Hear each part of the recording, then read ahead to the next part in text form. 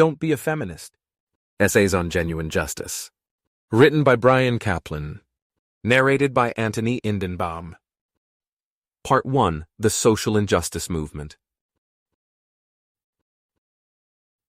Don't Be a Feminist, a letter to my daughter. Dear Valley, you're growing up, and before long you're going to hear about an idea called feminism. Most of those who talk about this idea will speak as if feminism is obviously true. They will speak as if feminism is entitled to your support, and they will speak as if you have to be evil to oppose feminism. As I write this, you're still too young to read it, but I want to get my thoughts down on paper now, so they're waiting for you when you're ready. As you've probably heard, Valley, I am one of feminism's opponents. And since I am your father, you know I'm not evil. Indeed, in at least one way, saintly. I never lie to you. Other adults often try to deceive you, allegedly for your own good. Your father, however, believes in telling you the truth, even when the truth is ugly or unpopular. You know all this from first-hand experience. However, you react to my critique of feminism. What follows is the literal truth, according to me. 1. Defining feminism. To start, what is feminism? Many casually define it as the view that men and women should be treated equally, or even the radical notion that women are people. Note. Or as this article in The Economist opens, to be a feminist is simply to believe that everybody should be treated equally regardless of sex. It means you think that there should be equality of the sexes economically, socially, politically, and personally. However, virtually all non-feminists in the United States believe exactly the same thing. In this careful 2016 survey, for example, only 33% of men said they were feminists. Yet 94% of men agreed that men and women should be social, political, and economic equals. So what? Well, the whole point of a definition is to distinguish one concept from all the others. Any sensible definition of feminism must therefore specify what feminists believe that non-feminists disbelieve. Defining feminism as the view that men and women should be treated equally makes about as much sense as defining feminism as the view that the sky is blue. Sure, feminists believe in the blueness of the sky, but who doesn't? What then is a reasonable definition? A definition that identifies the central point of contention between feminists and non-feminists. Something like this. Feminism is the view that society generally treats men more fairly than women. Note, a stickler could append, even though both genders ought to be treated equally. Wikipedia conventionally defines feminism as a range of socio-political movements and ideologies that aim to define and establish the political, economic, personal, and social equality of the sexes, but then more thoughtfully adds, feminism incorporates the position that societies prioritize the male point of view and that women are treated unjustly within those societies. Feminism, Wikipedia, May 12, 2022, Caplan, Bryan. Against argumentative definitions. Almost any self-identified feminist work you examine will heavily focus on society's alleged mistreatment of women relative to men. Some of the more readable works include The Feminine Mystique by Betty Friedan, Simone de Beauvoir, The Second Sex, Feminism is for Everyone by Bell Hooks, and Good and Mad by Rebecca Traister. What makes my definition so superior to the competition's? Just talk to self-identified feminists and non-feminists, and you'll see that my definition fits the common usage of the word. Ask any feminist if society generally treats men more fairly than women, and they'll confidently agree. If you push further and ask, doesn't society sometimes treat men unfairly too? They'll respond along the lines of, sure, but the point is that women endure far more unfairness than men. In contrast, if you ask non-feminists if society generally treats men more fairly than women, they won't rush to sign on the dotted line. Instead, they'll say, maybe in some ways, express agnosticism, flatly disagree, or just shrug. Upshot. You should be a feminist if and only if society generally treats men more fairly than women. So does it? This is a complex, confusing question, but we can credibly answer it. How? The best way to tackle complex, confusing questions, as I've taught you, is to break them into simpler, clearer steps. Here are the steps I propose. Step 1. List the main ways that society appears to treat women less fairly than men, and the main ways that society appears to treat men less fairly than women. Step 2. Weigh the extent to which these fairness gaps are genuine by correcting for gender gaps in actual performance. Step 3. Aggregate all the performance-corrected gaps from Step 2. So let's follow the steps. 1. Listing unfairness. Listing the main ways that society appears to treat women less fairly than men is easy because feminists have been broadcasting their concerns for generations. Topping the list. A. Men make more money than women. B. Men are overrepresented at the top levels of business, government, science, and beyond. C. Men do much less child care and housework than women. D. Non-custodial fathers provide little financial or parental support for their children. E. Men are the perpetrators, and women are the victims of the vast majority of sexual violence. F. Men view women as sex objects. Listing the main ways that society appears to treat men less fairly than women requires only a little more reflection to complete. Note, the single best work here probably remains Farrell, Warren, Women Can't Hear What Men Don't Say, Destroying Myths, Creating Love, 1999. Topping the list. A. Men are overrepresented at the bottom levels of society. They do most of the nasty, dangerous work, are much more likely to be homeless or imprisoned, and much more likely to kill themselves. B. Men spend much more time on the job than women. C. The law heavily favors women in child custody and child support disputes. D. Men are more likely to be victims of violent crime. E. Men are much more likely to die in combat. In fact, during serious military conflicts, they face military slavery, the draft. F. Women view men as success objects. Critics of feminism typically respond to the first list with the second list. Since the key contention is whether society generally treats men more fairly than women, and the two lists are in the same ballpark of unfairness, this is not a bad approach. However, merely countering the first list with the second takes a questionable shortcut. For a quite comprehensive second list that does not take this questionable shortcut, see Bennett or David, The Second Sexism, 2012. To Evaluating Unfairness. The questionable shortcut is, assuming that if outcomes are unequal, society is unfair, quite crowd-pleasing. Yet, on reflection, there is a world of difference between unfairness and inequality. I have never won an Olympic medal, but I was not treated less fairly than repeat Olympic champions.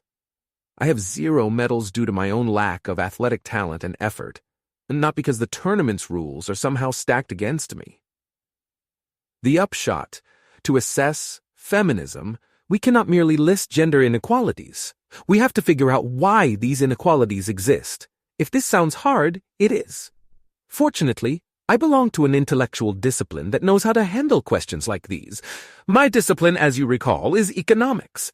Our standard approach to gender disparities is to use statistics to compare the results for men and women with identical non-gender traits. This allows us to see, for example, if women make less money because they are women or because they are less likely to work full-time jobs. When we apply this method to the modern United States, most of the apparent unfairness for both women and men turns out to be grossly overblown. A. The earnings gap. Let's start with the gender earnings gap. Economists have studied it for decades, and I've spent years going over the data myself. Note, the most thoughtful and eloquent analysis, though, is by political scientist Warren Farrell in his Why Men Earn More: The Startling Truth Behind the Pay Gap and What Women Can Do About It. For my own humble contribution, see Caplan, Bryan. The college premium versus the marriage premium, a case of double standards. There's a strong result. If you compare single childless men to single childless women, almost all of the earnings gap goes away. Note, Indeed, even ignoring family status, the estimated male-female gap falls to less than 10% after adjusting for industry and occupation. This has been true for over 3 decades. Blau, Francine, and Kahn, Lawrence, The Gender Wage Gap, Extent, Trends, and Explanations. The overwhelming reason women earn less is that the average man focuses heavily on making money, while the average woman tries to balance making money, caring for her kids, and self-expression. Honestly, though, the statistics are overkill. If it were really true that women were paid, say, 20% less than equally productive men, every business would have a no-brainer get-rich-quick strategy. Fire all your men and replace them with women, cutting labor costs by up to 20%. If this strategy really worked, it would have swept the economy ages ago. Why complain about unfairness when you can become a billionaire by counteracting it? Admittedly, there are a few clever economists who acknowledge all these facts, yet still decry women's unfair pay. How? One popular story blames society for failing to have massive social programs to give mothers easier choices. This is a bizarrely high bar. Total strangers are unfair because they don't want to pay even more taxes to help you raise your own kids. What? Are taxpayers your slaves? Another reaction to the econometric evidence is to blame society for brainwashing women into focusing on childcare at the expense of career success. For as long as I can remember, however, the shoe has been on the other foot. Schools and the media aggressively encourage girls to pursue career success and avoid early pregnancy. They almost never preach the joys of motherhood. Upshot: if women prioritize family over work, they do so despite brainwashing rather than because of it. In any case, this brainwashing story is doubly absurd. First, balancing career success against quality of life is common sense, not an exotic dogma you have to ram down people's throats. Second, if a child blames his behavior on cartoons, we roll our eyes. We should be even more dismissive of those who try to shift the responsibility for people's career and family choices onto society. B. The top and the bottom. Moving on. What about men's overrepresentation at the top and the bottom of society? Many feminists are barely aware that low-status males are alive. Thoughtful feminists, however, blame male failure on male behavior. Far more males are imprisoned because far more males commit crimes. Far more males are homeless because males are far more likely to live lives of idleness and substance abuse. Men do most of the nasty, dangerous work because they value money over job satisfaction. Men do the most physically demanding jobs because they are better at that kind of work. And when thoughtful feminists say such things, they are almost surely right. Once you blame male failure on male behavior, however, you should consider the possibility that male behavior also explains male success. And again, it almost surely does. Men are more likely to pursue careers in science, tech, and politics, and more likely to start their own businesses. This alone accounts for much of the success gap. Similarly, men are more likely to put their careers above their families. Not me, as you know, but I'm an outlier. This unsurprisingly leads to more successful careers, yet chillier relations with their children. Stepping back, men are simply more likely to obsessively focus on success in anything. Thus, even though anyone can edit Wikipedia, about 90% of Wikipedia editors are male. Just 6% of the most prolific editors are female. And while obsessive focus rarely leads to superlative success, lack of obsessive focus predictably prevents superlative success. Sophisticated feminists will concede these obvious facts, then argue that our society is unfair for failing to make girls just as obsessive as boys. Some blame parents for failing to push their daughters as hard as their sons. Others will blame our whole society for failing to inspire women to pursue excellence. If either story is correct, though, why are males also overrepresented at the bottom of society? In any case, this is more bizarre blame shifting. As you know, from a young age I've tried to give you and your brothers ample freedom to live your lives as you think best. I never pressured any of you to pursue superlative achievement at the expense of family and fun. Was this unfair of me? Was it unfair of total strangers to leave us in peace?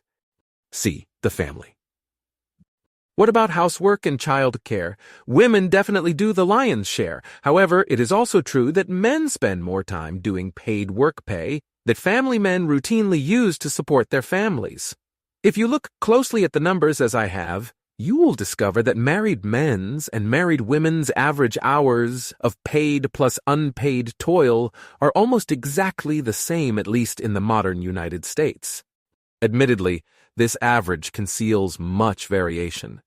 Working moms do indeed spend more time toiling than working dads. Stay-at-home moms, in sharp contrast, spend markedly less time toiling than working dads.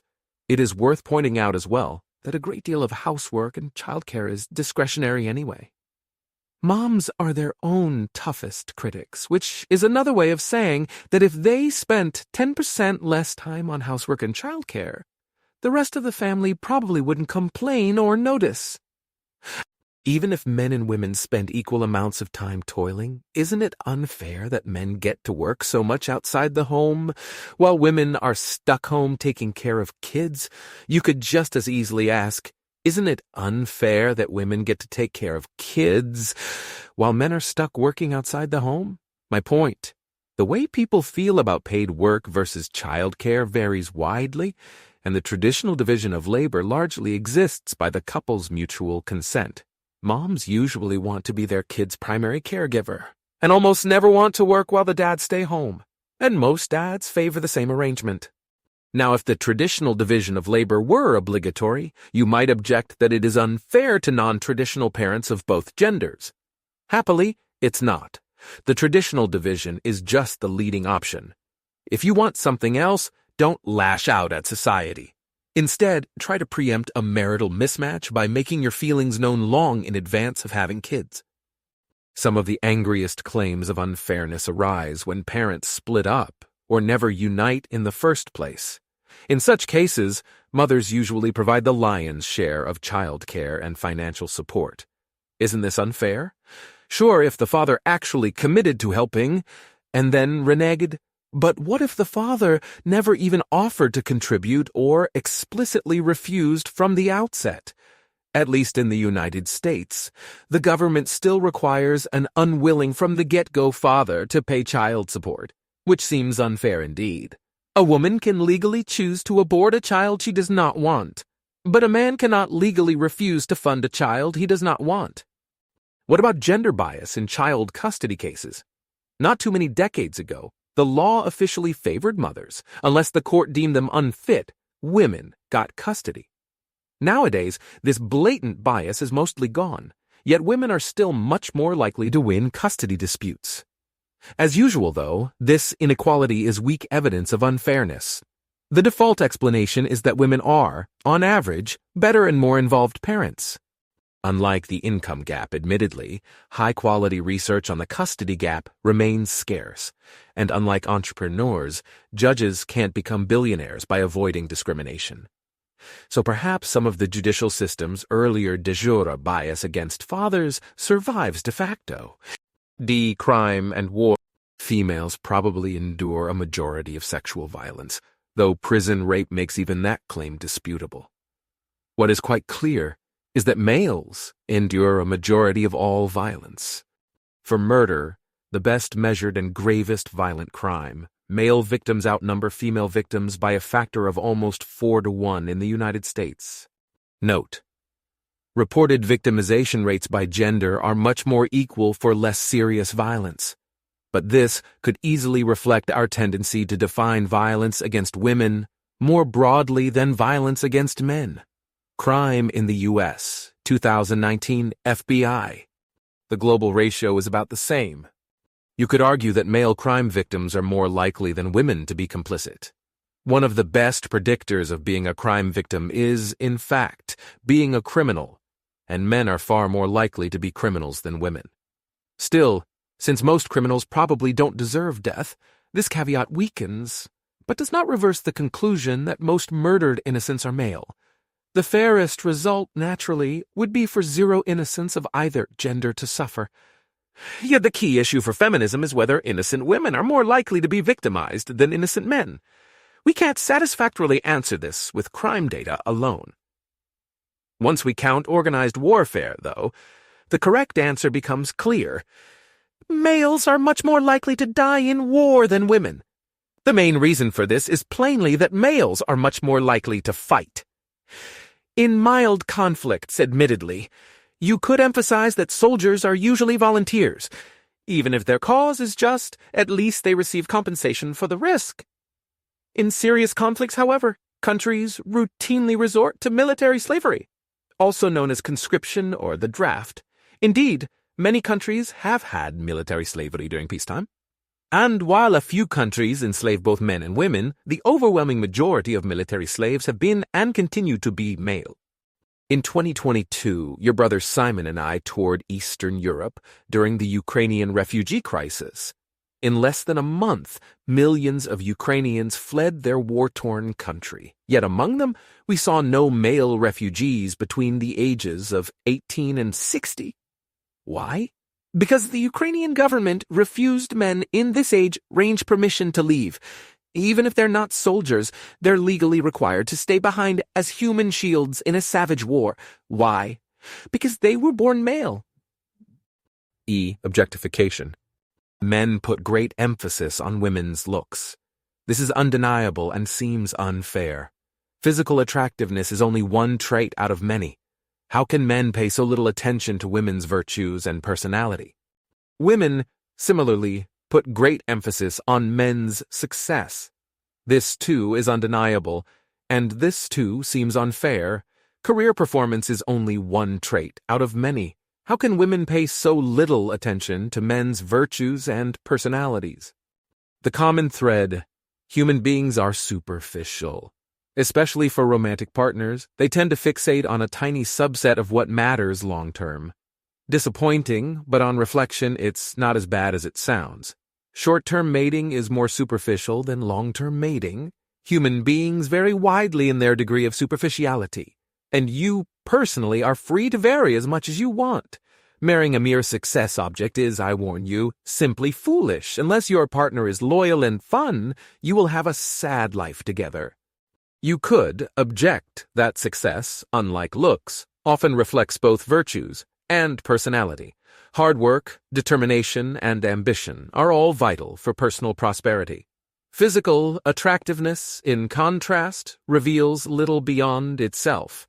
So while both men and women are superficial and unfair, men are somewhat more so. This argument might not matter much to someone like you, my daughter, who has both inner and outer beauty. Still, I grant its plausibility. 3. Aggregating unfairness. The main takeaway from the last section is that there is much less gender-based unfairness in our society than meets the eye. In some ways, women have tougher lives than men. In other ways, men have tougher lives than women. On careful examination, however, these unequal outcomes are rarely unfair. Instead, they reflect unequal performance. When men outperform women, they enjoy more success than women. When women outperform men, they enjoy more success than men. The main exceptions: men really are much more likely than women to renege on their promises to help support their children. While could you blame such women for failing to properly screen the fathers of their children for reliability, mistreatment of the gullible is still mistreatment. Furthermore, romantic partners occasionally do evolve in shocking ways. A father who seems totally reliable at the time of a child's conception probably has at least a 10% chance of being a terrible father nonetheless. Sad, but true. At the same time, men really are more likely than women to be the victims of violent crime.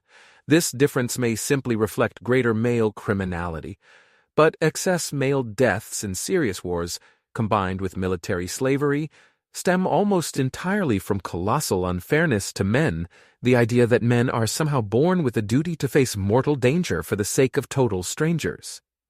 The somewhat plausible claim that men are even more unfairly superficial than women is minor by comparison. What then is the big picture? The fairness of the treatment that men and women receive in our society is remarkably equal, and if there is a disparity, it is probably in women's favor. This is especially true if we ponder one last gender gap. Men endure far more false accusations of unfairness than women do, and far more intimidation to stay silent or feign agreement in the face of false accusations. How can I say such a thing? Simple. Feminists in our society have the rhetorical high ground. Politicians, teachers, and journalists don't just take it for granted that our society treats men more fairly than women. They speak as if our society treats men like kings and women like dirt. This in turn leads them to habitually vilify men and lash out at anyone who dares to dissent. Happily, these opinion leaders are only an outspoken minority of our society, but they set the tone for public life. Men continue to privately object to feminist dogma with friends, but it takes nerves of steel or jobs of tenure to trumpet your reservations to the world. My point. Suppose that society treats men and women equally fairly, with one exception. Opinion leaders habitually claim that one gender's treatment is vastly worse. This rhetoric would, ipso facto, make society's treatment of the other gender unfair. In a world without feminism, it wouldn't be crazy to argue that society treats men a little more fairly than women. If you add a hyperbolic, prominent feminist movement to that world, however, you have just tipped the scales of fairness the other way. Still, it's tempting to stonewall. Despite all these arguments, feminism just seems true. Honestly, I feel the temptation myself. Here's what I think is afoot. First, contra feminism, human beings take female suffering more seriously than male suffering. Consider the classic lifeboat slogan, women and children first. We expect men to be stoic and chivalrous, to gladly and silently sacrifice for the sake of women. As a result, we fixate on female suffering, even when male suffering is vastly greater. Perhaps the most notorious instance was Hillary Clinton's 1998 statement that women have always been the primary victims of war. Women lose their husbands, their fathers, their sons in combat. Even when the males are literally dying, it remains rhetorically easier to get people to lament the collateral misery of the women who knew the fallen. Feminism succeeds because it is false. Claims about the unfair treatment of women capture our attention because men and women in our society especially abhor the unfair treatment of women. Second, the feminist movement freely deploys intimidation against critics, no matter how mild or unwitting their criticism. Indeed, feminists' standard operating procedure is to make outlandish claims backed by thinly veiled threats to get mad at anyone who calls their bluff. As a result, we hear little public criticism of feminism. Even people who disagree with feminist complaints often bill themselves as defenders of true feminism, trying to invoke this magic word as a shield. All this spawns the illusion that feminism is so intellectually impervious that critics are at a loss for words. The reality is that feminism is so rhetorically dominant that critics fear opening their mouths. 4. Feminism around the world and over time. If you're paying attention, you'll note that when I compare how society treats men and women, I am largely talking about the modern United States, along with other rich, Western, English-speaking countries. If we look at other countries and time periods, we can easily find societies that do blatantly treat men more fairly than women. In such societies, feminism would be true, and if you had the misfortune to live there, you should be a feminist. Though even then, you should definitely not embrace the whole Western feminist intellectual, attitudinal, and behavioral package. Take Saudi Arabia. Until recently, every Saudi woman had a male guardian, typically a father, husband, brother, or uncle who could legally forbid her to work, travel, or marry. Prior to 2019, Saudi women were not legally allowed to drive, even with the permission of their guardians. In this system, you but not your brothers would be treated as a child for life. True, Saudi Arabia also has plenty of gender-neutral tyranny. They really do execute both men and women for blasphemy. Yet the Saudis' overall treatment of women is much worse. In Saudi Arabia, I would be a feminist, though I would probably be too terrified to publicize the fact. While Saudi Arabia is one of the most blatantly anti-female countries in the world, it may be far from the worst. The two most populous countries on Earth, China and India, have strangely imbalanced gender ratios. For every 100 girls, both China and India have about 110 boys. Many observers take this as a sign of widespread female infanticide, though much of the disparity probably stems from selective abortion. Still, if even 10% of these enormous disparities reflect infanticide, millions of female Chinese and Indian babies have been murdered. Note, to be precise, millions more female than male babies have been murdered. Observed Chinese and Indian sex ratios are consistent with high levels of male infanticide, as long as female infanticide is even higher. Note that if sex-based abortion is 10% as unfair as murder, the total unfairness of the abortions would roughly equal the total unfairness of the murders. The case for feminism in such countries would be ironclad. The same principles hold for any historical society, but proceed with caution. All earlier societies have been much poorer than our own. As a result, women used to endure what we would call extreme hardship. And guess what? So did men, before you conclude that earlier societies treated women more unfairly than men. Therefore, you must assess how both genders fared. Don't just dwell on the plight of an American mother who spent 12 hours a day on housework and childcare back in 1900. Instead, compare her plight to her husband's. This won't merely give you a better historical perspective. It will highlight how much of the progress that women have enjoyed since 1900 reflects not feminist ideas, but the rising prosperity of men and women alike.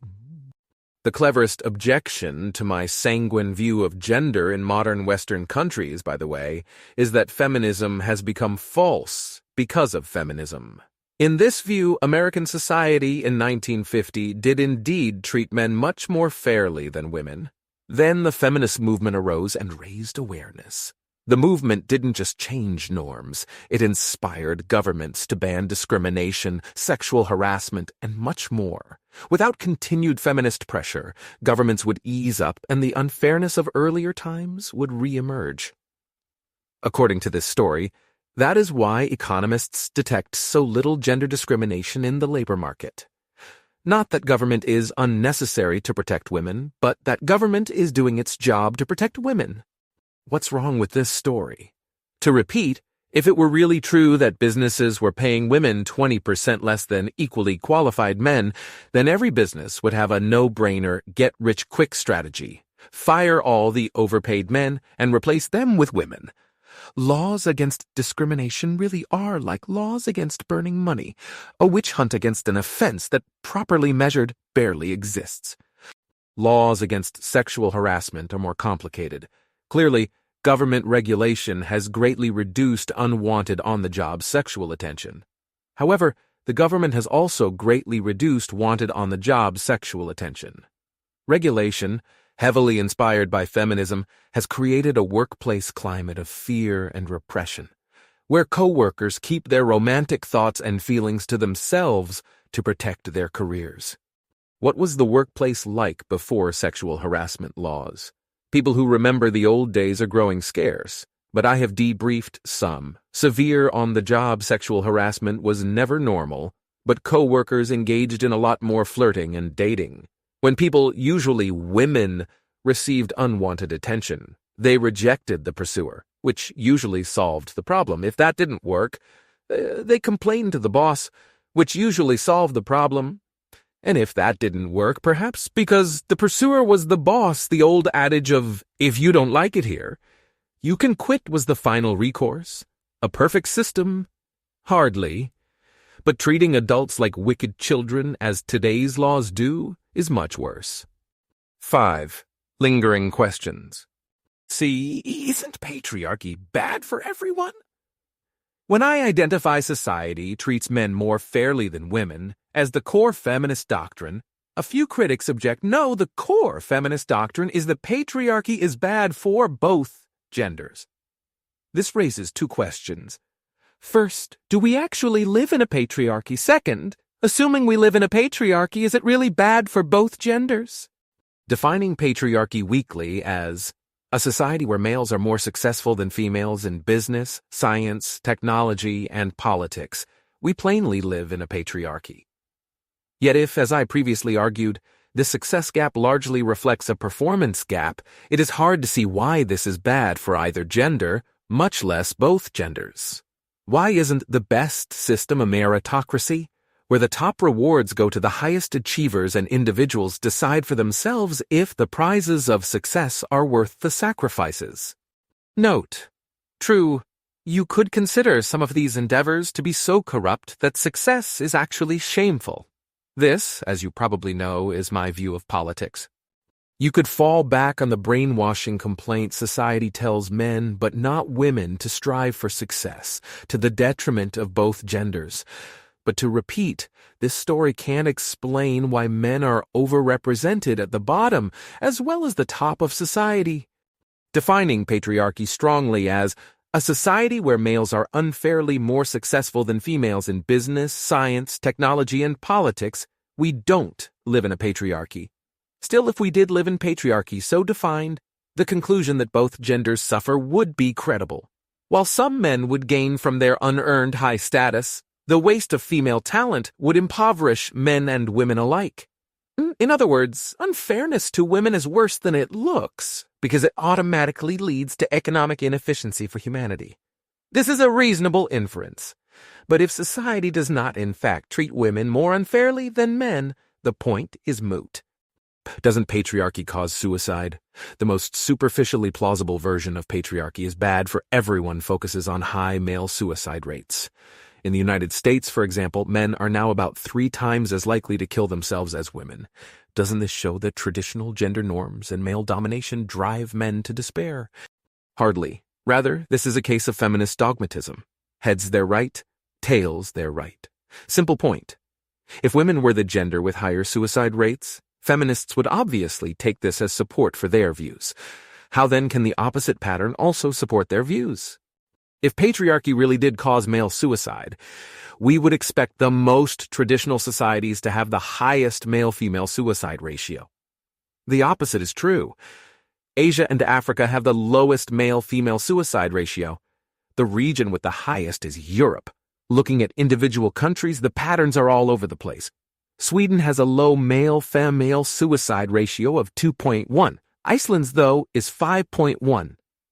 Famously traditional India's ratio is only 1.3 versus 3.3 in the United States. Why then are men so likely to kill themselves? I could just dogmatically blame feminism for making men miserable, but that doesn't fit the facts either. In the United States, male suicide rates today are almost the same as in 1950, when the feminist movement was barely visible. Female suicide rates during the same period rose about 10%. Looking at the whole U.S. series, suicide rates for both genders slowly fell from 1950 to 2000. Then between 2000 and today, suicide rates rose 30% for men and 50% for women.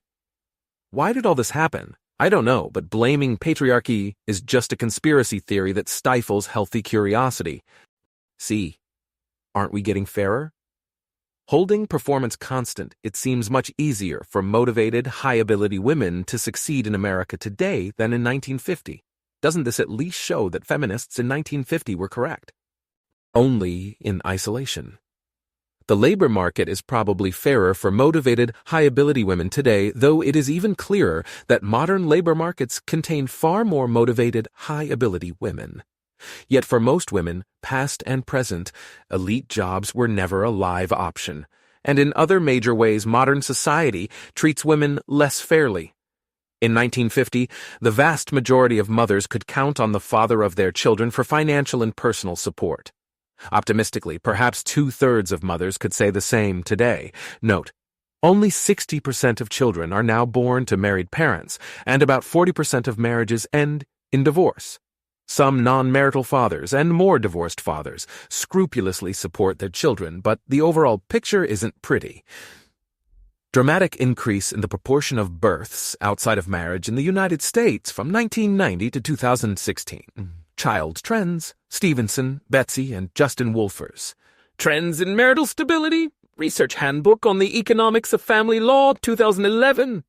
Again, the best approach is to methodically review and aggregate all the main alleged forms of social unfairness by gender circa 1950. If we did, I suspect we would discover that elite women were treated less fairly in 1950, but average women were treated more fairly. Main complication. In 1950, males would not have faced the feminist climate of false accusations and intimidation that they endure today. So perhaps the standard view that the unfairness gap has moved in women's favor since 1950 is right for the wrong reason. Relative unfairness against women has fallen because absolute unfairness against men has increased. D.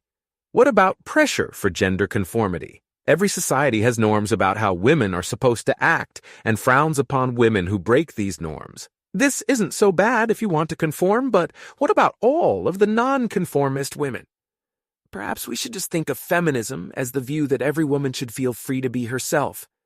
The main problem with this picture is that every society also has norms about how men are supposed to act and frowns upon men who break these norms. And the frowning that men face is almost definitely more punitive and unforgiving. Childhood is much harder for the sissy than the tomboy, and this disparity likely continues into adulthood. Note, at my request, famed sex researcher Michael Bailey informally polled a large group of his peers on this point and found strong agreement, though admittedly none could point to any definitive work on the issue. Treating this as a feminist issue is therefore strange at best. Indeed, it's in the same obtuse ballpark as Hillary Clinton's claim that women suffer the most in war, even though men do most of the dying. Yes, you should feel free to be yourself, and so should your brothers. By the way, don't be surprised if feminists try to pressure you into gender non-conformity. While officially they praise a woman's right to choose whatever life she wants for herself, in practice, feminists tend to look down on women who choose traditional gender roles. E. What should you do if your ideas or work are discounted because you're a woman? This is a question from one of my best friends. My answer? To start, never presume that such discounting has anything to do with your gender. Almost every living person feels inadequately appreciated. The simplest explanation is general human egotism. Human beings obsess over their own greatness and neglect the greatness of others. If you're being honest, then you must be mindful of the possibility that you're overrating yourself. Yet even in the worst-case scenario, others are ignoring your manifest greatness because you're a woman. The most constructive response is to A. do even better, and B. be friendly. Trying to intimidate your detractors is emotionally tempting but rarely effective for either gender. Remember, given how egotistical human beings are, getting them to admit their own iniquity is practically hopeless. Instead, make them feel like your success is their success. Easier said than done, yes, but still your best bet. F. How should you market yourself? Many of my friends maintain that feminism is too culturally dominant to openly oppose. Instead of saying, I'm not a feminist, you should say, I'm the right kind of feminist. Perhaps they're correct, but I'm skeptical. Unless you want to be a professional intellectual, the most prudent course is to focus on actions, not words. Don't talk about feminism as a positive or a negative. Instead, do a good job and be friendly. If fanatics impose feminist loyalty tests, change the subject and avoid the testers. If reasonable people want to have a friendly conversation about feminism, politely share your views. Ideally, you'll have tons of friends and the people inclined to be your enemies won't realize you're alive. Granted, this strategy hinders efforts to network with feminists, an influential faction in modern society.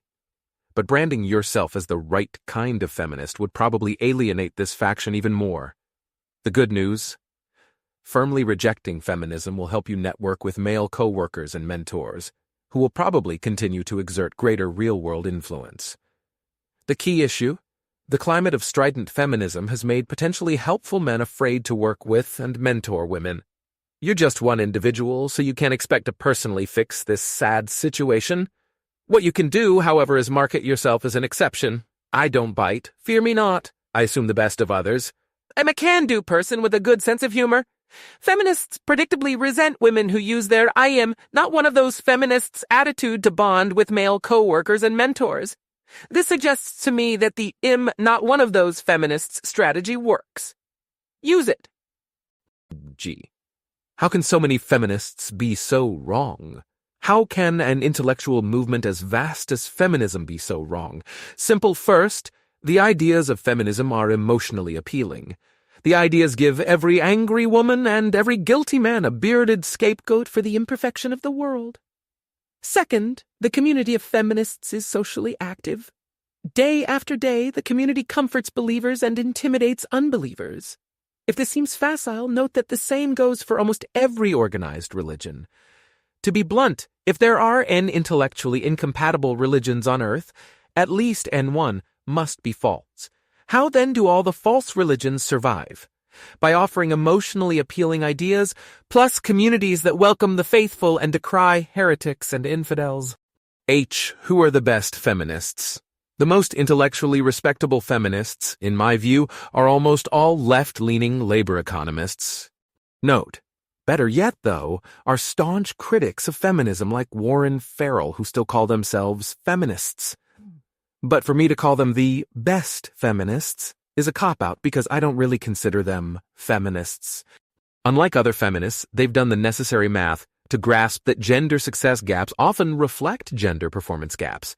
Indeed, most such feminists concede that gender performance gaps now explain almost all gender success gaps.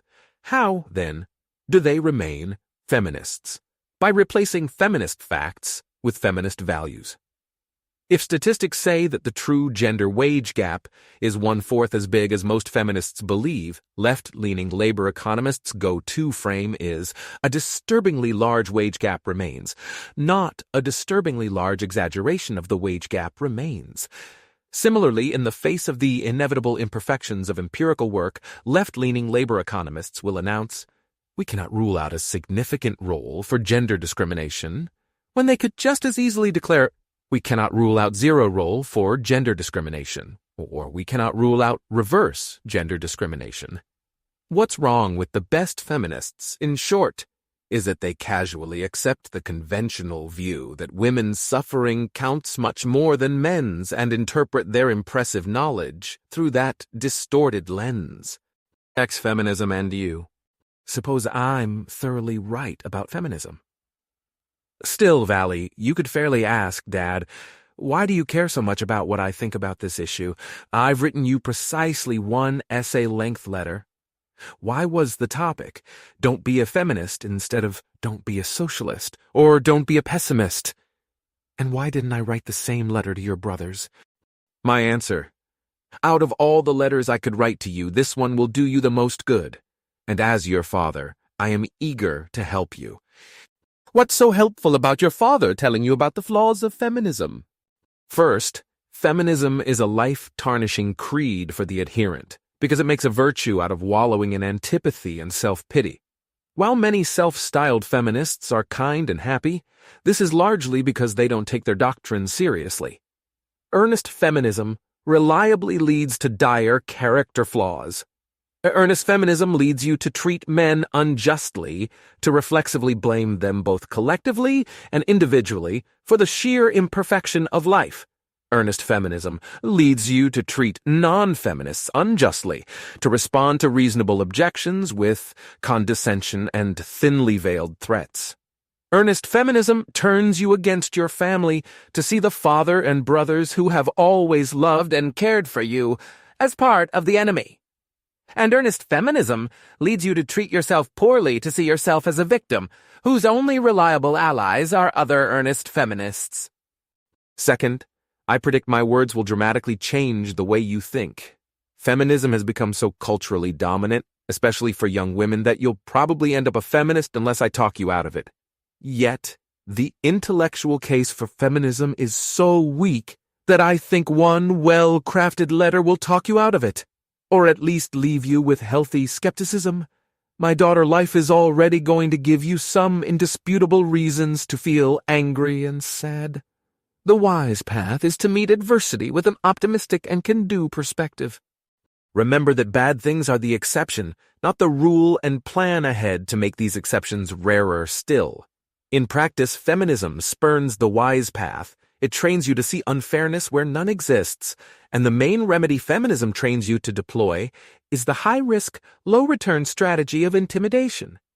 Yes, you might terrify others into doing as you wish, but you're more likely to lose friends and alienate people.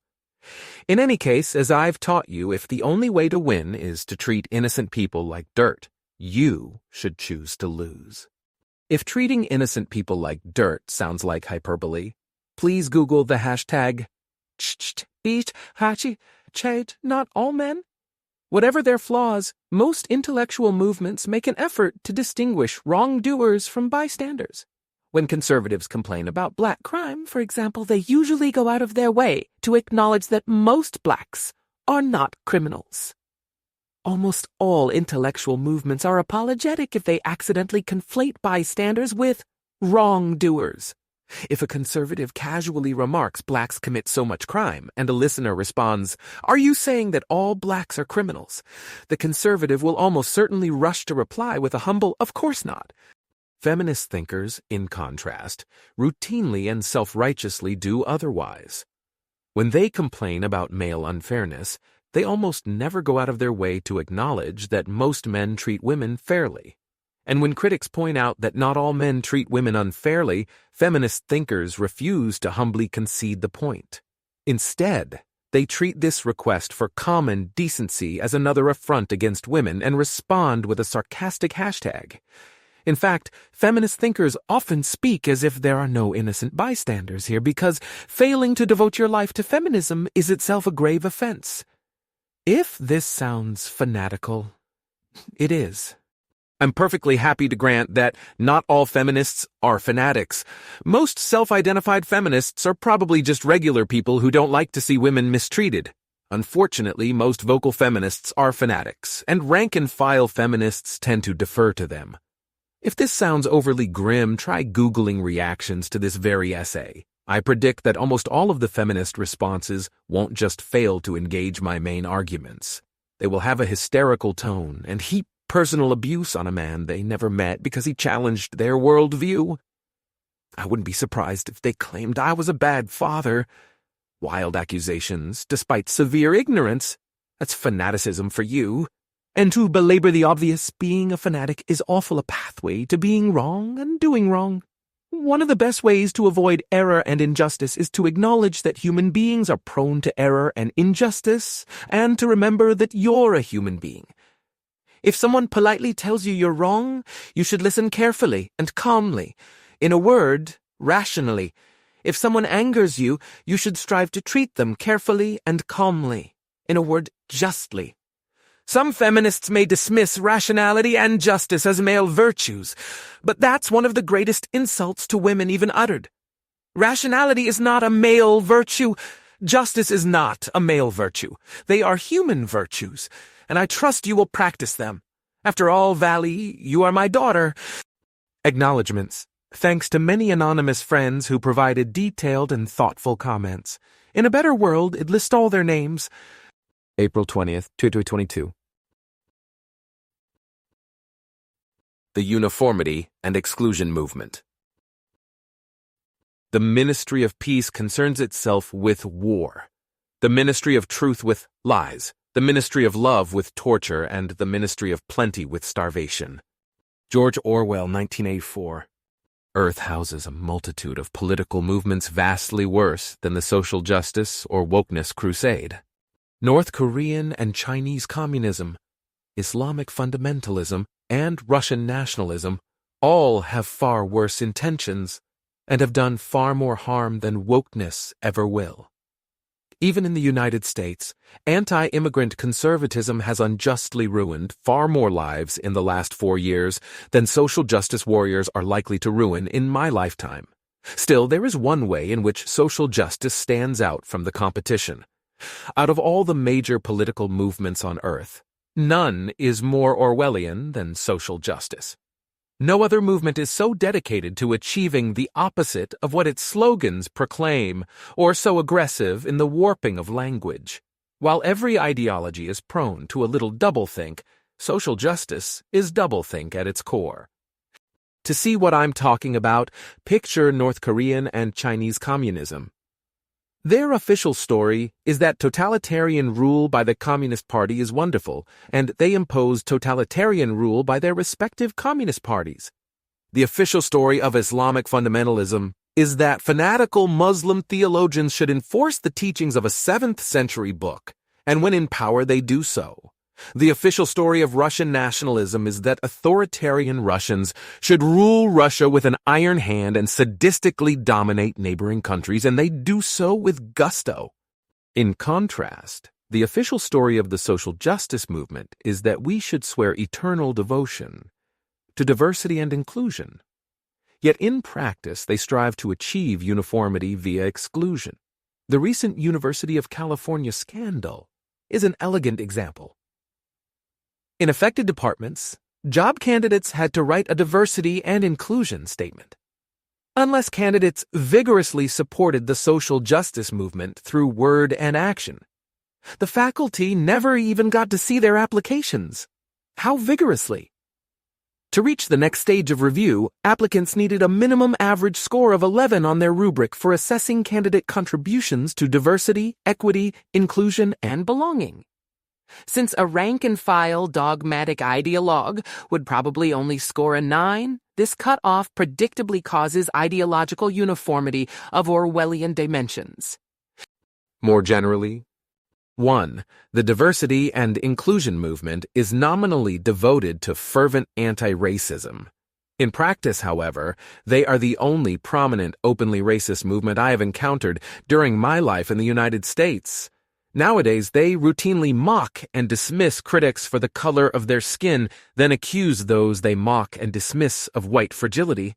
Just one prominent recent case.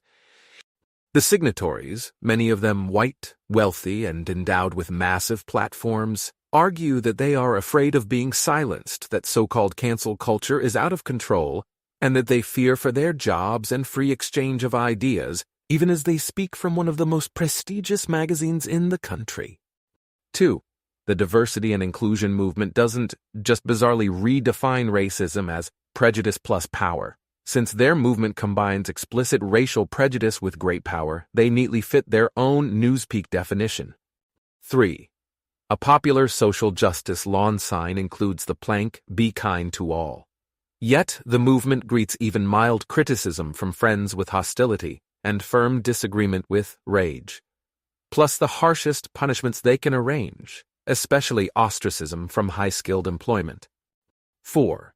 While we're on the subject of being kind to all, let me point out that making harsh, ill-founded accusations against any large, unselective group such as a race, gender, or age bracket is the opposite of kind. Yet the social justice movement hasn't just heaped collective guilt on whites, males, and the old. It has heaped scorn on even mild pushback like not all men are sexist.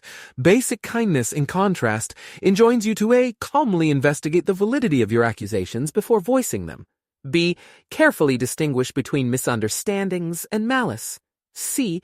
Reassure innocent bystanders before you call out the demonstrably guilty. 5. The "Love is Love" slogan is comparably Orwellian. Thanks to #MeToo, almost every person who values his job is now too terrified even to meekly ask a coworker out on a date. Where is the love there? When faced with compelling evidence that male managers were responding to the climate of fear by avoiding mentoring and social contact with female coworkers, the #MeToo reaction was not to mend fences but to make further threats. 6. Science is real would also bring a grim smile to Orwell's face. The diversity and inclusion movement shows near zero patience for the pile of scientific research that estimates the share of group performance gaps that stem from discrimination versus other factors. Instead, they A. ignore the science, B. speak as if science shows the discrimination share is 100%, and C. treat people who discuss the actual science as if they're personally guilty of discrimination. The same goes for any unwelcome scientific conclusions about gender, sexuality, academic performance, etc.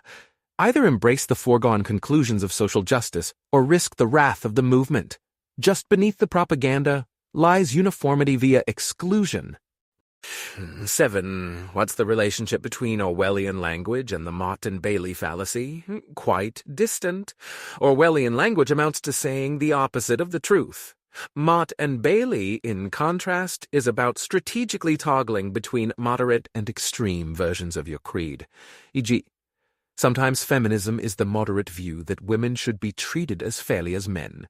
Yet the rest of the time, feminism is the extreme view that women should be treated as fairly as men, but totally errant in this depraved sexist society. 8. If all this is true, how come I am not too scared of Big Brother to write it? Tenure is a big part of it. The official point of tenure is to make professors feel free to voice unpopular truths, and I'm all about unpopular truths. Still, I'm no martyr. If I were looking for an academic job, I would shut up.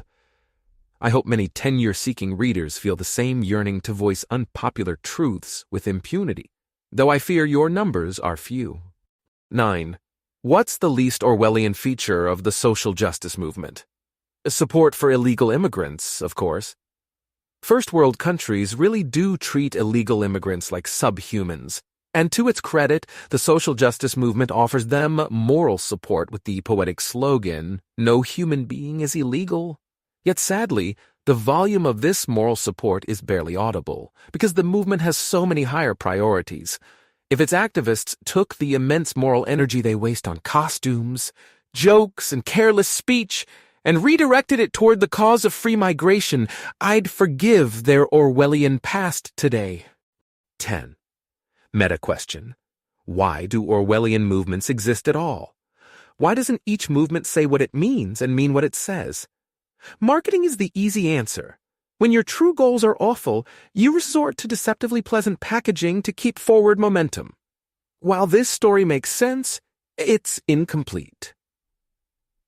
The most Orwellian movements actively revel in the contradiction between word and deed, and even in the contradiction between word and word.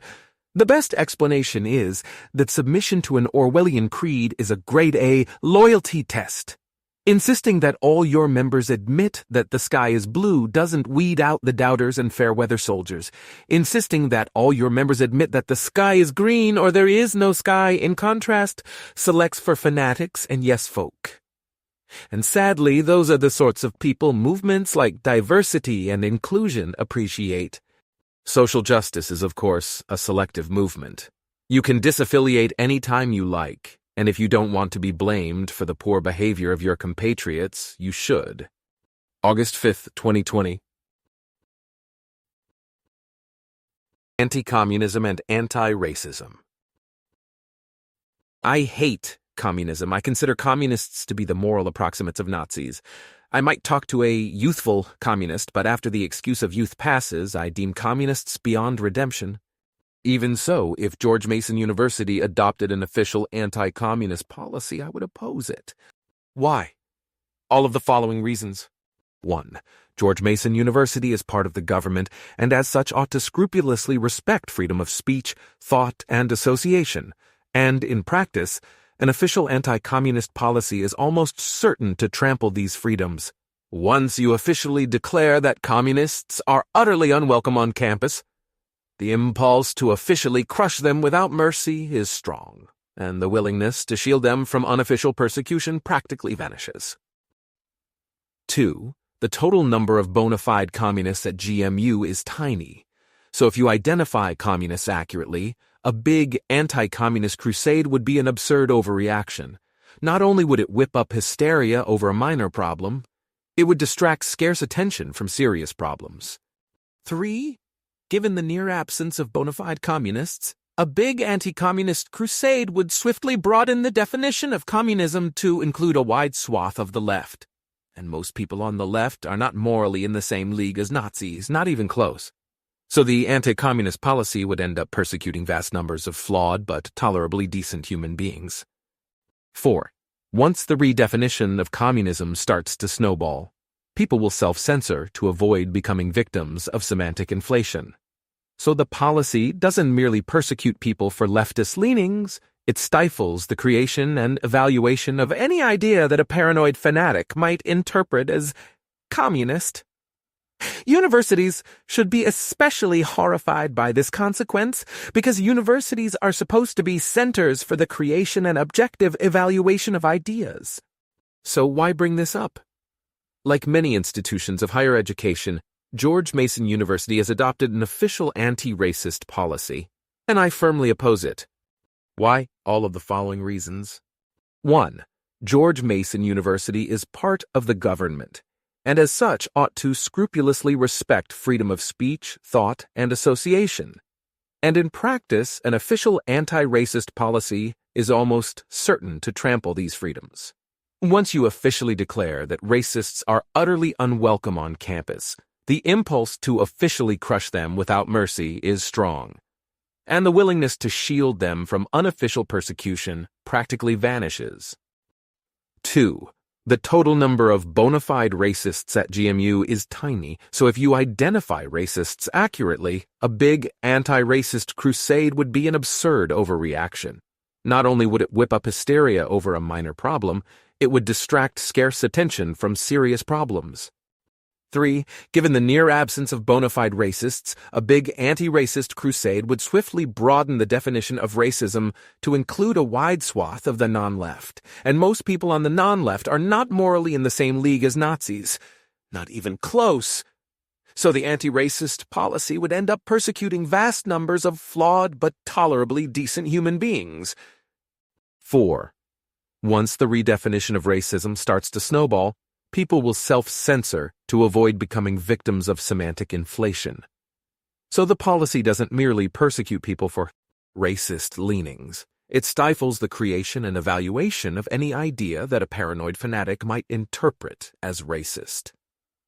Universities should be especially horrified by this consequence because universities are supposed to be centers for the creation and objective evaluation of ideas. Are there any crucial disanalogies between anti-communism and anti-racism?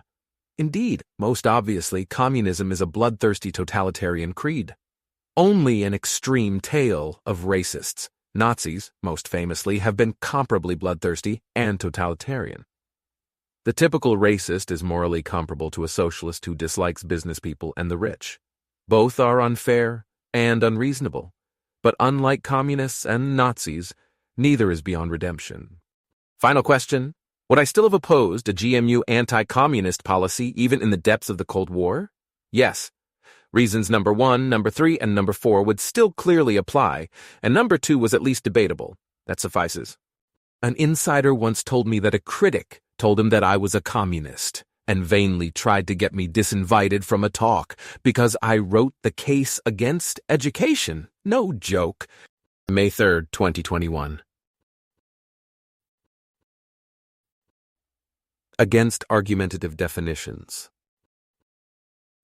Suppose I define socialism as a system of totalitarian control over the economy, leading inevitably to mass poverty and death. As a detractor of socialism, this is superficially tempting, but it's sheer folly for 2 distinct reasons. First, this plainly isn't what most socialists mean by socialism. When socialists call for socialism, they're rarely requesting totalitarianism, poverty, and death. And when non-socialists listen to socialists, that's rarely what they hear either. Second, if you buy this definition, there's no point studying actual socialist regimes to see if they in fact are totalitarian or inevitably lead to mass poverty and death. Mere words tell you what you need to know. What's the problem? The problem is that I've provided an argumentative definition of socialism.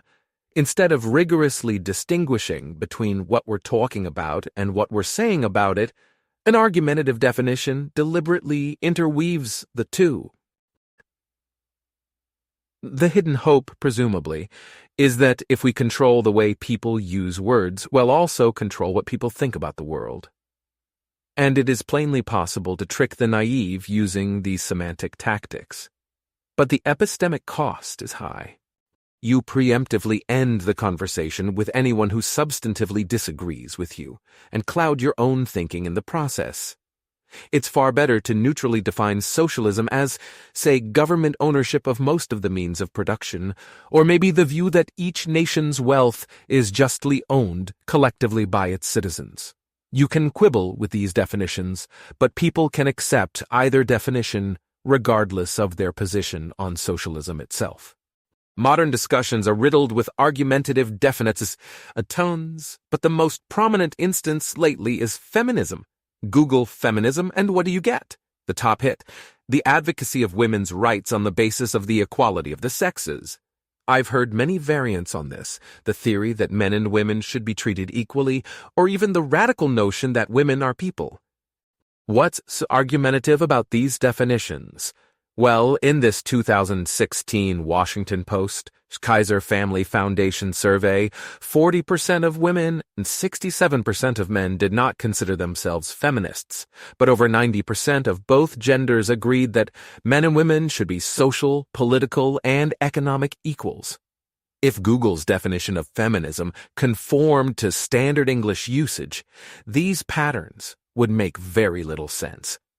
Imagine a world where 90% of men say they're bachelors, but only 40% say they're unmarried. What would a non-argumentative definition of feminism look like? Ideally, feminists, non-feminists, and anti-feminists could all endorse it. If that's asking too much, all these groups should at least be able to accept the proposed definition as a rough approximation of the position they affirm or deny. My preferred candidate? Feminism, the view that society generally treats men more fairly than women. What's good about my definition? First, the definition doesn't include everyone who thinks that our society treats women unfairly to some degree. In the real world, of course, every member of every group experiences unfairness on occasion. Second, a large majority of self-identified feminists hold the view I ascribe to them. Indeed, if someone said, "I'm a feminist, but I think society generally treats women more fairly than men," most listeners would simply be confused. Third, a large majority of self-identified non-feminists disbelieve the view I ascribe to feminists. If you think society treats both genders equally well, or society treats women more fairly than men, you're highly unlikely to see yourself as a feminist.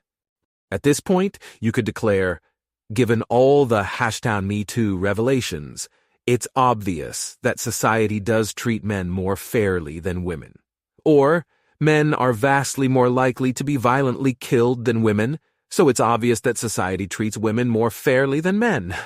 Similarly, you could declare, since women earn X% less than men, society treats men more fairly than women, or since men are jailed 9 times more often than women, society treats women more fairly than men. In both cases, naturally, someone else could respond, after basic statistical corrections, these gaps go away. And you know what? Despite their overconfidence and impatience, all of these statements are on point. They're real arguments, not semantic trickery. If you calmly collect and carefully quantify a few hundred such arguments, you won't just know whether feminism is true. You'll know how close the other side is to being right. February 20th, 2008. Repealing political discrimination. Most skilled American workers are now at least somewhat afraid to criticize fashionable left-wing views. They feel quite fearful to do so on the job, and fairly fearful to do so on social media. One tempting way to quell this high anxiety is to pass new laws against political discrimination. Washington, D.C. already has such a law. The District of Columbia Human Rights Act prohibits all employers in the district from refusing to hire, terminating, or otherwise discriminating against any individual with respect to his or her compensation, terms, conditions, or privileges of employment on the basis of the individual's political affiliation. D.C. Code 2-140211. Before passing a new law, however, one should always ask, can we accomplish the same end by repealing or liberalizing an existing law? And in this case, the answer is clearly yes. But first, let's back up. Why are high-skilled employers almost uniformly eager to enforce left-wing fashions, such as adopting an official anti-racist philosophy? Sincere commitment is part of the reason, but far from the whole story. Political philosophy is too variable to explain such uniform workplace policies.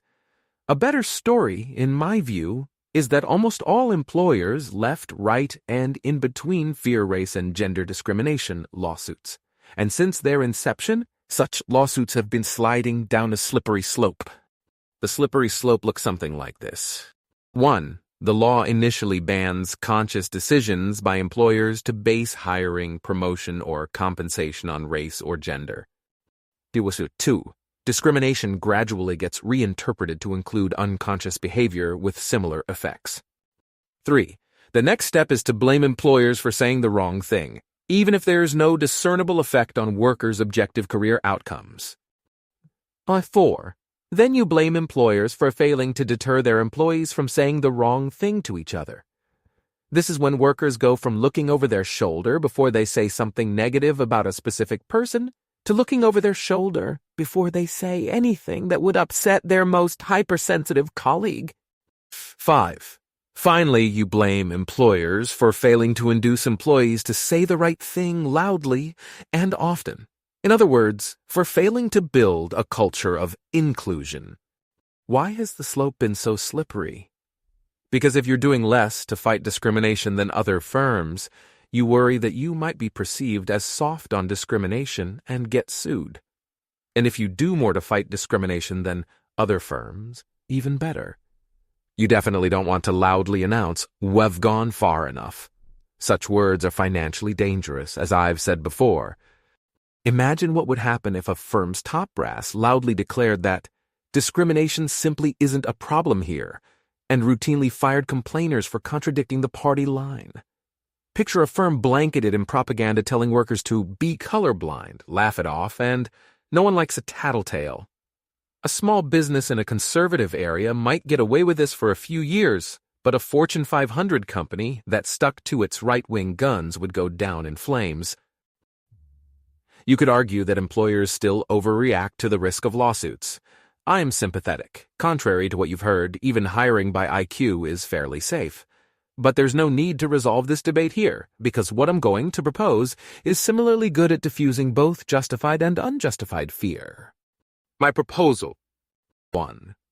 Amend discrimination law to explicitly state political speech by employers or employees on or off the job shall never be considered a form or indicator of discrimination. Political speech includes the expression of any allegedly racist or sexist views. 2. For further teeth, add, any employee who lodges any formal complaint, internal or external, about a coworker or employer's political speech forfeits any right to sue that employer for discrimination for any reason whatsoever. This preserves firms' right to handle offensive speech internally. They can still fire you for singing Hitler's praises on the job.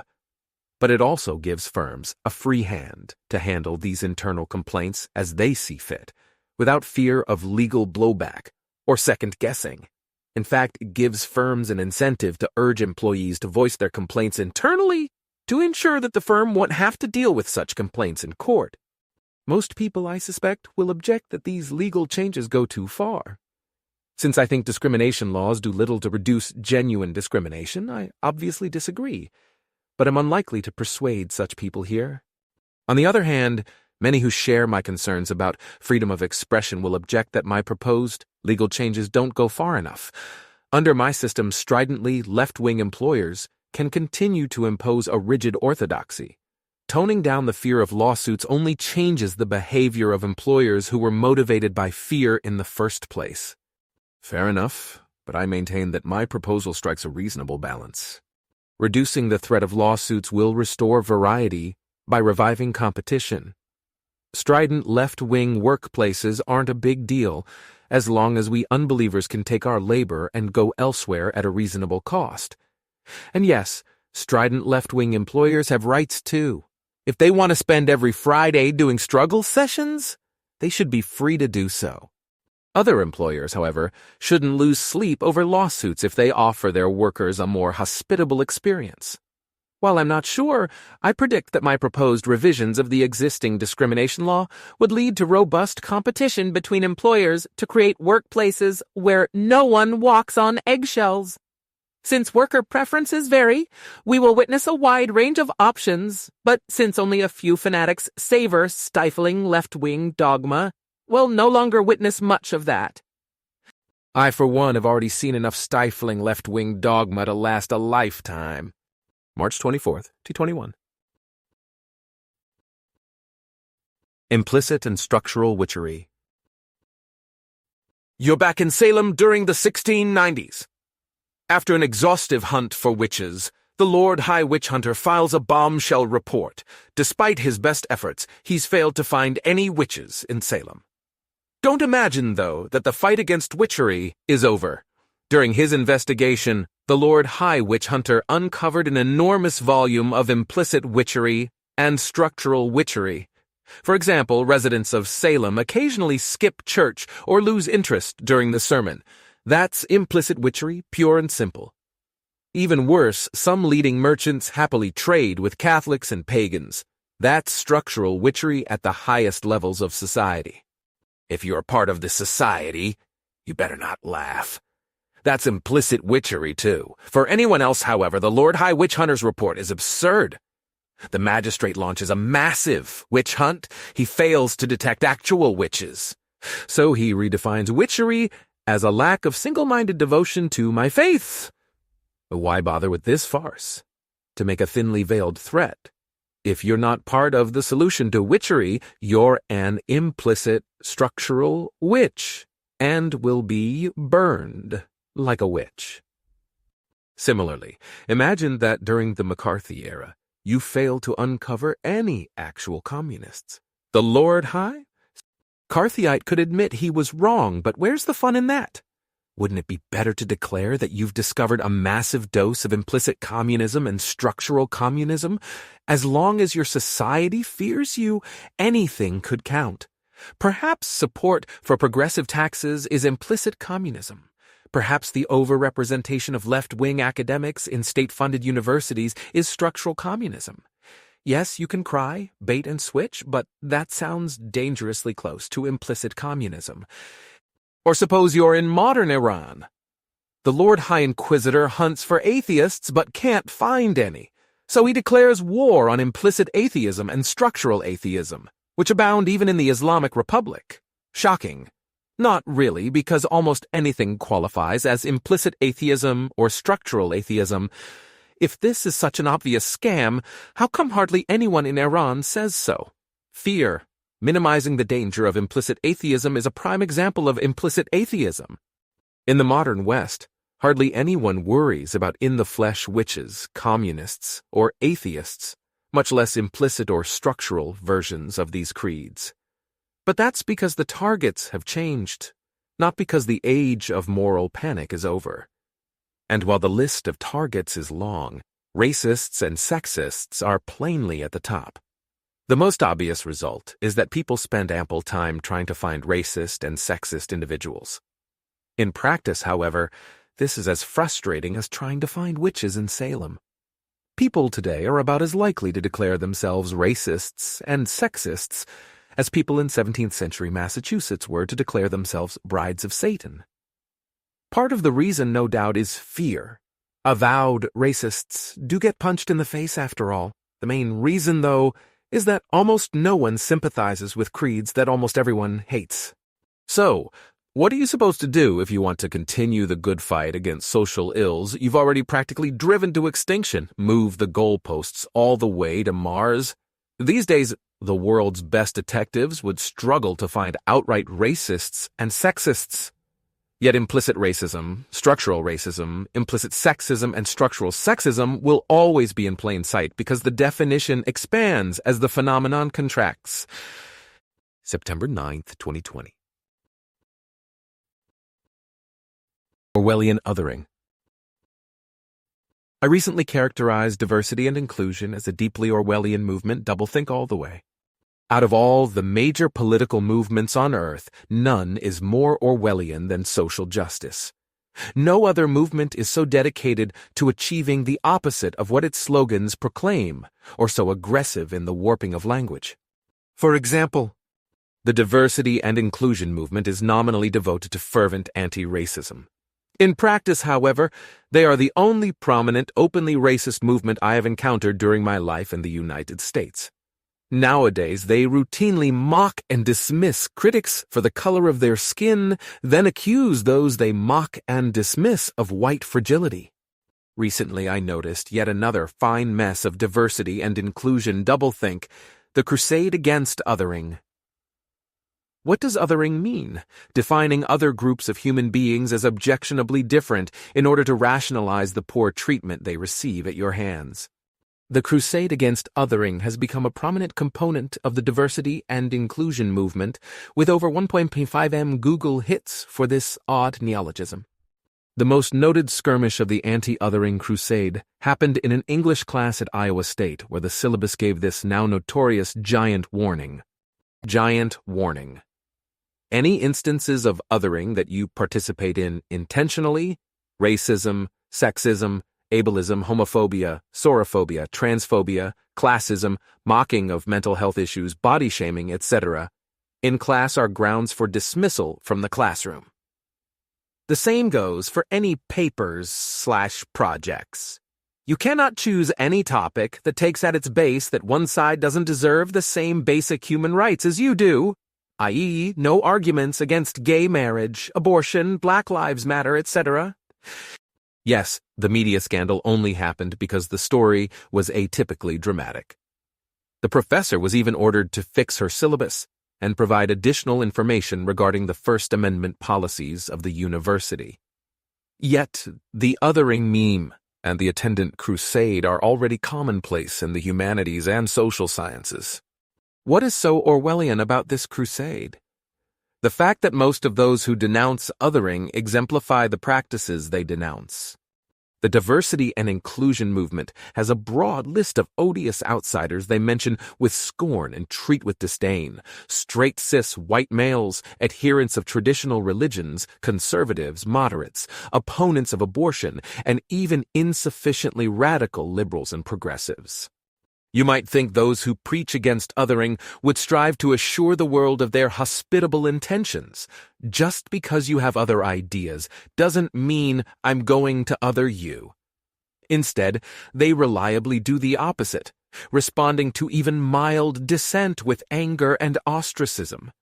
True, few professors threaten their students in writing, yet for every educator who others unbelievers on the record, there are probably dozens, if not hundreds, who do so informally. Imagine you were a student of the chastised Iowa State professor. After she grudgingly affirms your First Amendment rights, would you feel comfortable submitting work she previously stated was grounds for dismissal? Not likely, because her initial statement so stridently othered you. The crucial variable is not the official class policy, but the attitude of the teacher. And teachers who think what the Iowa State professor wrote abound. As far as I know, intolerant, thin-skinned, anti-intellectual educators have been around for, well, forever. What has changed is the Orwellian nature of their reaction to dissent. Traditional authoritarians othered openly, Orwellian proponents of diversity and inclusion other vast swaths of humanity, while giving the evil eye to anyone who doubts their supreme commitment to compassion and acceptance. September 29th, 2020? Loyalty oaths compared, an Orwellian exercise. A key tenet of America's civic religion is that the McCarthy-era persecution of communists and communist sympathizers was both paranoid and immoral. Academics are especially strident in their commitment to this tenet, and since they are academics, they're especially dismayed by academia's persecution of communists and communist sympathizers. The most infamous form of this persecution, the loyalty oaths many universities imposed on their employees. Sign the oath or lose your job. What exactly did these loyalty oaths say? Here's UC Berkeley's loyalty oath of 1950. Constitutional oath. Constitution of the State of California, Article 20, Section 3. I do solemnly swear, or affirm as the case may be, that I will support the Constitution of the United States and the Constitution of the State of California, and that I will faithfully discharge the duties of my office according to the best of my ability. As passed by the Regents, April 12, 1950. Having taken the constitutional oath of the office required by the State of California, I hereby formally acknowledge my acceptance of the position, and salary named, and also state that I am not a member of the Communist Party or any other organization which advocates the overthrow of the government by force or violence, and that I have no commitments in conflict with my responsibilities with respect to impartial scholarship and free pursuit of truth. I understand that the foregoing statement is a condition of my employment and a consideration of payment of my salary. Notice the mild wording of this loyalty oath. A person who personally advocates the violent overthrow of the government could truthfully sign it as long as he belongs to no organization that shares his position. A philosophical communist in full sympathy with Stalin could truthfully sign it as long as he is personally an impartial scholar in free pursuit of truth. Needless to say, every species of democratic socialist could readily sign, as could every kind of anti-communist. By way of contrast, let's compare UC Berkeley's New Diversity and Inclusion Oath. Well, it's actually much more. An oath merely requires you to parrot someone else's words. What Berkeley now mandates is a self-authored diversity and inclusion vow in order to determine eligibility for employment. The university then scores your vow for orthodoxy. Part 1 of its rubric, Knowledge about Diversity, Equity, and Inclusion, assigns you a prohibitively low score if your statement contains stuff like little expressed knowledge of or experience with dimensions of diversity that result from different identities, defines diversity only in terms of different areas of study or different nationalities, but doesn't discuss gender or ethnicity, race, discusses diversity in vague terms such as diversity is important for science, may state having had little experience with these issues because of lack of exposure, but then not provide any evidence of having informed themselves, or may discount the importance of diversity. That's right. Merely discounting the importance of diversity virtually bars you from faculty employment. Imagine if the 1950 oath required you to affirm the great importance of the fight against communism, or sanctioned those who merely discussed anti-communism in vague terms. The rubric continues.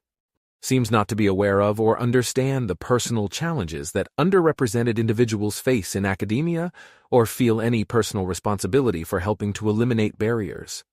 For example, may state that it's better not to have outreach or affinity groups aimed at underrepresented individuals because it keeps them separate from everyone else or will make them feel less valued. This would be akin to a 1950 oath that mandated support for current anti-communist tactics. Something like, for example, may state that it's better not to support right-wing dictatorships because it creates the false impression that capitalism and democracy are incompatible. What's afoot? Orwellian doublethink of the highest order. Sure, the hated 1950 loyalty oath seems far less onerous than the new diversity and inclusion vow, but the people who refused to sign the 1950 oath were heroes standing up for freedom of conscience. The people who question today's orthodoxy, in contrast, are hate-mongers who need to be excluded from high-skilled employment. Newspeak to English translation. Full-blown Stalinism is no big deal, a mere difference of opinion. Yet even tepid doubts about whether mandatory discrimination against high-performing groups has already gone far enough are anathema. Anathema. Anathema. September 14th, 2020. Good manners versus political correctness. My first face-to-face encounter with political correctness came in 1989. All undergrads in my dorm at UC Berkeley were strongly urged to attend the all-important DARE meeting. Not DARE as in drug abuse resistance education, but DARE as in diversity awareness through resources and education. I had disdain for this simple-minded leftist propaganda then, and the recent return of political correctness seems even worse. These days, however, I'm also often appalled by the opponents of political correctness. I'm appalled by their innumeracy. In a vast world, daily newsworthy outrages show next to nothing about the severity of a problem. I'm appalled by their self-pity. Political correctness is annoying, but the world is packed with far more serious ills. Most of all, though, I'm appalled by their antinomianism, better known as trolling, loudly saying disgusting things you probably don't even believe in order to enrage social justice warriors further impedes the search for truth and makes your targets look decent by comparison. Against both political correctness and the trolling it inspires, I propose an old-fashioned remedy: good manners. Everyone should feel comfortable speaking their minds as long as they're polite. In slogan form, it's not what you say, it's how you say it. Every child knows the basics of politeness. Talk nicely, don't yell, don't call names, listen, and respond to what people literally say. Don't personally insult people. Don't take generalizations personally. If someone's meaning is unclear, don't put words in his mouth. Ask him to clarify, and of course, don't escalate. If someone's impolite, the polite response is to end the conversation, not respond in kind. Isn't this just tone policing? Sure, people can and should comport themselves like ladies and gentlemen. You can fairly criticize social justice warriors for one-sided tone policing their failure to police their own tone. And you can fairly criticize them for acting as if there's no polite way to reject their views. But proper tone policing is what makes conversation productive and pleasant. And of course, the more pleasant conversation is, the more we're likely to constructively converse. Aren't some positions inherently impolite? Maybe, but they're so rare we needn't worry about them. If someone says your whole family should be murdered, they almost always say so impolitely, to put it mildly, but there are clear exceptions. It's not impolite to simply be a utilitarian. And in the right kind of trolley problem, utilitarianism implies murderous answers. While I'm not a Peter Singer fan, he seems polite to me. But isn't trolling fun? For some people, it obviously is.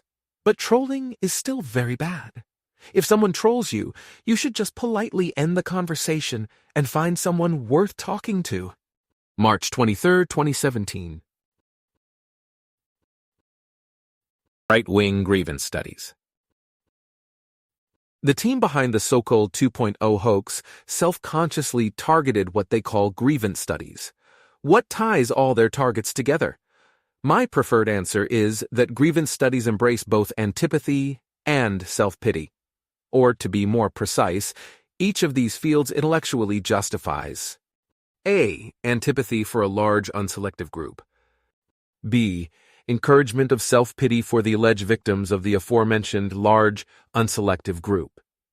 Feminism, for example, normally combines antipathy for men with the encouragement of self-pity for women. Ethnic studies normally combines antipathy for whites with the encouragement of self-pity for the relevant ethnicity. Sexuality studies normally combines antipathy for cisgendered heterosexuals with the encouragement of self-pity for everyone else. While I don't claim that every person working in these areas embraces antipathy and self-pity, these fields would be unrecognizable without their antipathy and self-pity. I realize that this is an unflattering portrait, but please don't caricature my position. I'm not saying that grievance studies are about groups hating their oppressors and feeling sorry for themselves. Antipathy is milder than hate, and you don't have to belong to Group X to encourage its members to feel self-pity. Indeed, there's no reason why a fan of grievance studies couldn't accept my characterization, then add, in this case, antipathy and self-pity are justified. But what if, like me, you deplore all theories of collective guilt? You could just condemn the standard examples of grievance studies and move on. But the judicious move is to see whether the standard list is complete. All of so-called 2.0's targets were decidedly left-wing. Do grievance studies have any right-wing analogs? If you limit your domain to academia, maybe not. Given left-wing dominance in higher education, that's hardly surprising. But you only have to mildly expand the search grid to find thriving examples of right-wing grievance studies. First and foremost, there is right-wing populism, also known as nativism, or just anti-immigration movements. While I don't think it's fair to say that the typical member of these groups hates foreigners, their antipathy is obvious, and so is their eagerness to make native-born Americans feel sorry for themselves. Look, for example, at the Center for Immigration Studies website. What will you see day in, day out? First, constant negativity toward the foreign-born, a tireless and one-sided effort to enumerate complaints.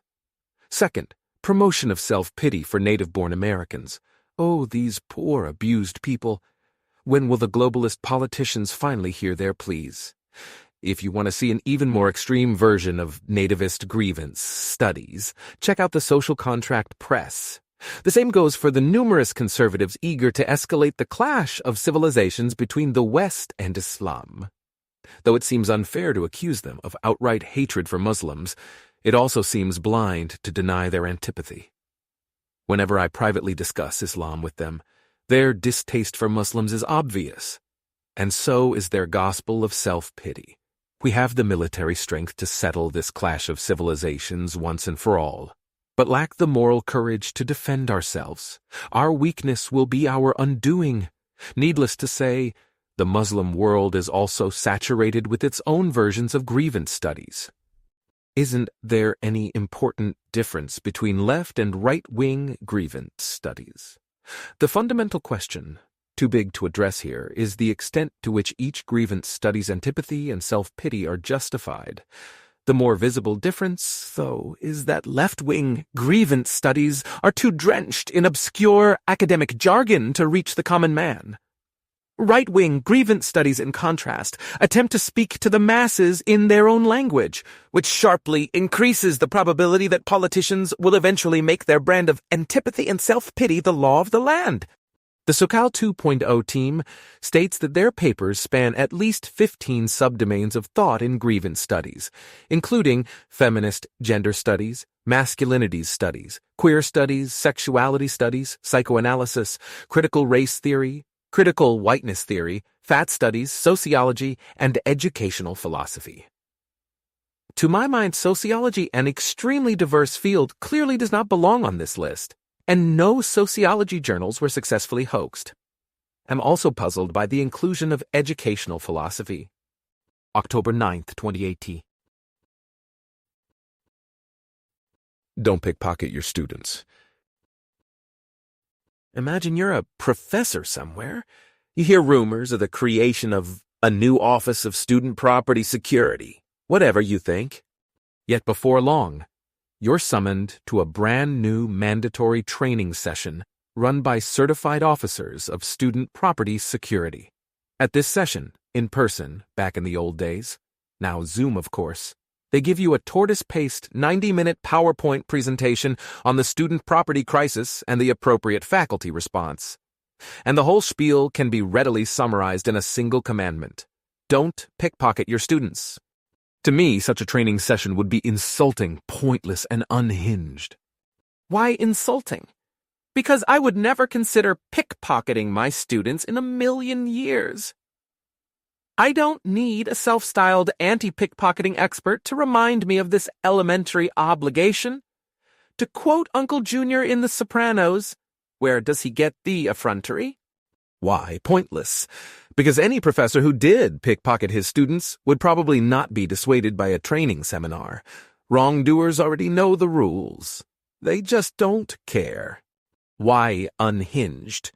Because there is no ongoing pickpocketing crisis. Sure, the media can pinpoint a few egregious scandals in a country with over 300 million inhabitants. But no matter how much outrage such scandals spark, they show next to nothing about statistical reality. And outrage directed at those who demand hard numbers, not horrifying anecdotes, shows less than nothing about real life. What would motivate an institution to impose this insulting, pointless, and unhinged training? It could be an effort to diminish the school's legal liability. If a pickpocketed student ever sues the school can protest. Don't blame us. We run a first-rate anti-pickpocketing training program. But it's hard to imagine that a jury would find such protests convincing. The real motive, I suspect, is not that the administration is protecting their school from lawsuits, but that administrators are protecting themselves from hassling.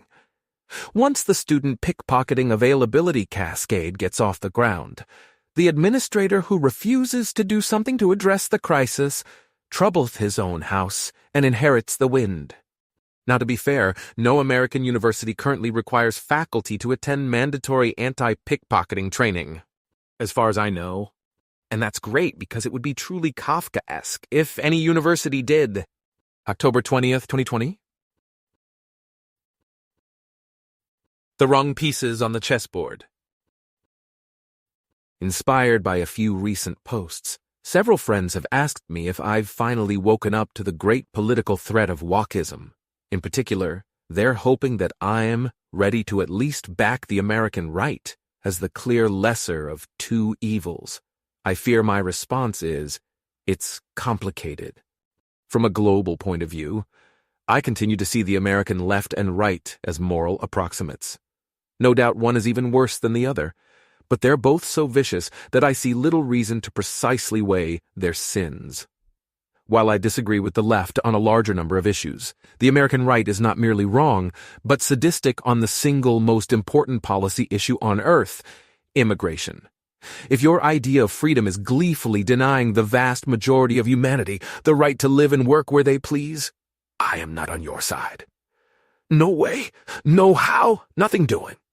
From a personal point of view, however, the American left has become quite bad for me. Why?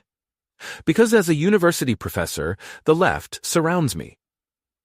As my colleague Dan Klein has conclusively documented, academia isn't merely overwhelmingly leftist. Outposts of dissent from left-wing orthodoxy are rapidly vanishing. And don't believe the nonsense that the median academic is moderate. A Bernie Sanders supporter could easily fancy himself a moderate when a quarter of his colleagues are self-identified Marxists. Even tenure at a public university no longer fully insulates me and my friends from thinly veiled indoctrination and censorship.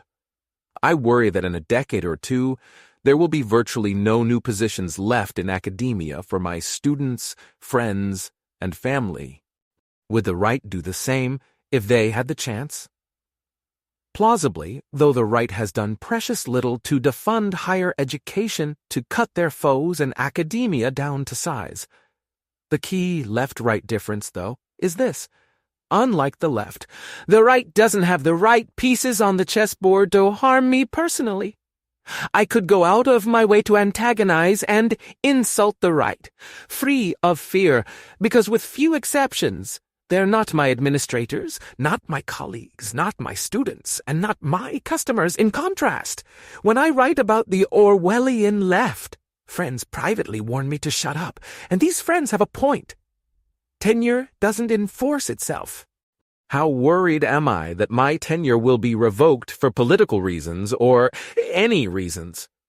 I'd still assign it no more than 2% for my career, yet I'd assign a 40% chance that GMU will severely mistreat me for dissent before I die.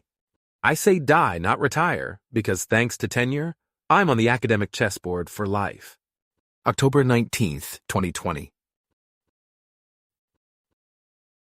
Does identity politics pay? When I scoff at group identity, critics often call me naive. Won't anyone who heeds my advice to eschew identity politics end up being victimized by all the folks who do take their group identities with utmost seriousness? Then rational self-interest requires identity politics in self-defense. The rational self-interest version of the story is trivial to refute. In modern, anonymous societies like our own, all forms of political action are, selfishly speaking, a complete waste of time. This is Basic Manker Olson. You're one person out of billions. Selling your soul to identity politics is astronomically unlikely to noticeably change public policy. Fortunately, there's a smarter version of the same story. Sure, identity politics is individually fruitless, but won't groups that embrace identity politics fare better than groups that don't? Maybe, but there are 3 big reasons to doubt it. First, there's opportunity cost. The time that members of your group devote to politics is time those members aren't devoting to personal advancement. As Thomas Sowell pointedly observes, groups that rose from poverty to prosperity seldom did so by having racial or ethnic leaders. While most Americans can easily name a number of black leaders, current or past, how many can name Asian American ethnic leaders or Jewish ethnic leaders? Second, ramping up your side's identity politics often has the perverse side effect of inspiring rival groups' identity politics. Making your group angry and scary, can yield lots of goodies if no other group reacts. But the angrier and scarier your group gets, the more likely other groups are to respond in kind. Net effect? Unclear. As usual, and if you instantly exclaim, "So we need to get really angry and scary to make our rival groups back down," you've utterly missed the point. Third, activists' beliefs about the effects of public policies are often deeply confused. So even if identity politics gives your group total power, the results could easily be disastrous for your group. See the sad history of decolonization. None of this proves that identity politics never pays. My point rather is that identity politics is unreliable at best. When you put your childish identity aside, you aren't just sparing yourself. You could easily be doing your former compatriots a favor too. As far as anyone knows, nobility is a free lunch. October 31st, 2014. Including the renegade. In the last 6 months, I've found myself stuck in 2 separate sermons on inclusion. These were public events. Neither was branded as left-wing. Both, however, gave the floor to speakers who explained the supreme value of making everyone feel included in the community. In each case, my mid-sermon reaction was the same. I don't think I've ever before felt so excluded in all my life. Why would I react so negatively? It's not because I disagree with the one-sentence summary of the sermons. Sure, be friendly to people, make them feel welcome, it's common decency, so what's the problem? I'm tempted to blame the glaring hypocrisy. It was obvious that the speakers had zero interest in making Republicans, conservatives, macho males, traditional Christians, veterans, or economists feel included. In fact, the sermons on inclusion were full of thinly veiled accusations against members of these groups. Yet on reflection, glaring hypocrisy is too ubiquitous in life to explain why I personally felt so excluded by the sermons on inclusion. The real reason I felt so excluded was that the preachers of both sermons on inclusion spoke as if human beings naturally value their cultural heritage. Frankly, I usually don't. I don't value my religious heritage. My mother was Catholic, and I was raised Catholic. But I deem the religion false and don't care about it. I don't value my ethnic heritage. My mother was Irish, and my father was Jewish, but neither identity matters to me. I don't support Ireland or Israel or any other country for that matter. My parents raised me to be an American nationalist. My schools taught me about the wonders of democracy. But in all honesty, the only institution I really believe in is business. So what am I? A renegade. And I'm not alone. Lots of people turn their backs on the religion of their birth. Lots of people never feel or lose interest in their ethnic heritage. Lots of people dissent from their political culture. Cultural loyalists may call them traitors, sellouts, self-haters, or gusanos. Yet despite our cosmic diversity, we renegades have one thing in common. We refuse to be ruled by the circumstances of our birth, and any sincere sermon on inclusion ought to acknowledge our existence and outlook. Unfortunately, this omission is hard to correct, because one of the main goals of sermons on inclusion is to foster group pride, and the existence of renegades is an affront to group pride. You can't favorably discuss the assimilated Irish without tacitly snubbing people who cherish their Irish identity. You can't praise people who leave Orthodox Judaism without tacitly snubbing Orthodox Jews, etc. But don't sermons on inclusion lionize some renegades, like anti-war veterans or the transgendered? Sure. But since the sermons barely acknowledge the existence of these renegades' groups of origin, there's little tension. It's easy to welcome renegades from Group X if your default is to exclude typical members of Group X. Are efforts to promote inclusion therefore self-defeating? Not if you're careful, because actions speak louder than words. As I've argued before, the best way to make people feel included is just to be friendly and welcoming. Sermons divide us. Common decency brings us together. February 18th, 2019. Touchy-feely bull in a china shop.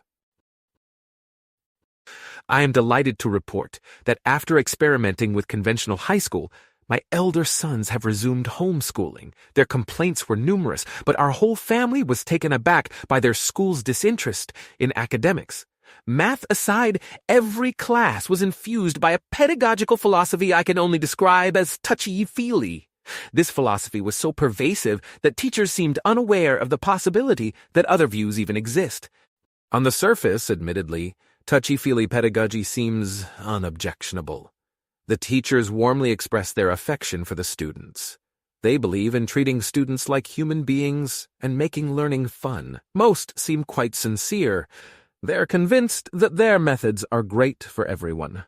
Alas, they're mistaken. Our chief objections: 1. Some subjects simply don't lend themselves to a touchy-feely approach. Math is the obvious example. You can teach math by asking kids how do the numbers make you feel, but the same goes for writing. If you want to improve students' writing, you must make liberal use of your red pen. Softizo. The touchy-feely approach crowds out measurable learning. Teachers in virtually every one of my kids' classes, none of which had art in the title, assigned art projects posters, name tags, flags, and so on. The voluminous time the students spent on these projects could have been focused on techniques that actually yield knowledge: reading the textbook, solving problems, writing essays, and taking tests. 3. Some students clearly enjoy the touchy-feely approach, but plenty of others resent it. A few, like my kids, find it humiliating. So contrary to the party line, touchy-feely is not better for everyone. The party line is especially galling because the practitioners of touchy-feely pedagogy don't settle for passive obedience. In a traditional academic program, students are expected to complete their work, but no one says they have to enjoy it. In a touchy-feely program, in contrast, teachers keep insisting, "This is fun, and students love doing this, and every student's supposed to play along." 5. I didn't bother sharing my concerns with my son's teachers because I deemed it fruitless. But if I had vented, I bet they would have replied thusly, "But all the kids I talk to love my approach." Plausibly true, but deeply misleading due to two powerful psychological forces: social desirability bias and confirmation bias. Long story short, students keep negative opinions to themselves and teachers misinterpret mixed evidence in their own favor. Just like humans generally, I don't expect the world to revolve around me or my kids, and lashing out at touchy-feely people is hard because they're so nice. Still, as we economists emphasize, nice people often do bad things. Good intentions are not enough. If you really want to do good, you have to calmly weigh the actual consequences of your actions. You may find drawing posters more fun than reading textbooks, but that's a reflection of your personality type, not a universal law of human nature. Forget these truisms and you risk being a touchy-feely bull in a china shop, loudly expressing philanthropic sentiments as you trample all over the feelings of hapless, studious children. November 1st, 2017. Colonialism and anti-colonialism blame nationalism for both.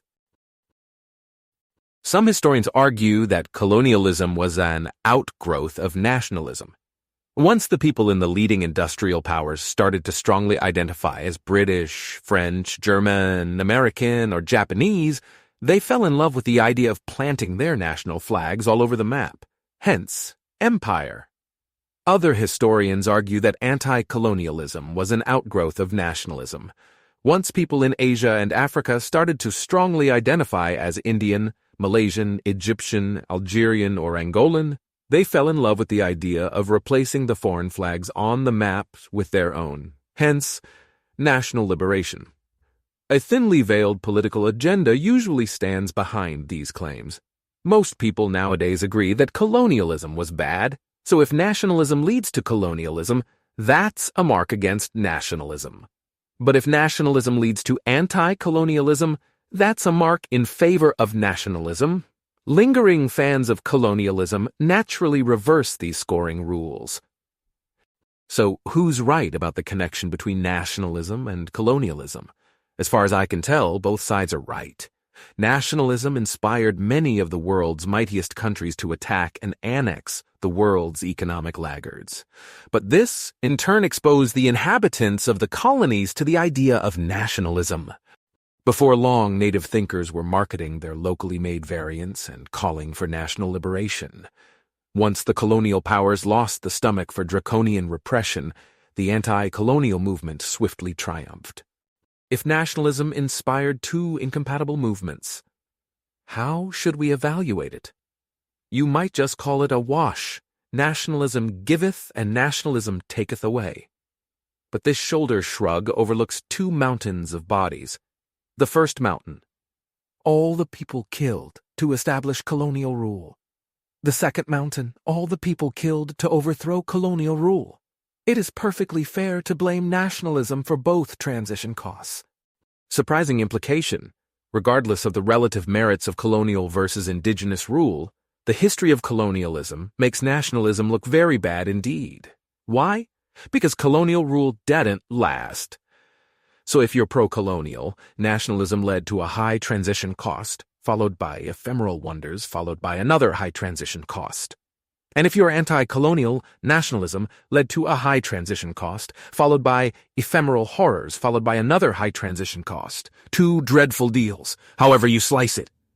But don't you either have to be pro-colonial or anti-colonial? No. You can take the cynical view that foreign and native rule are about equally bad. You can take the pacifist view that the difference between foreign and native rule isn't worth a war. Or, like me, you can merge these positions into cynical pacifism. On this view, fighting wars to start colonial rule was one monstrous crime, and fighting wars to end colonial rule was another. Nationalism is intellectually guilty on both counts because it is nationalism that convinced people around the world that squares of multicolored cloth are worth killing for. January 21st, 2014. Part 2. Being Beckerian. The Missing Right-Wing Firms, a Beckerian Puzzle. I teach the economics of discrimination every chance I get. Why? Because the analytical framework, launched by the great Gary Becker in 1957, mightily illuminates so many questions that we care so much about. When you see that almost all garbage collectors are male, for example, what should you conclude? Perhaps women and men are equally able and interested in collecting garbage, but employers in the industry dislike women. Perhaps male garbage collectors don't like working alongside women. Or perhaps customers don't want women to touch their trash cans. Alternately, perhaps men are better at collecting garbage than women, statistically. Or maybe women dislike this line of work more than men. Again, statistically. One of these stories might be the whole truth. All five could have some merit, or anything in between. The analytical framework can't tell you the breakdown. You need empirics and good judgment for that. Yet without Becker's analytical framework, empirical researchers wouldn't even know where to start. One of the main insights of this Beckerian framework is that discrimination creates profit opportunities. That includes employer-on-worker discrimination, worker-on-worker discrimination, and consumer-on-worker discrimination. If most employers dislike workers in Group X, depressing their wages below their productivity, employers who feel differently can profit by hiring them. If most workers dislike workers in Group X, similarly, employers can profit by giving the disliked workers a firm of their own. If most consumers dislike workers in Group X, employers can profit by keeping disfavored workers out of the public eye. This doesn't mean that market forces transform bigots into models of tolerance, though perhaps they do that too. What the Beckerian framework implies, rather, is that market forces help neutralize bigotry's effects. With the right incentives and strategies, intolerance can be both prevalent and impotent. Most research on the economics of discrimination focuses on race and gender, but Becker's framework works equally well for political bigotry, which raises a series of awkward questions for anyone troubled by the rise of corporate-sponsored social justice in general and cancel culture in particular. In the current office climate, even many lifelong left-wingers fear the career consequences of publicizing their doubts about evolving left-wing orthodoxy. They're afraid to share their views with coworkers and afraid to express themselves on social media because their coworkers might find out. moderates and right-wingers feel an even stronger need to keep their political views to themselves. Cutting-edge leftists, in contrast, now feel empowered. When they speak out on the job, employers seem attentive and responsive. This is not what the economics of discrimination would make you expect. After all, the labor market is full of right-wing workers. If left-wing employers don't want to hire them, you would expect both pragmatic and right-wing employers to pick up the slack. If left-wing workers don't want to toil alongside right-wing workers, similarly, you would expect both pragmatic and right-wing employers to tacitly create politically segregated workplaces. If left-wing consumers don't want to buy products from right-wing firms, finally, you would expect both pragmatic and right-wing employers to keep politically disfavored workers out of the public eye. In the real world, however, it seems very hard to find businesses that warmly cater to moderate and right-wing workers. Sure, you can work for a right-wing think tank, a conservative church, Fox News, or Republican-allied lobbyists, and I just visited a decidedly right-wing gift shop in Smokehole, West Virginia. It really stood out. Yet all such establishments sum to a tiny sliver of GDP. I understand, of course, why few businesses warmly cater to libertarians, or theocrats, or monarchists. There aren't enough monarchist barbers to economically justify a monarchist barber shop. Where, though, are the firms where Republicans don't look over their shoulders before they say they're pro-life? Where are the firms where moderates don't look over their shoulders before they declare that affirmative action has already gone far enough? Where are the firms where males don't look over their shoulders before they express solidarity with the latest target of #MeToo? Billions of 360-degree glances look like a massive profit opportunity. Why then are so few businesses trying to capitalize on said opportunity? Let's name and ponder the leading explanations. Explanation number 1. My summary of the political climate of American business could be flatly wrong. Tentative evaluation. I doubt it, but I freely admit that my data is poor. Explanation number 2. Perhaps I'm missing geographic variance. Maybe leftists bully the right in firms in the Northeast Corridor in California, while rightists bully the left in firms in the South and Texas. Tentative evaluation. There's probably some truth here. There must be plenty of firms in the South and Texas with minimal left-wing propaganda. Still, are there really many where the Human Resources Division hails meritocracy and condemns hypersensitivity? Explanation number 3. Perhaps I'm missing occupational and/or industry-based variance. Leftists rule academia and dominate law and tech, but the right rules a bunch of other prominent occupations and industries. Tentative evaluation. I struggle to convincingly name more than a handful of such occupations and industries. In the past, you might say doctors, yet these days younger doctors seem like typical left-wing elites. Engineers, similarly, seem more politically apathetic than right-wing. Explanation number 4. Few moderates or right-wingers care enough to create a major profit opportunity. While they don't relish looking over their shoulders, they prefer their current job to an alternative where they can shoot their mouths off but earn $1,000 less per year. In this story, the left proverbially just wants it more, and as usual, the market takes the intensity of conflicting preferences into account. Tentative evaluation. Very plausible, especially considering how strong the age-ideology correlation has become. When today's conservatives encounter politics on the job, they don't start polishing their resume to find a more politically hospitable home. They tell themselves, I'm too old for this E% and get back to work. Note, a slight variant is that left-wing consumers are more willing to boycott firms they dislike than right-wing consumers.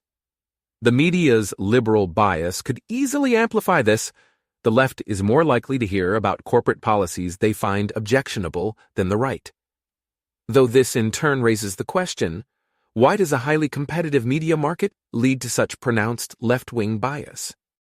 Explanation number 5. Discrimination law covertly stymies the creation of right-wing firms. Most obviously, any firm that openly and aggressively opposed "had me too" and "had it be LM" would soon be sued into oblivion. Tentative evaluation, even more plausible. Imagine what would happen if a firm's top brass loudly declared that discrimination simply isn't a problem here, and routinely fired complainers for contradicting the party line. Picture a firm blanketed in propaganda telling workers to be colorblind, laugh it off, and no one likes a tattletale. A small business in a conservative area might get away with this for a few years, but a Fortune 500 company that stuck to its right-wing guns would go down in flames.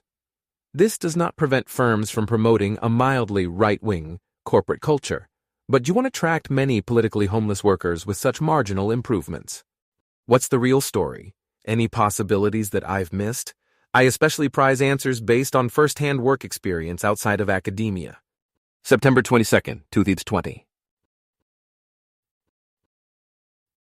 Tabarrok should bask in his victimhood. A new study finds that academia discriminates against right-wingers. Alex Tabarrok wishes it were true, but isn't buying it. I must admit that for a moment I enjoyed basking in my own victimhood. My failings are not my own, but are due to discrimination.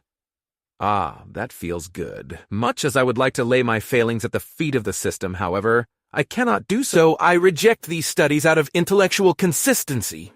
Alex doubts that markets discriminate against women. Why? Basic economics predicts that in a competitive market, firms that don't hire on the basis of merit don't last. Advanced econometrics tells us that controlling for differences in workers' quality makes apparent discrimination shrink substantially or vanish. If he is theoretically and empirically suspicious about the reality of discrimination against women, asks Alex, how can he give discrimination against conservatives any more credence? The main problem with Alex's analysis, the economic of discrimination, assumes that firms maximize profits and can't produce at more than the minimum average cost forever. Neither assumption holds for universities. Universities are non-profits. If chairmen or administrators figure out a way to get higher quality professors for lower wages, their pay does not go up. In fact, their lives probably get harder because their cost-cutting efforts will provoke a bitter backlash on campus.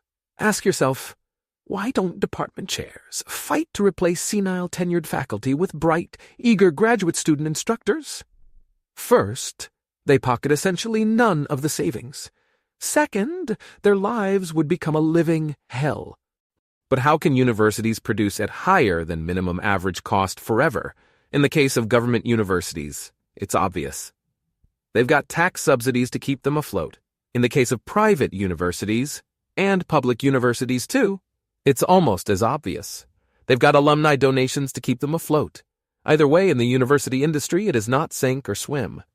In theory, then, we should not be surprised if universities discriminate against women, conservatives, or anyone else. The only question is, who does the hiring and who do they have a taste for discrimination against? Like Alex, I don't think universities discriminate against women, but my reason is not that discrimination is a one-way ticket to university bankruptcy. No. My reason is that the people in charge of hiring professors like Indeed prefer to hire women, maybe not in math and the hard sciences, but most academics want to assuage their liberal guilt. And even math and hard sciences face pressure from administrators who want to assuage their liberal guilt. I've repeatedly heard academics insist we really need to hire a woman. Sounds like a taste for discrimination against men to me. In contrast, people in charge of hiring professors do not like Indeed, prefer not to hire conservatives, Republicans, or libertarians. Some hate those bastards. Others simply feel uncomfortable around them. Dan Klein's findings of overwhelming ideological imbalance in academia speak volumes. I doubt if the median professor has a single close right-wing friend. Again, this is probably not too important in math and hard sciences. But if research and politics connect, your politics affects whether people want to hire you. Like Alex, I can't complain about how academia treated me. I'm blessed. But 1. There is huge selection bias. Alex and I are libertarian professors. You've got to sample over all the right-wingers who wanted to be professors, not just the ones who made it. 2. One reason I chose economics was because I correctly perceived it to have the weakest left-wing bias of any social science or humanity.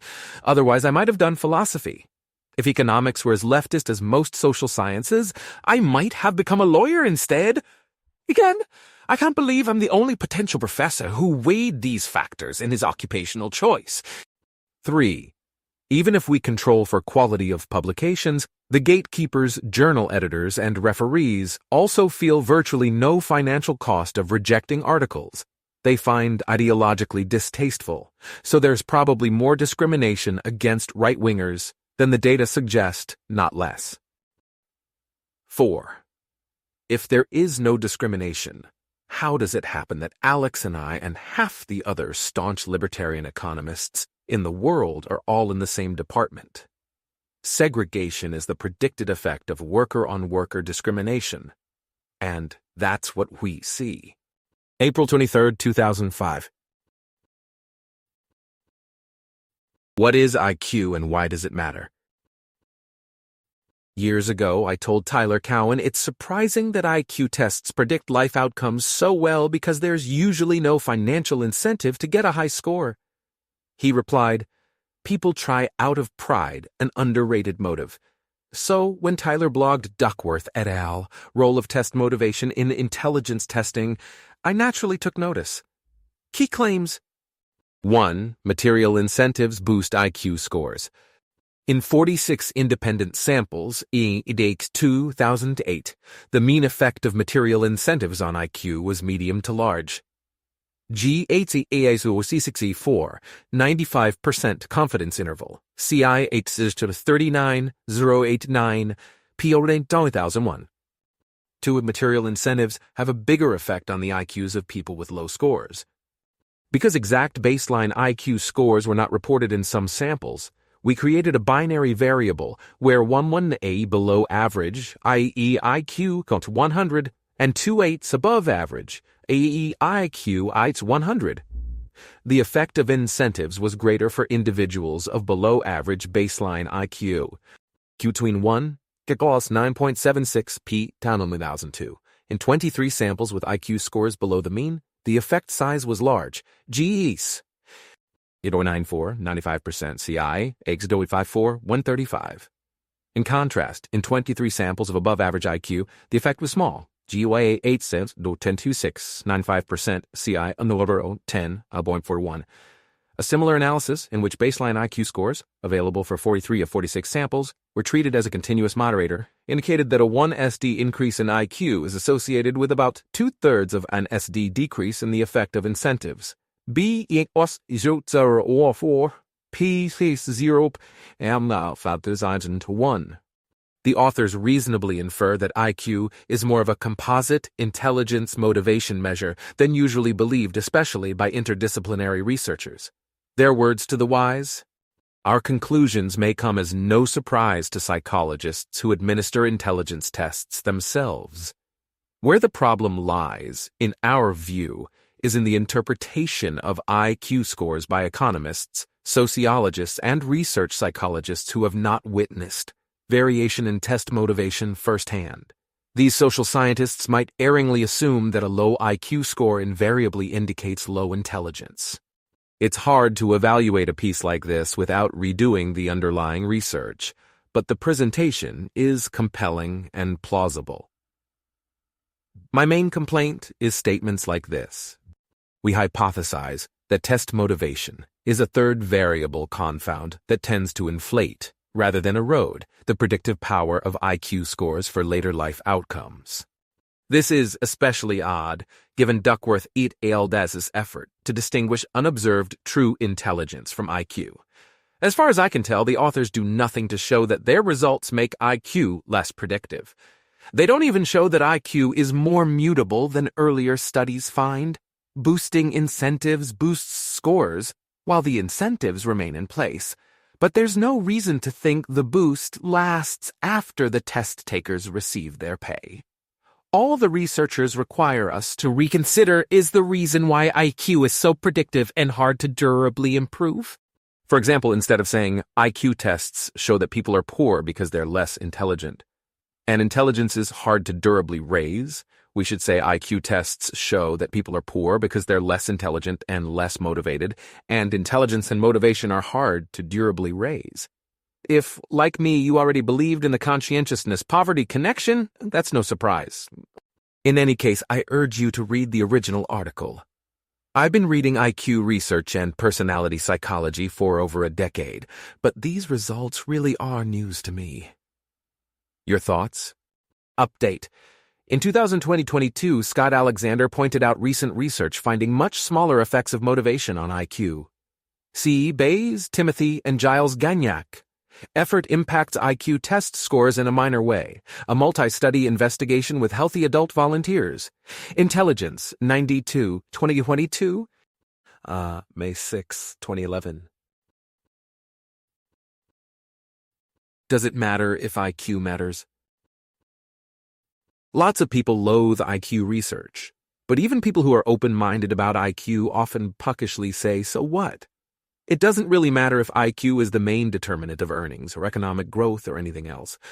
All that matters is whether the marginal effect of policy on the variables we can change is worth its marginal cost.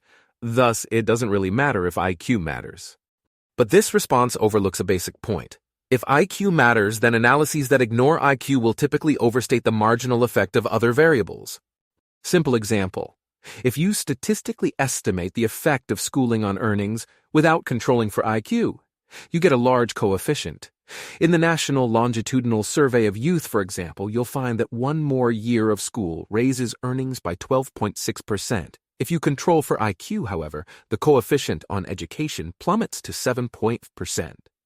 Does it matter that IQ matters? Of course. An investment in education that looks extremely profitable if you don't control for IQ could easily be a big waste of money. The reason? If you don't control for IQ, you are giving education a lot more credit than it deserves. To say, let's focus on the things we can change, dodges the hard truth. After you adjust for what you can't change, the things that you can change may give you very little bang for your buck. Thus, IQ is highly policy relevant after all. The left-wing ideologues who damn anyone who even thinks the letters IQ are actually onto something. IQ research does turn out to be a rationale for right-wing laissez-faire policies. The more IQ matters, the more likely it becomes that existing government policies are a waste of money and that you would get a bigger payoff by doing less or maybe nothing at all. October 1st, 2005. End all crime the easy way? As you may recall, Scott Alexander recently argued that seemingly silly crime prevention policies could have great and cheap effects. I say his mechanism, though theoretically sound, is empirically irrelevant. Along the way, though, Scott helped me see a theoretically sound way to end all crime at near zero cost. Here's my proposed panacea. Step 1. Credibly announce that all levels of government will mercilessly prosecute the first crime committed in the nation each day. Step 2. There is no step 2.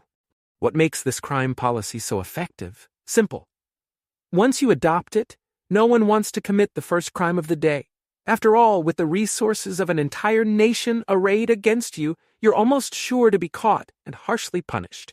And if every potential criminal sits around waiting for someone else to commit the first crime of the first crime of the day never happens. This, in turn, means that the second crime of the day never happens, the third crime of the day never happens, and so on.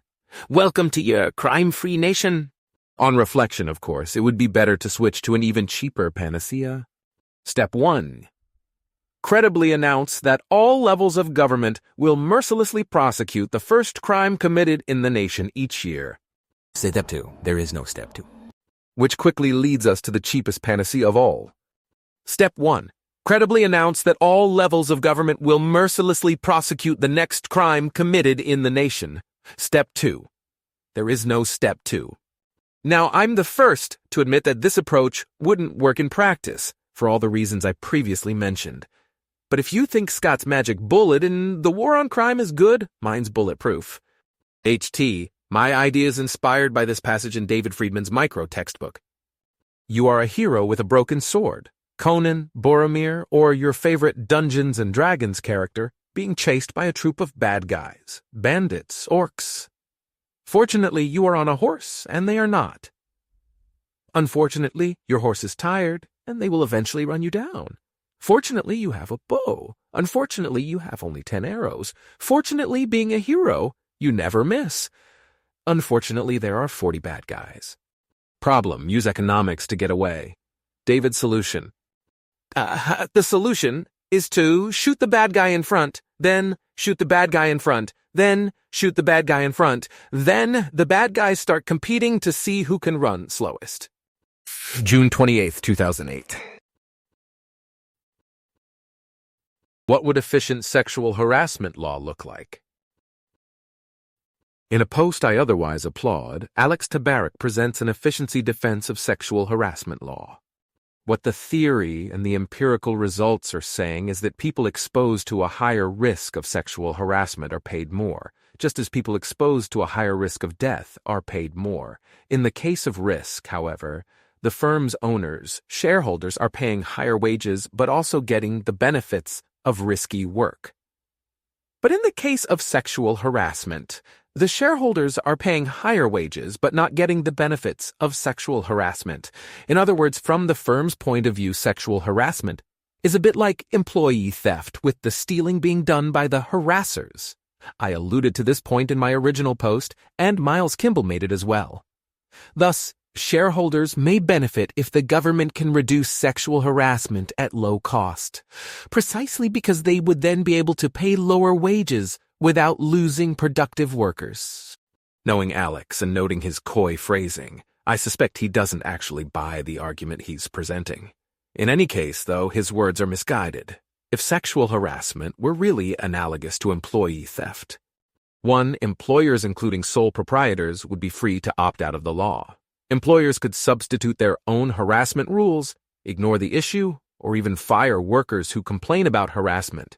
After all, if the employer condones X, there's clearly no need for the government to protect the employer from X. 2. The law would punish the sexual harasser, not his employer, and compensate the employer, not the harassee. Under current law, in contrast, the harassee sues the employer. In Alex's story, that just victimizes the employer all over again. You could admittedly argue that number 2 isn't a big deal. When agents have long-term contractual relations, distributional effects depend on supply and demand elasticities, not the letter of the law. But number 1 is a very big deal indeed. If employers are really the ultimate victims and government can protect them at low cost, employers won't want to opt out. However, virtually everyone, regardless of ideology, realizes that opting out would be widespread. Why? Because the whole point of sexual harassment law is to make employers punish behavior they'd prefer to simply tolerate. In the absence of sexual harassment law, employers would ask themselves questions like, 1. Which employee would I rather lose, the harasser or the harassee? 2. Who's willing to pay more to get their way, the harassers to harass, or the harassees to not be harassed? Before you answer, remember that one person's harassment is another's free speech. 3. Many workplace romances are mutually desired. A sexual harassment policy makes it harder to start and continue such relationships.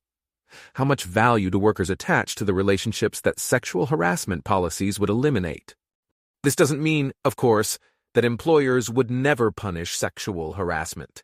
What it means, rather, is that in the absence of sexual harassment laws, employers would take a pragmatic, cost-benefit approach to the problem. The same goes, by the way, for employee theft today. Sometimes employers turn a blind eye because the theft of, e.g., office supplies passes a cost-benefit test, and whether employers turn a blind eye often depends on the status of the employee. A manager appropriates a 3-hole punch? No one cares. A janitor does the same? Pink slip? Employers are running a business, not a moral philosophy seminar. From an efficiency standpoint, this pragmatic cost-benefit approach is ideal. Still, you have a choice. You can reject sexual harassment law on efficiency grounds, or you can take this conclusion as a reductio ad absurdum of the efficiency norm. Either way, Alex's efficiency defensive sexual harassment law doesn't fly.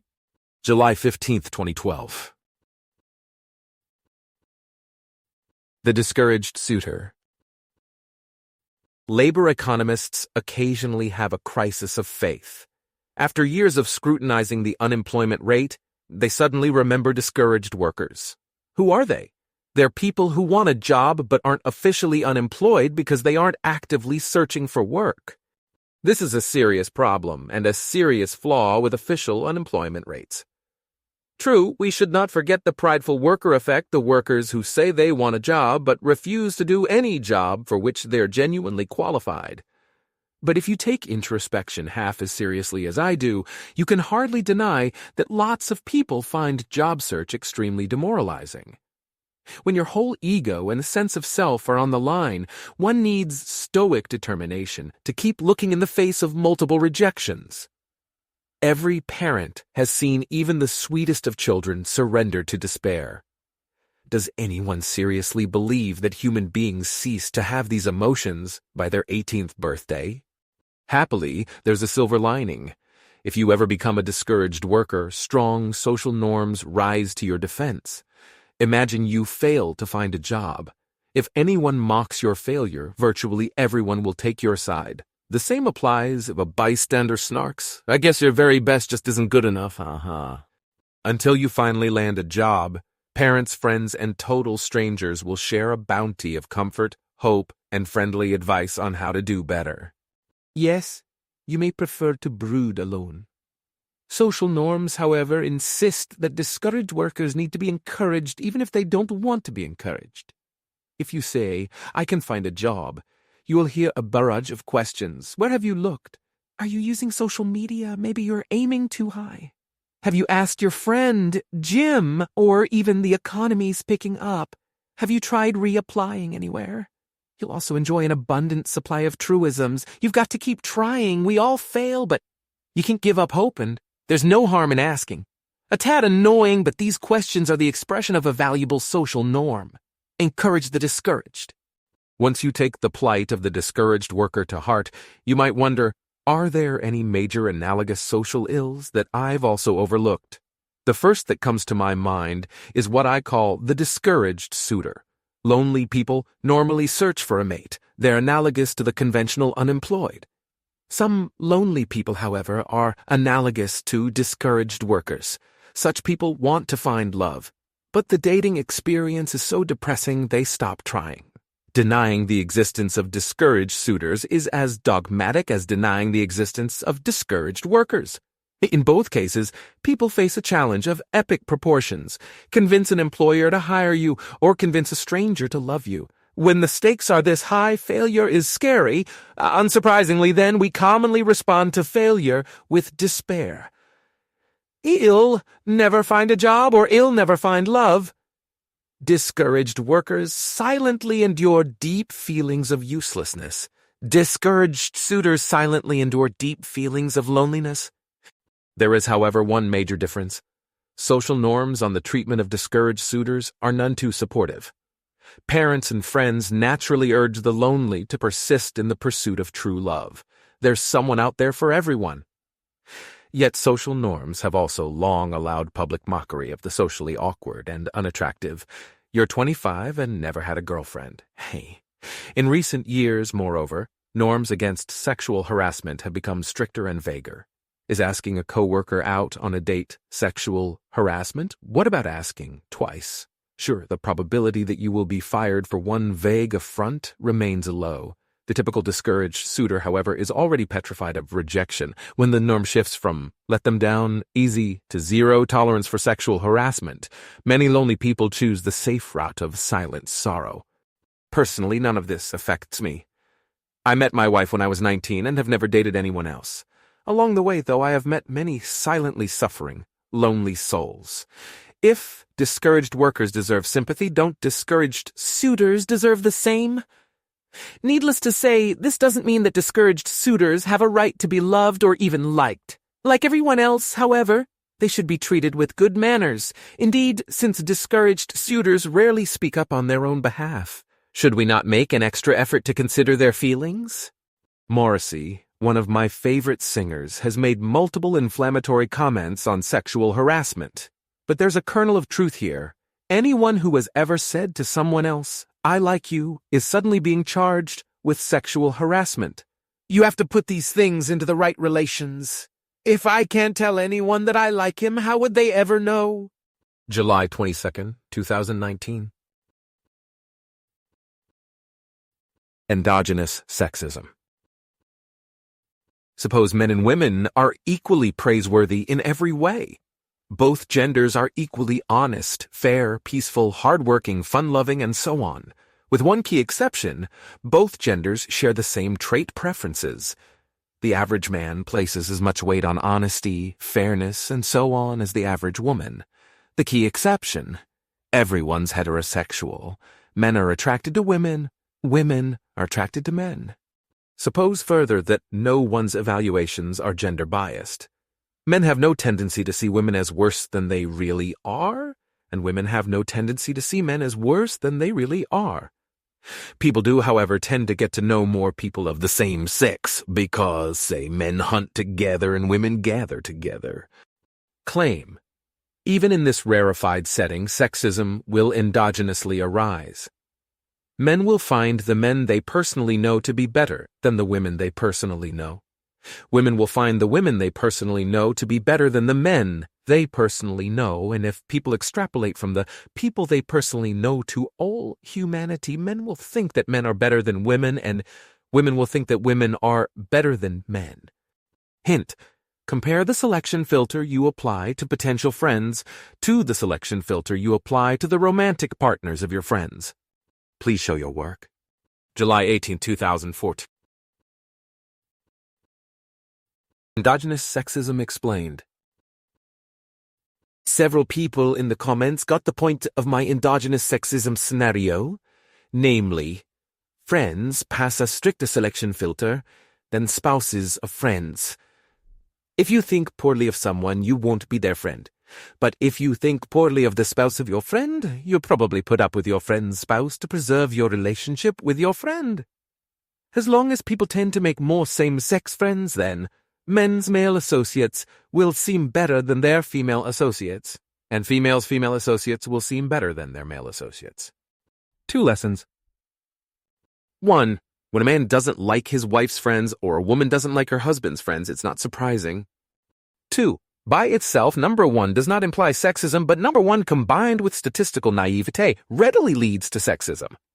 How strong should we expect this effect to be in the real world? Hard to say, but friendship is strongly segregated by gender.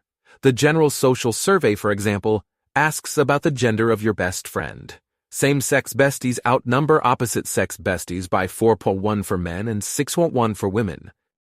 The P.S. Don't these results imply quite a bit of unrequited best friendship? July 20th, 2014. Losing ground, the bell curve, and coming apart. A reconciliation. During Arnold's video conference on coming apart, Brink-Lindsey pointed out the curious fact that Charles Murray wrote 3 different books about poverty, each with a different explanation. Losing Ground says that the welfare state gives the poor perverse incentives. The bell curve says that the poor have low IQ.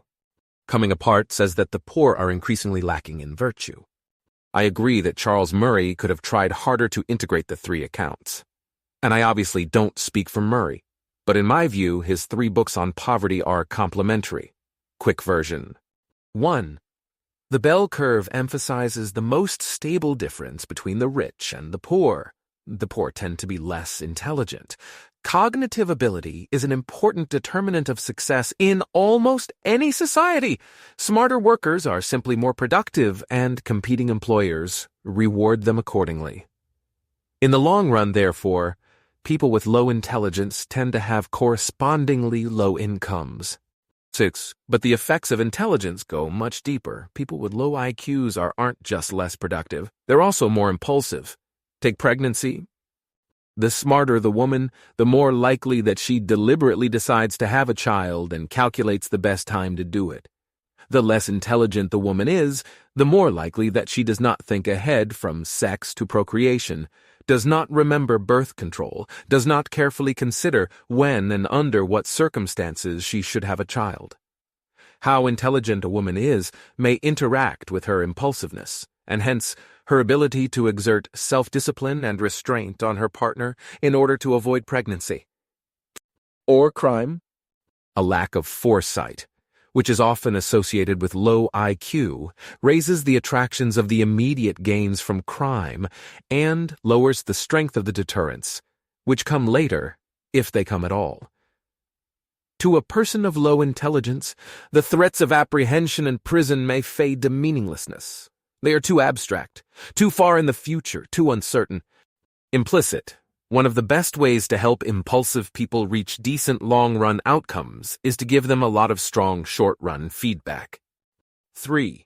In Losing Ground, Murray shows what happens when the welfare state shelters people from this short-run feedback. People with ordinary levels of impulsiveness don't change their behavior very much. Why not? Because the long-run consequences of impulsive behavior remain bad. But highly impulsive people change their behavior a lot and end up with bad career and family outcomes.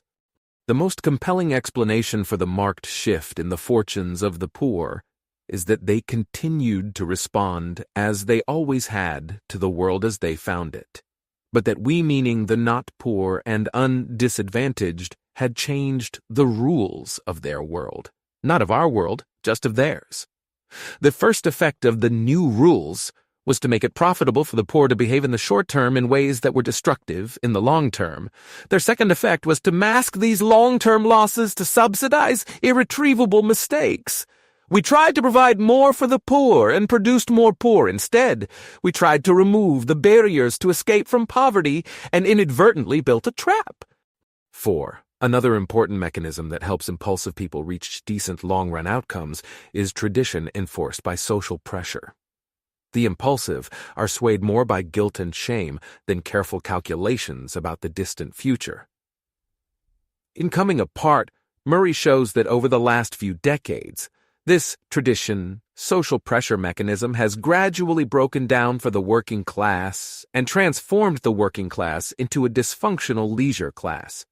The welfare state is an important underlying cause of this transformation. Removing short-run feedback led to worse behavior, which undermined traditional norms about work and family, which reduced social pressure, which led to worse behavior. 5. Murray doesn't just explain poverty, he explains elites' failure to understand poverty. Elites live in a high IQ, low impulsiveness bubble. When they introspect, they correctly conclude that the welfare state has little effect on their behavior. They then incorrectly infer that the welfare state has little effect on anyone's behavior. If elites understood the world outside their bubble a little better, they would have foreseen and largely avoided the welfare state's negative effects on work and family. In sum, Murray wrote Losing Ground first, but the best way to grasp his perspective on poverty is to start with the bell curve, move on to Losing Ground, and finish with Coming Apart. You have to connect the dots yourself, but Murray's big picture is both clear and plausible.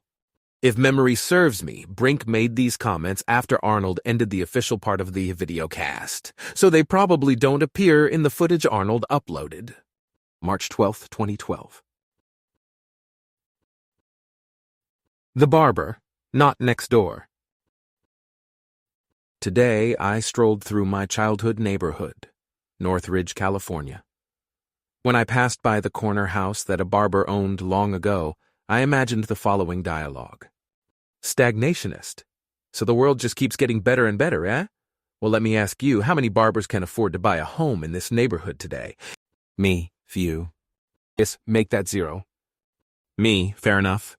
S. So isn't this a perfect example proving that life has gotten worse for the typical American since the 70s? Me. Do you remember what this neighborhood was like in the 70s? S. Nope. Me. Well, I do. When I was a little kid, there were vast expanses of empty dirt in every direction. This neighborhood had no grass, just tumbleweeds. There were virtually no restaurants, few shops. The mall was already here, but it was a lot smaller and tackier. Your point? Me. Barbers could afford to live in this neighborhood back when this neighborhood was in the middle of nowhere. So the right question to ask yourself is, can barbers still afford to live in the middle of nowhere? Well, can they? I suppose. Me. Indeed they can. And thanks to developments like the internet, today's middle of nowhere is far more stimulating than the poshest neighborhoods during the heyday of disco. July 29th, 2011. Immigration restrictions as affirmative action. One of my closest conservative friends is chronically angry about A, immigration, and B, affirmative action. The irony is that the immigration restrictions he so passionately favors are affirmative action for native-born workers.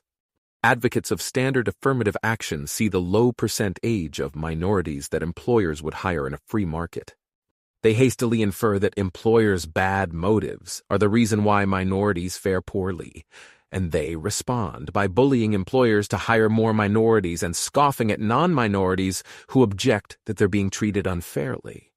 Advocates of immigration restrictions, similarly, see the low percentage of natives that employers would hire in a free market.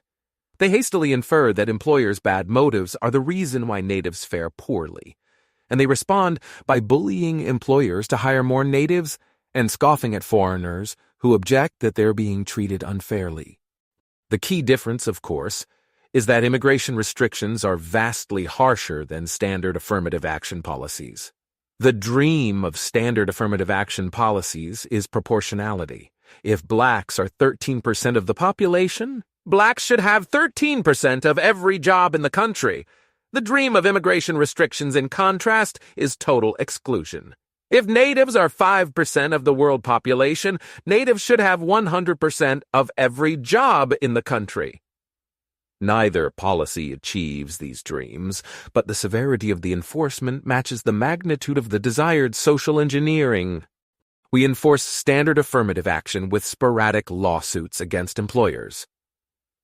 The government occasionally plays the role of the plaintiff, but for the most part, we wait for an employee to file a grievance. The worst-case scenario, the employer pays hefty financial damages and rehires the plaintiff. With immigration laws, in contrast, enforcement focuses on foreign workers. They endure the daily indignities of unpersonhood, and when they're caught, they face a rather different worst-case scenario, deportation to third-world misery. Conservatives usually think that oppressed minorities should spend a lot less time complaining about unfair treatment and a lot more time improving their skills and work ethic. Fair point, but the same holds for native-born Americans who complain that immigrants are taking their jobs. Employers aren't saints, but they have a strong financial incentive to hire the best person for the job. If they don't think that person is you, they're probably right. November 7th, 2011. Part 3, Everyday Evil. The Economics and Philosophy of the Cruise Ship. I've taken cruises to Bermuda, the Bahamas, and in the Mediterranean and Black Seas. And of course, I'm not one to just sit back and enjoy the food. My mind soon wanders back to economics and philosophy. Tyler Cowen's recent post on cruising has inspired me to share my reflections. At least on the cruises I've been on, passengers never see cruise employees off duty. How is that possible? Simple. According to their terms of employment, the workers have to return to their decks if they aren't doing their job. The upshot is that the workers divide their time between the sunlit upper world where they wait on the spoiled passengers and their Morlockian below-the-waterline home. Who would take such an offer? The answer almost invariably is people from third-world countries. The captains, officers, and managers come from Europe and America, but virtually no one else. Someone from India, Thailand, Indonesia, or Cuba might be willing to endure these hardships for as little as $350 a week, but not too many Americans would.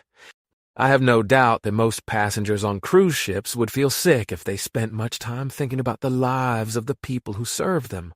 How can they sit there ordering second lobsters and sunning themselves when fellow human beings on board cannot even enjoy the sunlight or the evening breeze after completing a 14-hour day. However, a little economics can put most of this angst to rest. Yes, the cruise workers' lives are hard compared to what Americans are used to, but their lives are quite good compared to what they can expect back in their home countries. An unskilled Indian could easily earn 10 times as much money on a ship as he could in his village. Furthermore, if you stopped cruising out of moral indignation, you would hurt the workers, not help them. Your behavior would make it harder to get a job on a cruise ship, which means that more people will be stuck in their native countries earning 1/10 as much. Some favor. Nevertheless, labor economics 101 did not completely put my mind at rest. Yes, the workers are better off than they would be at home. But then it struck me. Many of these workers are far more qualified than Americans who earn as much money as they do, without having to live like Morlocks. Cruise ships employ world-class waiters, who would fit in at the fanciest restaurant in New York. The only thing stopping them from getting these jobs is U.S. immigration law. Undoubtedly, most of my fellow passengers fully supported our immigration laws. So when I looked at their faces, I couldn't help thinking, you people really do exploit and oppress the employees of this cruise ship. As consumers, you expand the workers' job options and help them build a better life for themselves. But as voters, you have done everything you could to keep these poor people from competing in first-world labor markets on equal terms. In a just world, your diligent assistant waiter from India might be your boss. July 21st, 2005. Immigration, trespassing, and socialism. To trespass is to enter a piece of land without the owner's consent. What should we infer, then, when people argue that illegal immigrants are guilty of trespassing? At first glance, the trespassing shoe doesn't fit. The typical illegal immigrant. Anaya occupies his place of residence with his landlord's consent. 2. Occupies his place of work with his employer's consent. 3. Occupies each place he shops with the merchant's consent. Indeed, it is precisely because of these facts that the law actively punishes employers for hiring illegal immigrants. The government doesn't merely alert employers to the fact that an employer is an illegal immigrant, then allow the employer to take whatever action he deems appropriate. Instead, the government makes it illegal for an employer to knowingly invite an illegal immigrant to come work for him. At least this is how things appear on the surface. How then could illegal immigration constitute trespassing, surface facts notwithstanding? There's really only one way. If the government, and not landlords, employers, and merchants, is the true owner of the nations, homes, businesses, and stores, if the government is the legitimate owner of all the property in the nation, then and only then do you become a trespasser simply by entering any piece of property in the nation without the government's consent. The name for the view that government, or the people if you prefer, rightfully owns everything, of course, is socialism. The socialist needn't believe that everything government does is right. He does, however, need to believe that government has a right to do anything to everything and everyone under its rule. Why everyone and not just everything? Because by remaining on the government's land, you're consenting to its rules. Love it or leave it. Socialism is an internally consistent doctrine. You can't sway the true believer with moral counterexamples. No matter what god-awful thing the government does, the socialist can say, 1. The government has a right to use the nation's resources however it wishes. 2. When in doubt, see number 1. A few decades ago, the world was full of people who found socialism morally plausible or even true. In those days, the claim that, unless socialism is true, illegal immigrants aren't trespassing would have little force. It might even become an argument for socialism.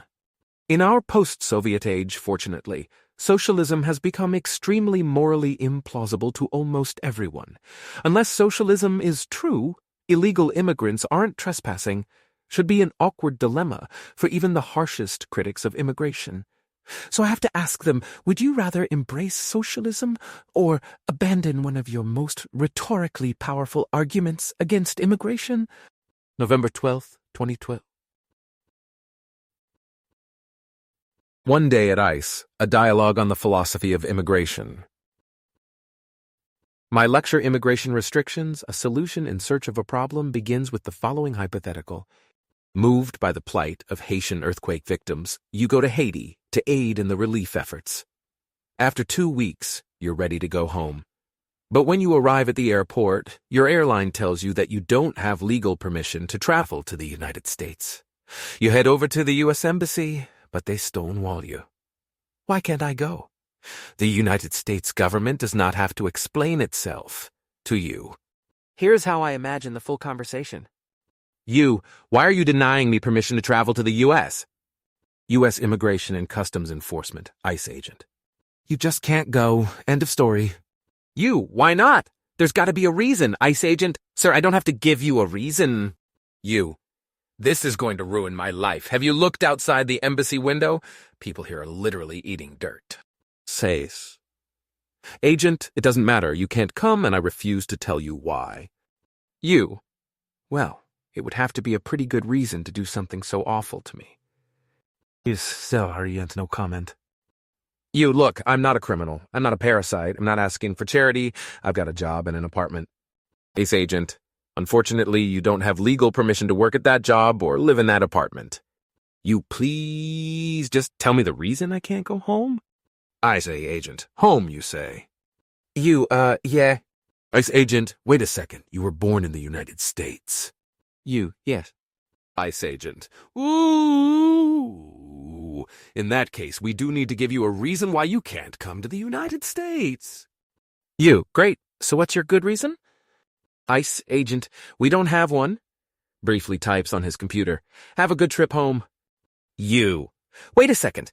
I was born in Miami. You're telling me that if I was born 7 to 12 miles to the southeast here in Haiti, you would have forced me to spend the rest of my life here eating dirt? ICE agent, U.S. policy, sir.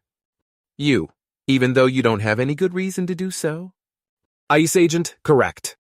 You. Even though I'm not asking for charity? Even though I've got an employer happy to employ me and a landlord happy to house me? ICE agent, exactly. You feels brief shock of moral horror, then shrugs. Lucky for me, I was born in Miami. ICE agent. Yep, enjoy your flight. Looks up at a long line of hungry Haitians. Next. November 11th, 2011. The prohibition of evacuation. When disaster looms, governments routinely evacuate their citizens.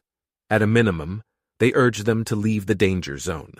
They normally supplement. This cheap talk with stronger nudges like the emergency alert system and official door-to-door warnings. Governments occasionally even require their citizens to get out of Dodge. Evacuation policy blends humanitarian and pragmatic motives. If you care about people, getting them out of harm's way is common sense. But even when governments feel little sympathy for disaster victims, they try to evacuate them anyway. As long as you're under pressure to do something in the face of disaster, it's vastly cheaper to prevent people from becoming disaster victims than it is to rescue them after they've already become disaster victims. Better still, evacuees foot most of their own rescue bill. The government installs the evacuation route signs, but the population flees in their own cars with their own gas. People who stay and lose everything, in contrast, are in no position to practice self-help. On reflection, the moral and practical logic of evacuation doesn't stop at national borders. Logic rarely does. From a humanitarian point of view, letting people leave dangerous countries is only common sense. The fewer people who experience a disaster, the better. From a pragmatic point of view, moreover, allowing an anxious foreigner to emigrate at his own expense is far cheaper than bailing him out after tragic events leave him a desperate refugee. Better for the international community to let people save themselves from minor tragedies than rescue them from major tragedies. In practice, of course, the world's governments brutally discourage cross-national evacuation. Suppose you foresee a natural or social disaster for your country.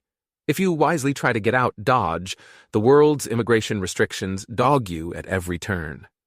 Once disaster hits, you might be able to apply for refugee status. But as we've seen, that's a long shot. The safe countries may eventually take you in if the mood strikes them, but it's an uphill political battle. Whatever you think about immigration in general, desperate refugees look like a big burden on taxpayers. The root problem, of course, is that governments spurn the logic of international evacuation. Instead of encouraging non-citizens to leave dangerous countries post-haste, they impose deadly bureaucratic delays. And when a refugee crisis emerges, safe countries are shocked by the horror.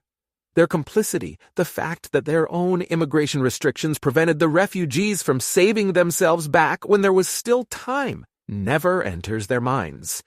My point, as usual, is that open borders is justice, not charity. Saving perfect strangers may be a matter of charity, but letting strangers save themselves with the willing assistance of people other than yourself is a matter of justice. September 14th, 2015. The Berlin Wall, in or out? Last month, I returned to the Berlin Wall. It was nearly gone the first time I saw it, but now almost every vestige of its horror has been erased. With a key exception, the Assisi Panorama, a museum that feels like time travel back to the dark days of the Cold War. In the atrium, you can read uplifting quotes from the likes of East German dictator Erich Honecker. Securing the border is the sovereign right of each and every country. This includes our German Democratic Republic. The wall will still remain in place in 50 and even 100 years, if the reasons for its existence have not been eliminated. January 19th, 1989. Almost everyone sees the Berlin Wall as an unmistakable sign of evil. So do I. What puzzles me, though, is why so few people wonder, why aren't other countries' walls morally comparable? The standard answer, of course, is that decent countries build walls to keep people out, while East Germany built the Berlin Wall to keep people in. But this is a lot of moral work to hang on two prepositions. Suppose, for example, that the East German government closed its airspace to Western aviation and used the Berlin Wall to prevent anyone from leaving the surrounded city of West Berlin. Honecker could have even told his citizens, "You are free to move to West Berlin, but since we've got it surrounded, don't expect to enjoy too many Western luxuries." Despite his oppressive intent, Honecker would, grammatically speaking, be keeping West Berliners out of East Germany, not holding East Germans in East Germany. To make the hypothetical even starker, imagine the East Germany government legally granted independence to a 1-mile strip of land along its entire border. Call it Mauerland. All of the citizens of Mauerland are former officers of the East German Border Guard. Their country is just one big, deadly wall. East Germany then abolishes all laws against emigration. Everyone is free to leave. Unfortunately, the sovereign state of Mauerland refuses to grant visas or overflight permission to anyone without the East Germans' approval. When challenged, they say, Mauerland, like the United States, has every right to keep foreigners out. You keep out Mexicans, we keep out East Germans. The obvious reply is that the U.S. is a democracy and Mauerland is a dictatorship. But not so fast. If the citizens of Mauerland are a few hand-picked veterans of East Germany's ruling Socialist Unity Party, they could calmly adopt a scrupulously democratic constitution, then freely elect a government that keeps East Germans out. Sure, this preserves the power of their fraternal ally, but don't all democracies make sleazy deals with dictatorships? Faced with this hypothetical, you could challenge East Germany's right to create Mauerland in the first place. Governments do not legitimately own all the land inside their borders. That rightfully belongs to individual property owners. To make Mauerland happen, the East German government would have to trample their rights, exiling politically unreliable people from the border zone. Indeed, that's what the East German government actually did. If you take this intellectual route, however, conventional immigration restrictions also come under suspicion. The top reason countries restrict immigration is to stop native employers, merchants, and landlords from consensually trading with foreigners without government permission. Unless governments legitimately own all the land inside their borders, what right does any government have to interfere with these transactions? Alternately, you could accept government's ultimate ownership of all the land within their borders, but then add that property is not absolute. If someone has to run across your land without permission to save his life, he's entitled to do it. The same goes if you sadistically use your property rights to trap someone in desperate poverty. Just because you own it doesn't mean you're entitled to use it to inflict great harm for trivial gain. This route, too, however, places immigration restrictions under suspicion. Why? Because they also inflict great harm on would-be immigrants for trivial gain. How would you like to be trapped in Haiti? When I think about the Berlin Wall, I am far more appalled than when I think about the U.S. wall with Mexico. I freely admit it. In part, I feel worse because I think it's far worse to be trapped in East Germany than to be trapped in Mexico. In part, it's because I detest communism to my core. In part, it's because communists victimized my immediate family. But the main reason is hedonic adaptation. The more familiar an evil becomes, the less bad it feels. Still, I'm not someone to let my emotions cloud my thinking. Whenever I see a border wall, I always see the Berlin Wall, and when people casually remark, "Our walls are fine because they keep people out, not in," I shake my head at their thoughtless refusal to see or even ponder the fundamental similarities. September 11th, 28. The Berlin Cage, a dialogue. I figured out a way to make my recent thought experiments on the Berlin Wall even starker. Suppose you wake up one day and find yourself in a cage. You see a guy on the other side, and the following conversation ensues. You, any idea how I got in this cage? Guy, you're not in a cage. You, what do you mean? Guy, you're outside my border wall. You, stunned silence. Guy, you're free to go wherever you want as long as you stay out of my territory. You, I'm in a cage. Where am I supposed to go? Guy, not my problem. After all, I'm not keeping you in, I'm keeping you out. You? So it was you that built this border wall last night? Guy, yep. You, and everything on the other side of these walls is your legitimate territory. Guy, by Jove, I think he's got it. You. So you built a tiny square wall, and that entitles you to virtually all the land on Earth? Guy, what, are you a communist? No, you're a kidnapper. Guy, offended. How so? You make up a ridiculously lax rule of property acquisition, then use this sophistry to imprison me. Guy, offended, I repeat. To imprison you, I would have. To hold you in. But I'm not. I'm keeping you out. You. Pure sophistry. All you have to do to claim the world is build a tiny fence and say, I own everything except the area inside it. Guy, well, what's your theory of property? You, I never worked one out, but yours is crazy. Guy, most of the people around here support me. You, but plenty of them don't? Guy, true, but it's a democracy and the majority voted. That you're not allowed on any of our lands. You, I've heard enough, I'm climbing your border wall. Guy, communist? You seem like a communist to me, I'm getting out. Before you start shooting on sight. Guy, good idea. You will face palms, please. September 13th, 2018. The Economics and Philosophy of the Wall. I usually dislike movies based on true stories. But The Tunnel, a tale of 5 heroes who tunnel under the Berlin Wall to rescue their family and friends, is excellent. We don't just vicariously enjoy the excitement of digging to freedom. We see the tyranny of communism in its most visceral form. No one gets out of here alive. For libertarians, morality doesn't get much clearer than this. But almost all non-libertarians will be equally certain that the tunnelers are good and the East German border guards and secret police are evil. My question is, why, on this one issue, do non-libertarians so readily accept the stereotypical libertarian position?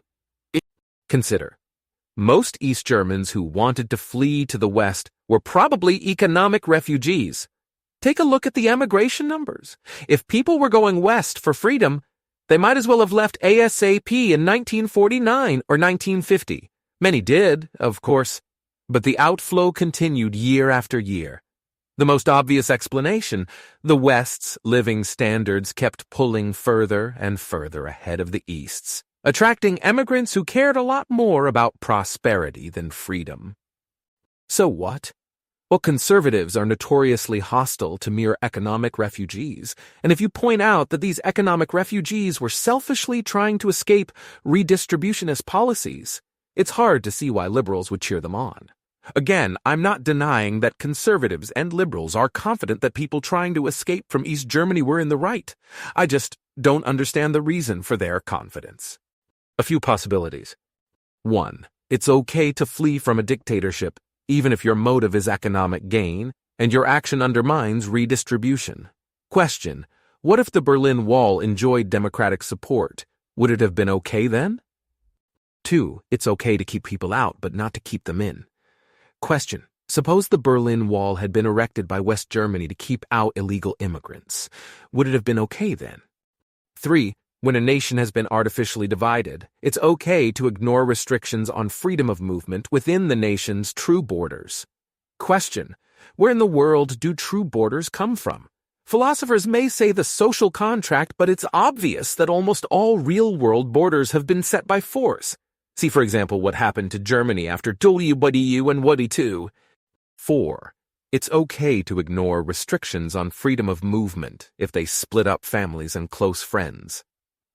Question: doesn't this mean that current family reunification quotas are actually monstrously strict? If this seems like hysterical libertarian rhetoric, watch the scene in the tunnel when people explain who they want to smuggle out. People weren't just willing to risk their lives for their children, spouses, parents, and siblings. They also risked their lives for boyfriends, girlfriends, friends, family of friends, and more. Frankly, this is yet another issue where I have trouble even imagining what an intelligent, thoughtful, non-libertarian would say. Can anyone help me out? August 6, 2006.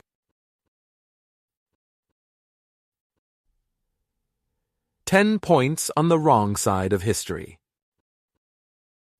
In the last few weeks, several critics have told me things like, history will not be kind, history will judge you, and you are on the wrong side of history. My initial reaction is sheer puzzlement.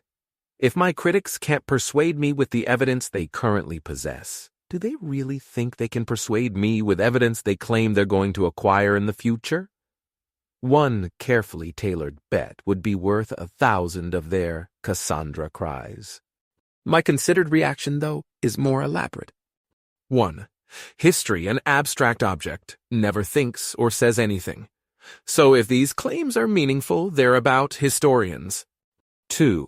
The underlying assumption of these warnings is, what historians think in a century is a very strong predictor of what's actually true. 3.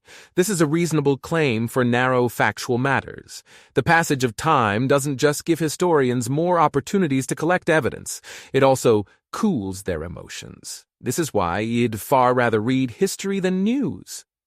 4. For the big picture, however, historians' consensus is questionable at best. Most obviously, their liberal bias is overwhelming, with over 30 Democrats for every Republican at top U.S. history departments. And while you could argue reverse causation, you can't argue it with a straight face. The vast majority of historians were very liberal years before they began seriously studying history. When I actually look at historians' big pictures, they're even worse than their liberal bias suggests. Economic illiteracy is rampant, social desirability bias rules the day, and moral relativism reigns supreme. 6. Historians take little notice of me today, and I expect future historians will do the same. And if current or future historians did notice me, they would probably assess me negatively, because my big picture starkly diverges from their big picture. 8. But since I disrespect historians' judgments on such matters, why would I care? 9. If my critics really wanted to get my attention, they would predict that I myself will eventually revise my views. 10. I'm happy to bet against such claims, though admittedly my critics have to trust my honesty for such bets to work. November 30th, 2016. Columbus. The far left is dead right. By the time Christopher Columbus appeared in Lisbon in 1477, an old-world slave trade was thriving in the eastern Atlantic between West Africa, the Atlantic Islands, and Europe. In his famous letter on his first voyage, he informed Ferdinand and Isabella he could, with their help, give them slaves, as many as they shall order. On his second voyage, Columbus loaded 500 Indian slaves aboard returning caravels. On the last leg of his voyage to Cadiz, about 200 of these Indians died, a passenger recorded, appending, "We cast them into the sea." In this manner, the discoverer of the New World launched the transatlantic slave trade, at first in Indians and from west to east. James Raleigh with Stephen Barrett, The Transatlantic Slave Trade. The far left's radical critique of Columbus Day rubs a lot of people the wrong way, but the facts are on their side. Columbus was not just a brutal slaver, he was a pioneer of slavery. I flipped through a dozen books on Columbus and slavery in the library today, and none of them disputes this, though the hagiographies generally omit slavery from the index. Can you condemn a man just for being a slaver? Of course, it's almost as bad as you can get. And Columbus didn't even have the lame excuses of a Thomas Jefferson, like I grew up with it, or I couldn't afford not to do it. The lamest excuse of all is that we have to judge Columbus by the standards of his time, for this is nothing but the cultural relativism the defenders of Western civilization so often decry. If some cultures and practices are better than others, then we can fairly hold up a mirror to Columbus and the Spanish conquerors and find theirs to be among the worst.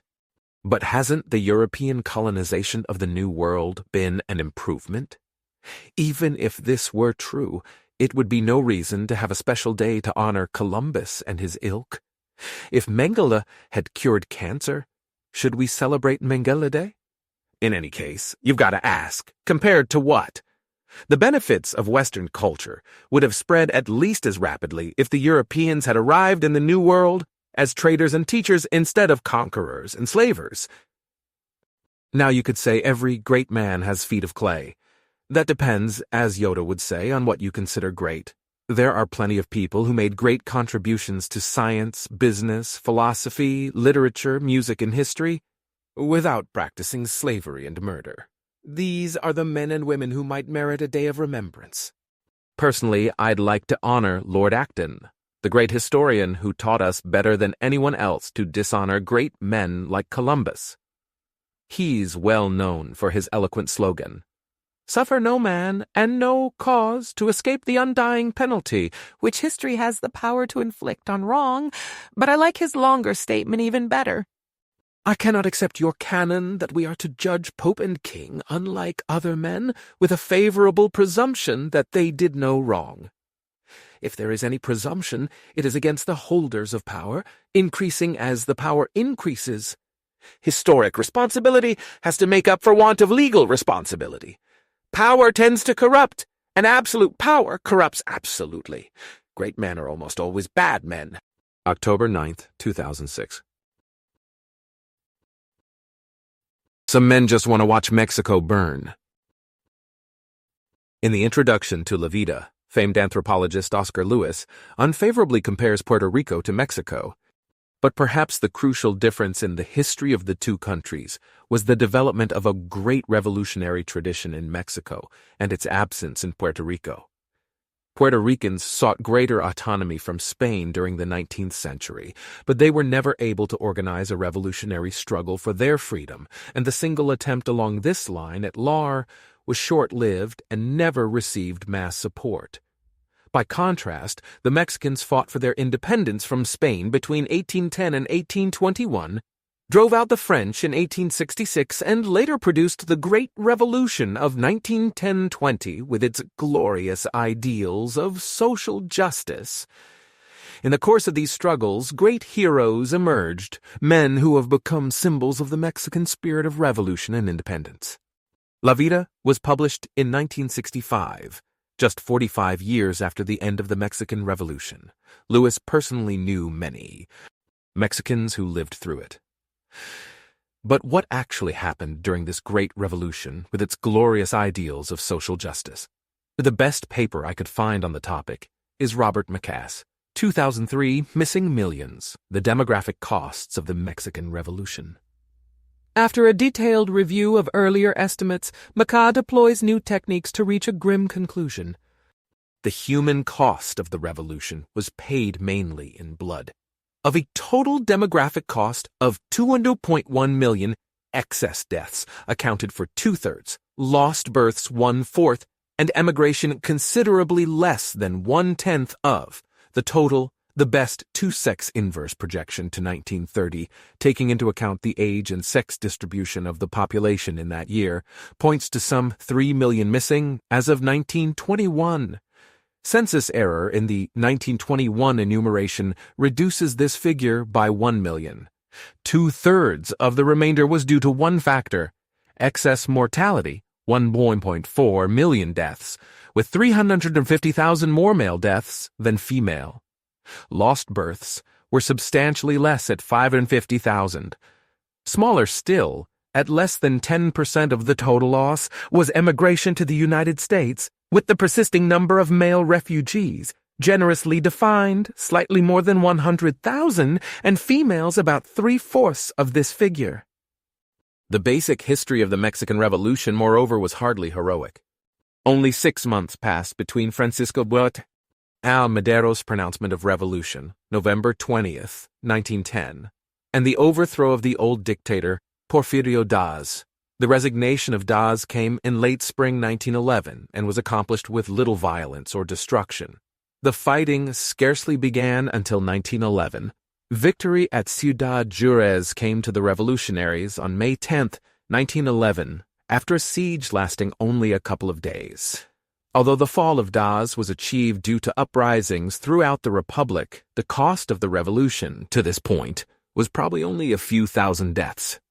The real fighting began as the revolutionaries trained their weapons on one another over the course of the following 6 years. Zapata, having waited 4 months to rebel against the hated Diaz, did not allow 4 weeks to pass before rebelling against the enormously popular Madero. In late November 1911, Zapata, tired of waiting for Madero to carry through an agrarian revolution, according to the conventional view, denounced Mexico's first democratically elected president by proclaiming the Plan of Ayala.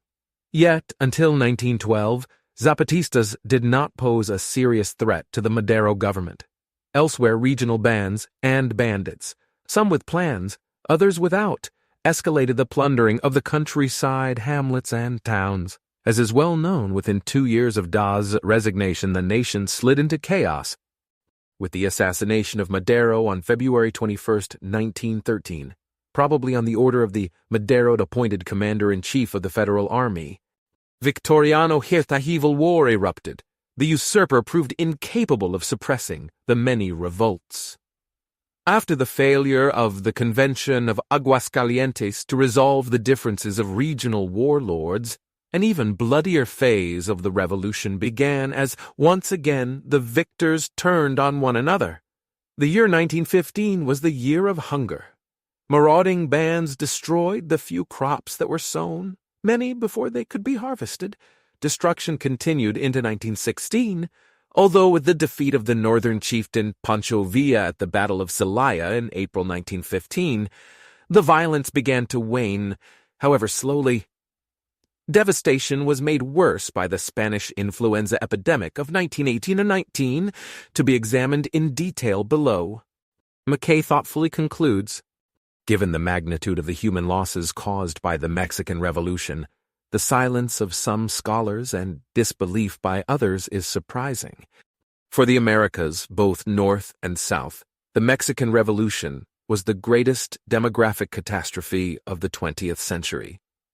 From a millennial perspective, the human cost of the Mexican Revolution was exceeded only by the devastation of Christian conquest, colonization, and accompanying epidemics nearly 4 centuries earlier. How then could as knowledgeable a scholar as Lewis credulously praise the sordid bloodbath that was the Mexican Revolution? As a Marxist, he was obviously predisposed to positivity. His gushing, however, would probably resonate with many non-Marxists, too. So what would possess anyone to so gush? One could say, you can't make huevos rancheros without breaking eggs. The war was tragic, but the results were great. Since we're talking about Mexico, though, this seems absurd. Sure, it's a middle-income country, but given its proximity to the U.S., gravity alone should have turned it into a peaceful, first-world country by now. Violence, moreover, remains a grave problem to this day. The legacy of the Mexican Revolution is one of the better explanations for why a peaceful, prosperous Mexico has yet to emerge. In any case, people who admire revolutions rarely bother with counterfactual history. What excites them is revolution itself. Revolution is romantic, the vision of tearing down the wickedness of the world, serving wrongdoers their just deserts, charging barricades with our brave leaders, and building a better world on top of the ashes is a thrilling story. Counting corpses and asking, what was it all for, in contrast, is a real downer. If you share this romantic vision, you might even welcome my analysis. Yes, I'm inspired by revolutionary idealism. At least they tried. Yet calmly considered, this romantic vision is inexcusable. Launching a bloody war without even asking how likely is this war to improve the world is as romantic as drunk driving on a playground. Giving revolutionaries credit for trying is ridiculous. If you combine brutality with wishful thinking about the consequences, your real goal isn't to make those consequences a reality. Your real goal is just to exercise brutality. So why did Lewis gush over the Mexican Revolution? Batman's butler got it right. Well, because he thought it was good sport. Because some men aren't looking for anything logical like money. They can't be bought, bullied, reasoned, or negotiated with. Some men just want to watch the world burn. I've learned a lot from Lewis, but the less real-world influence people like him have, the better. March 12, 2019. Where eugenics goes wrong. The implications of comparative advantage. Almost no one wants to be called a eugenicist. It's a term of abuse. But if you go back to the origin of the term, it basically amounts to the following two claims. Claim number 1. One of the main causes, if not the main cause, of economic, cultural, and other forms of success is genetic. Claim number 2. Policymakers can make their societies more successful by improving the quality of their society's genes. For instance, the famous eugenicist Karl Pearson maintained that Britain should only admit immigrants who raised the average. What is definitely clear, however, is that our own Jewish boys do not form from the standpoint of intelligence a group markedly superior to our natives, but that is the sole condition under which we are prepared to admit that immigration should be allowed. These days, there is massive empirical support for claim number 1. The result is that people who fear Pearson-like policies engage in a lot of silly ad hominem attacks on defenders of claim number 1. And on the other hand, some defenders of claim number 1 are happy to follow in Pearson's footsteps by advocating policies inspired by claim number 2. The problem, however, is that claim number 2 simply does not follow from claim number 1. Even if genetics explained all differences in success, many policies that raise average genetic quality would backfire. How?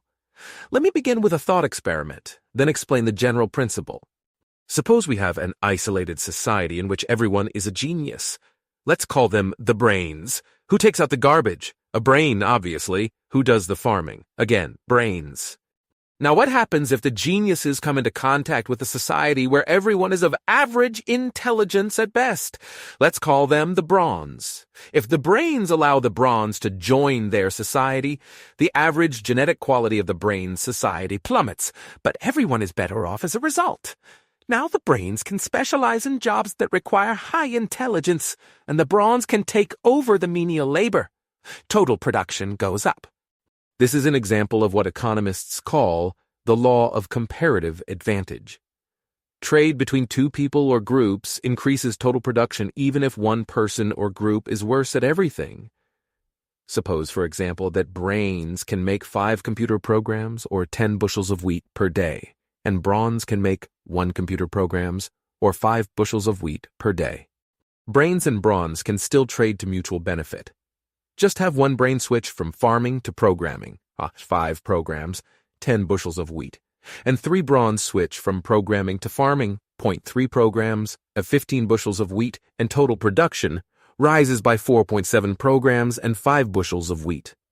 My colleague David Levy and his co-author Sandra Pert have taken Carl Pearson to task for his laughable claims about the ability of Jewish immigrants. But the deeper lesson is that even if Pearson's judgment on this point were correct, his policy recommendation would be counterproductive on his own terms. Yes, admitting geniuses leads to greater achievement, but admitting non-geniuses achieves the same effect by encouraging native citizens to switch to brainier work. Of course, this doesn't mean that improving the quality of your society's genes never leads to greater success. Holding the number of people constant, more quality leads to more results. But an increase in the number of non-geniuses holding the number of geniuses constant will also normally cause higher levels of achievement through specialization and trade. Thus, there is no reason for opponents of Pearson-like policies to pretend that twin and adoption studies don't exist or don't prove anything. The law of comparative advantage shows that even if some people really are more productive than others in every respect, they have something to offer each other. January 21st, 2006. Shaban's unkindest cut. I strongly oppose circumcision. In fact, I can't think of a good reason why we shouldn't punish it as child abuse. Whether or not you agree with my conclusion, I think it's hard to deny the following claim. Unless you have a good reason for circumcision, it is child abuse. Cutting off a baby's healthy body parts might be justified in some situations, but justification is a must. Most parents who circumcise their kids think they do have a justification. Maybe they're right, though I severely doubt it. It was only when I was reading Michael Chabon's latest, Manhood for Amateurs, though, that I saw the face of evil. A father who admitted that he had no good reason to circumcise his sons but did it anyway. Chabon rejects the religious reasons. That is not an argument that holds a lot of water with me. I have confused ideas of deity, heavily influenced by mind-altering years of reading science fiction, that do not often trouble me, but one thing I know for certain, and have known since the age of 5 or 6, is that I really can't stand the God of Abraham. He's not convinced by the he ought to match his big brother argument. None of their other parts have to match. They could have different eye color, different hair, different noses, differently shaped heads. He's not convinced by the rest either. We had been through all of the standard arguments: hygiene, cancer prevention, psychological fitness, the zero Mostel tradition the first time around with our oldest son, and found that they are all debatable at best, while there is plenty of convincing evidence that sexual pleasure is considerably diminished by the absence of a foreskin. Chabon bypasses that big downside with a wry sci-fi reference. But I never know how to think about that one. It is like in A Princess of Mars, in which we are informed that on the red planet Barsoom they have 9 colors in their spectrum, and not 7. I have tried and failed many times to imagine those extra Barsoomian colors. He does not reject the analogy to female circumcision. It's not one bit less barbaric than what they do over there, my wife said. Not one? Agreed. Chabon doesn't circumcise to hold his family together, or even to please his wife. Instead, he finds an odd mohel willing to use a topical anesthetic, and lies to his wife to keep her on board. It's not going to hurt, I told her, though of course I had no idea whether it was going to hurt him or not. And then, there's a bris. If I were going to throw one book in my lifetime, it would have been Manhood for Amateurs right after I finished this monstrous essay. As a social scientist, I tend to think that once people admit that a policy is absurd and cruel, they'll abandon it. The challenge is extracting the admission. Chabon's tale forces me to admit that even after people admit their errors, some of them will refuse to change their ways, and many onlookers will react with mildly approving smiles. October 29th, 2009. Collective guilt, A Socratic dialogue. Pericles, have you seen the latest outrage our enemies have committed against us? We have to strike back. Socrates, strike back against whom? Pericles, our enemies, as I said. Socrates, right, but how will we pinpoint the enemies who perpetrated this heinous act? Pericles, sigh, that's a fool's errand.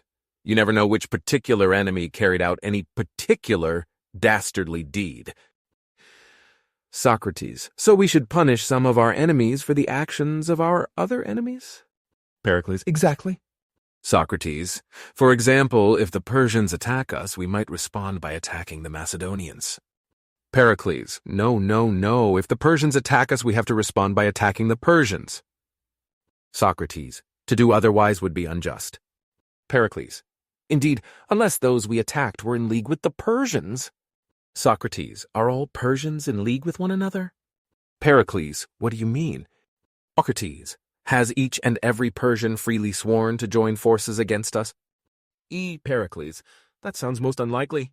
Socrates, quite?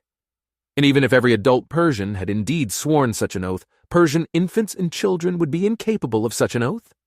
Pericles, yes, unless their infants and children are very unlike ours. Socrates, so when we strike back against the Persians, how careful are we to spare those Persians who have not joined forces against us? Pericles, not careful at all if you want the truth. Socrates, when the Persians attack, you are careful not to respond by attacking the Macedonians. Pericles, as already explained. Socrates, it seems then that when our Persian enemies attack, we should be equally careful not to respond by attacking those Persians who remain our friends. Indeed, we should be equally careful not to respond by attacking neutral Persians who simply wish to mind their own business. Pericles, your approach would leave us powerless against evil. We can easily tell the difference between Persians and Macedonians. We can't easily tell the difference between Persian enemies and Persian friends and neutrals.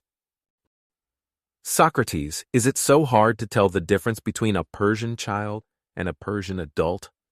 Pericles, no, but it is hard to burn down a town full of Persian enemies without burning Persian friends and neutrals along with them.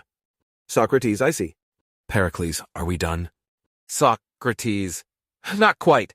Pericles, would you mind describing the Persians' latest outrage against us? Pericles, not at all. The fiends came and burned down one of our towns. Everyone trapped within the city walls died horribly. Socrates, are a wicked deed, no doubt.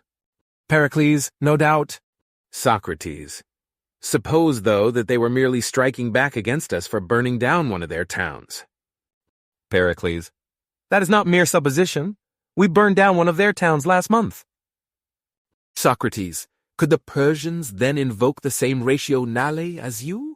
Could they not with justice say that they had to strike back against we Greeks, and that distinguishing Greek enemies from Greek friends and neutrals imposed an intolerable burden on them? Pericles, the Persian fiends will say anything to justify their wickedness. Socrates, why though are Persians but not Greeks wicked for burning down entire towns? Pericles, our actions are retaliation, their actions are aggression. Socrates, how does one tell the difference? Pericles, simple. The side that starts the fight is the aggressor. Socrates, I presume then that you have exhaustively studied the history of the Greek-Persian conflict. Pericles, why bother? We can all see who's in the right. Socrates, I'm puzzled, Pericles. By your stated standard, it's impossible to directly see who's in the right. How so? Pericles, so. Socrates, your standard is historical. Whoever started the conflict is the aggressor. You cannot answer this historical question by observing current behavior. Pericles, so before anyone can retaliate, they have to carefully study history. Socrates, given your definition of aggression, I see no alternative. Pericles, but who knows what such study would reveal? We might discover that it was in fact we Greeks who drew first blood. Socrates, true. Pericles, and if we discovered that, then we Greeks, not those Persians, would be the evil ones. Socrates, logically. Pericles, But that would imply that it was not evil when that Persian army burned my mother, sister, and dear baby niece alive.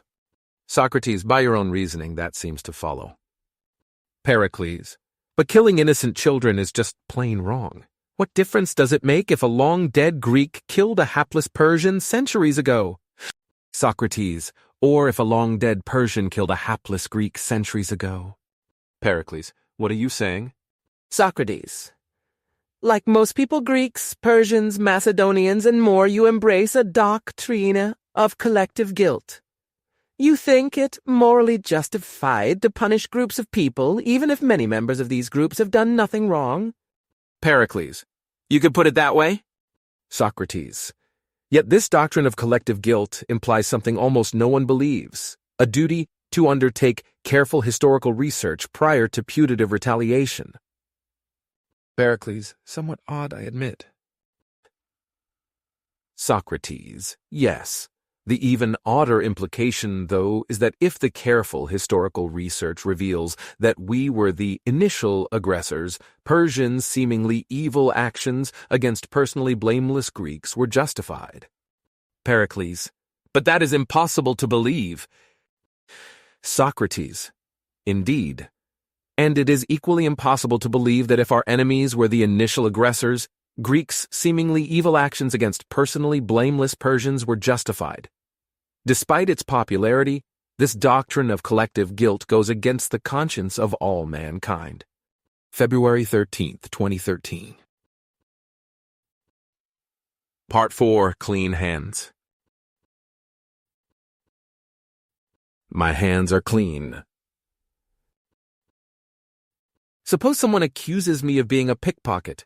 I respond, I have picked no pockets, therefore I'm not a pickpocket. My accuser could naturally retort, oh, yes, you are. I have video evidence of you picking pockets on 3 separate occasions.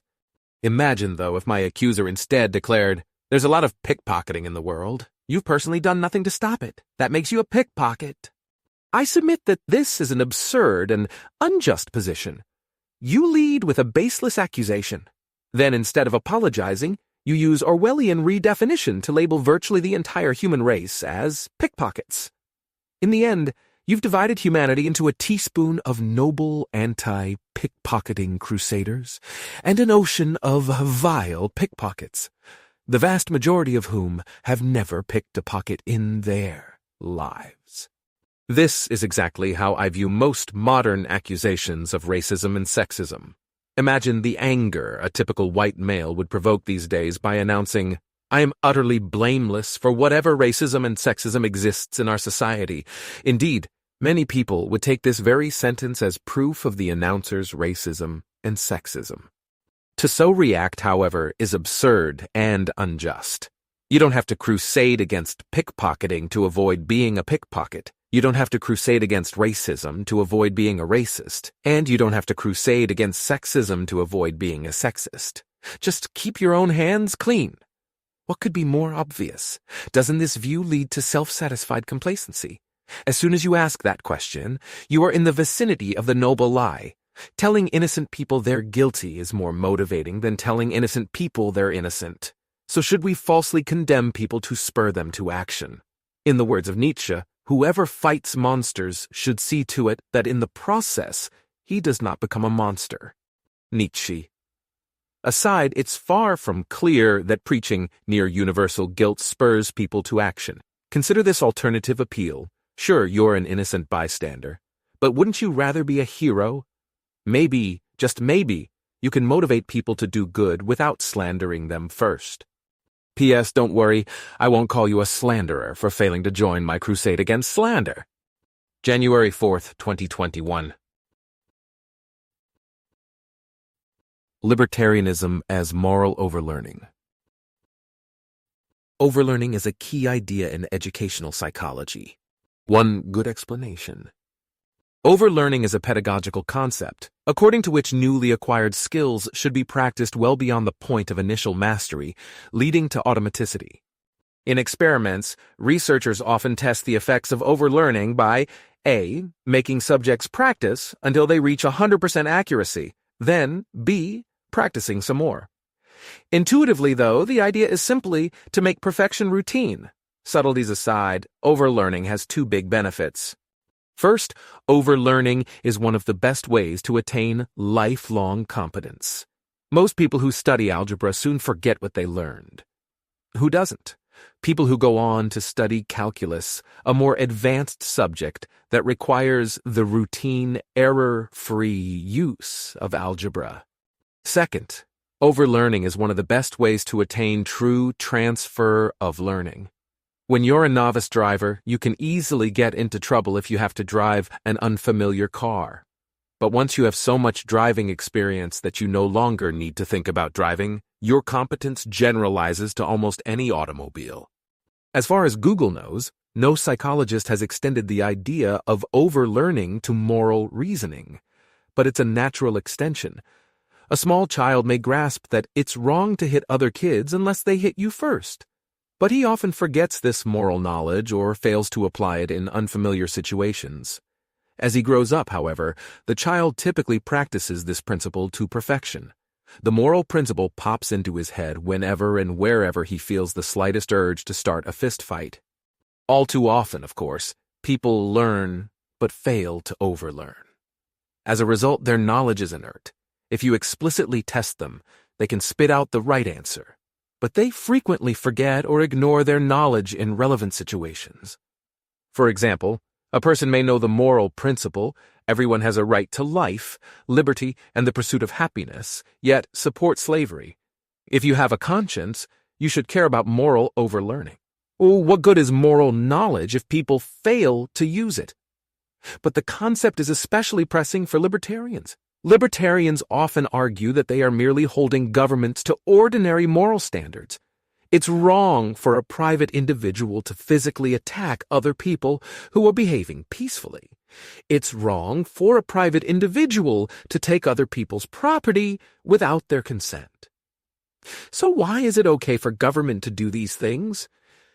Yet non-libertarians usually find these observations unconvincing.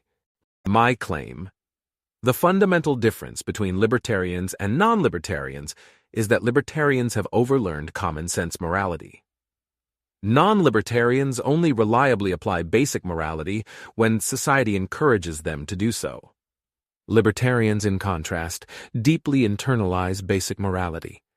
As a result, they apply it automatically in the absence of social pressure, and even when society discourages common decency.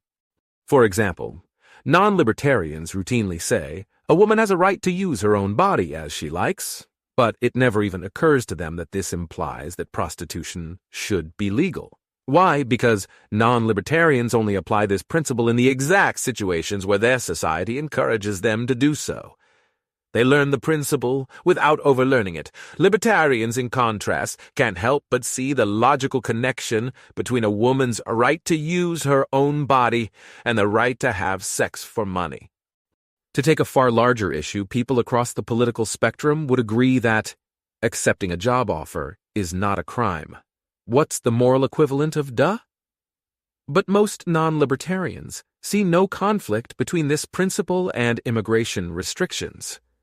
Once you overlearn the principle, however, the whole moral landscape transforms. You suddenly see that our immigration status quo is morally comparable to the reviled Jim Crow laws. The fact that other people frown on the comparison doesn't change the moral facts. The libertarianism as moral over-learning framing is self-congratulatory. I freely admit it. Perhaps the real story is that libertarians stupidly generalize narrow moral principles to situations where they're entirely inappropriate. Either way, though, the concept of moral overlearning deserves your attention. If you only apply moral principles when other people encourage you to do so, how much about right and wrong do you really know? If that's what you think, I highly recommend Mike Huemer's The Problem of Political Authority, which explores these questions forwards and backwards. August 5, 2013. Terrible turnaround. We often have ethical arguments about when it's morally permissible for us to do seemingly terrible things to them. Examples. 1. When is it morally permissible for us to deliberately drop a nuclear bomb on their civilians? 2. When is it morally permissible for us to launch an attack that we expect will lead to 10 civilian deaths for every target killed? 3. When is it morally permissible for us to torture one of them? The general conclusion of these discussions, unsurprisingly given group-serving bias, is that it's morally permissible for us to do almost anything to them.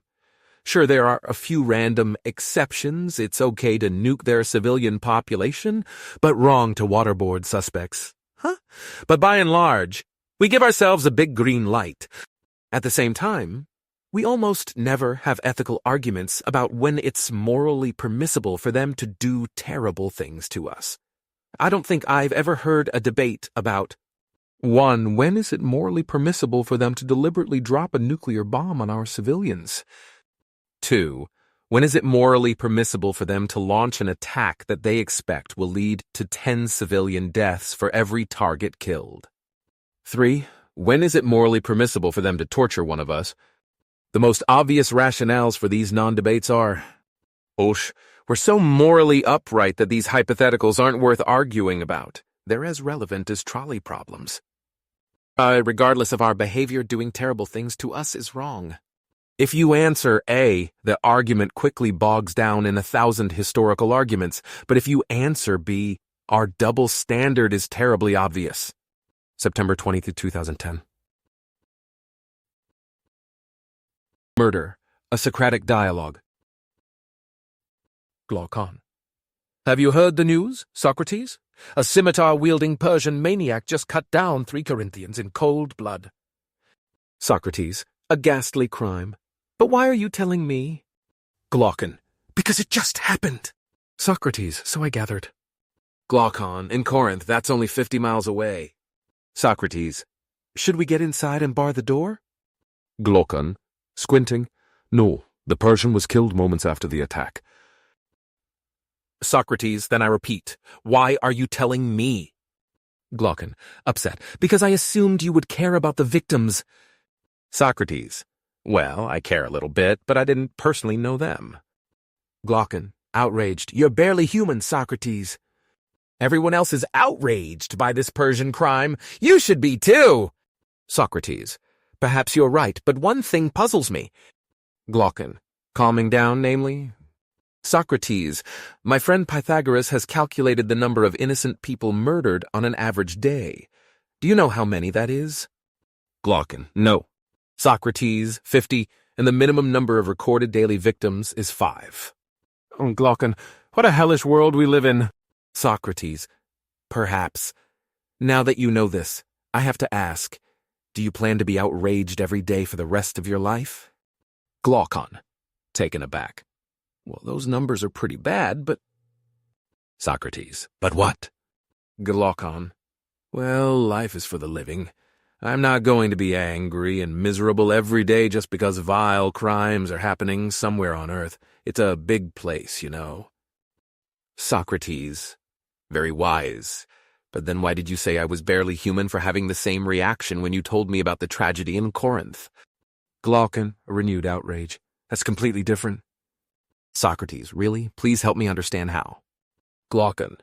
Well, we're talking about innocent fumbling. What I mean is, it just happened dumbfounded.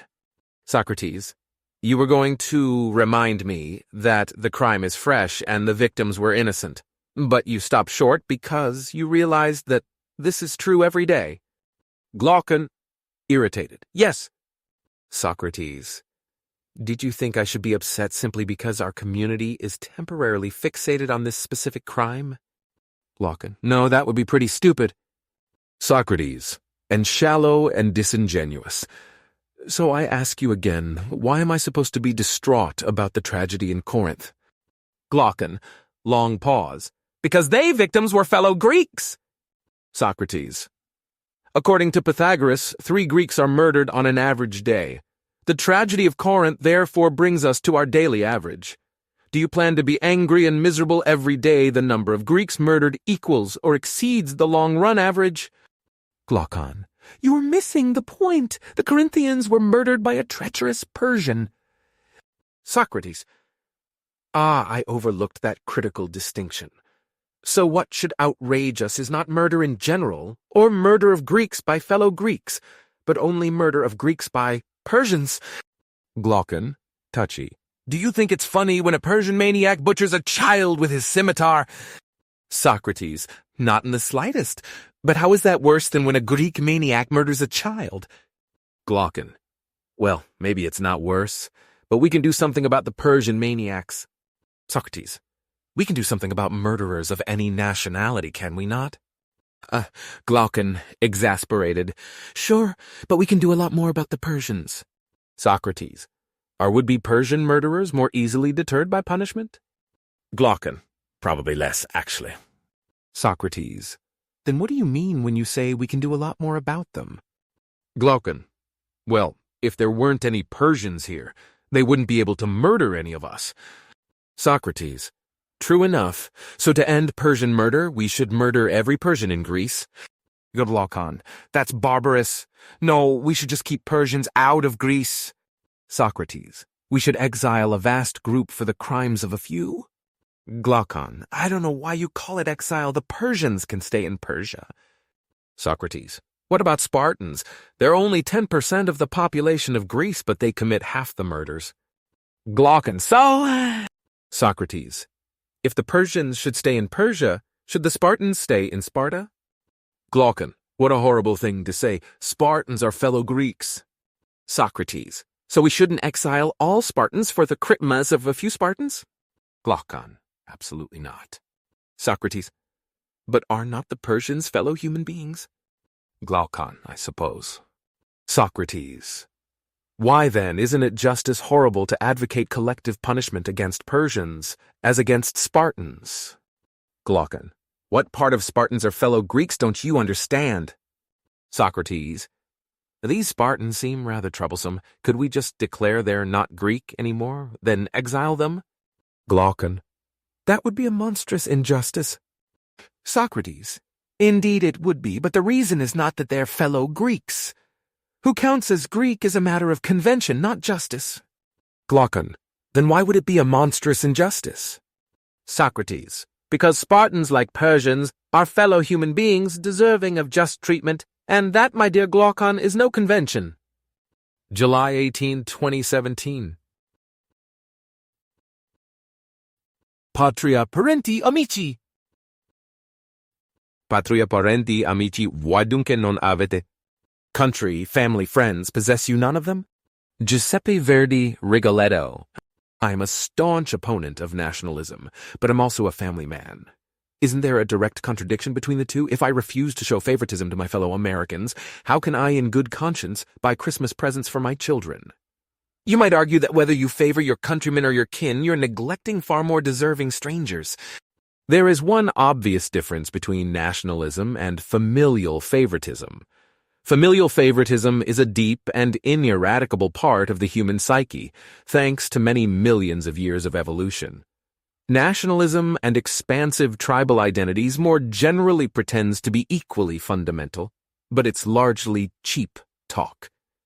People happily give tons of free stuff to their children, but you need coercion to make people surrender more than a pittance to their fellow citizens. To ask people to stop favoring their own children goes utterly against human nature. To ask people to stop favoring their countrymen is a modest, eminently doable request. There is, however, a less obvious but far more important difference between nationalism and familial favoritism. Despite its mighty evolutionary basis, almost everyone recognizes moral strictures against familial favoritism. Almost everyone knows that it would help my son is not a good reason to commit murder, break someone's arm, or steal. Indeed, almost everyone knows that it would help my son is not a good reason for even petty offenses like judging a taekwondo tournament unfairly because your son's a contestant. Nationalism, in contrast, is widely seen as an acceptable excuse for horrific crimes against outgroups. Do you plan to murder hundreds of thousands of innocent foreign civilians? Just say, it will save American, German, Japanese, Russian, whatever lives, and other members of your tribe will nod their heads. Do you want to deprive millions of foreigners of the basic human rights to sell their labor to willing buyers, rent apartments from willing landlords, and buy groceries from willing merchants? Just say, it's necessary to protect American jobs in a self-righteous tone, then bask in the admiration of your fellow citizens. The surprising lesson, familial favoritism isn't just inevitable. It's basically benign. People know that this fundamental emotion is no excuse for ignoring the rights of strangers. Nationalism, in contrast, is at once phony and dangerous. Phony, because nationalists' behavior belies their grandiose claims of loyalty and devotion to their countrymen. Dangerous, because when people remember their nation, they forget their basic moral obligations to leave strangers alone. December 25th, 2011. DB and Me, an autobiographical exploration. Now here's the story of how social desirability bias has haunted my life. The two earliest centers of social desirability bias in my life were Beckford Elementary and Our Lady of Lourdes Catholic Church.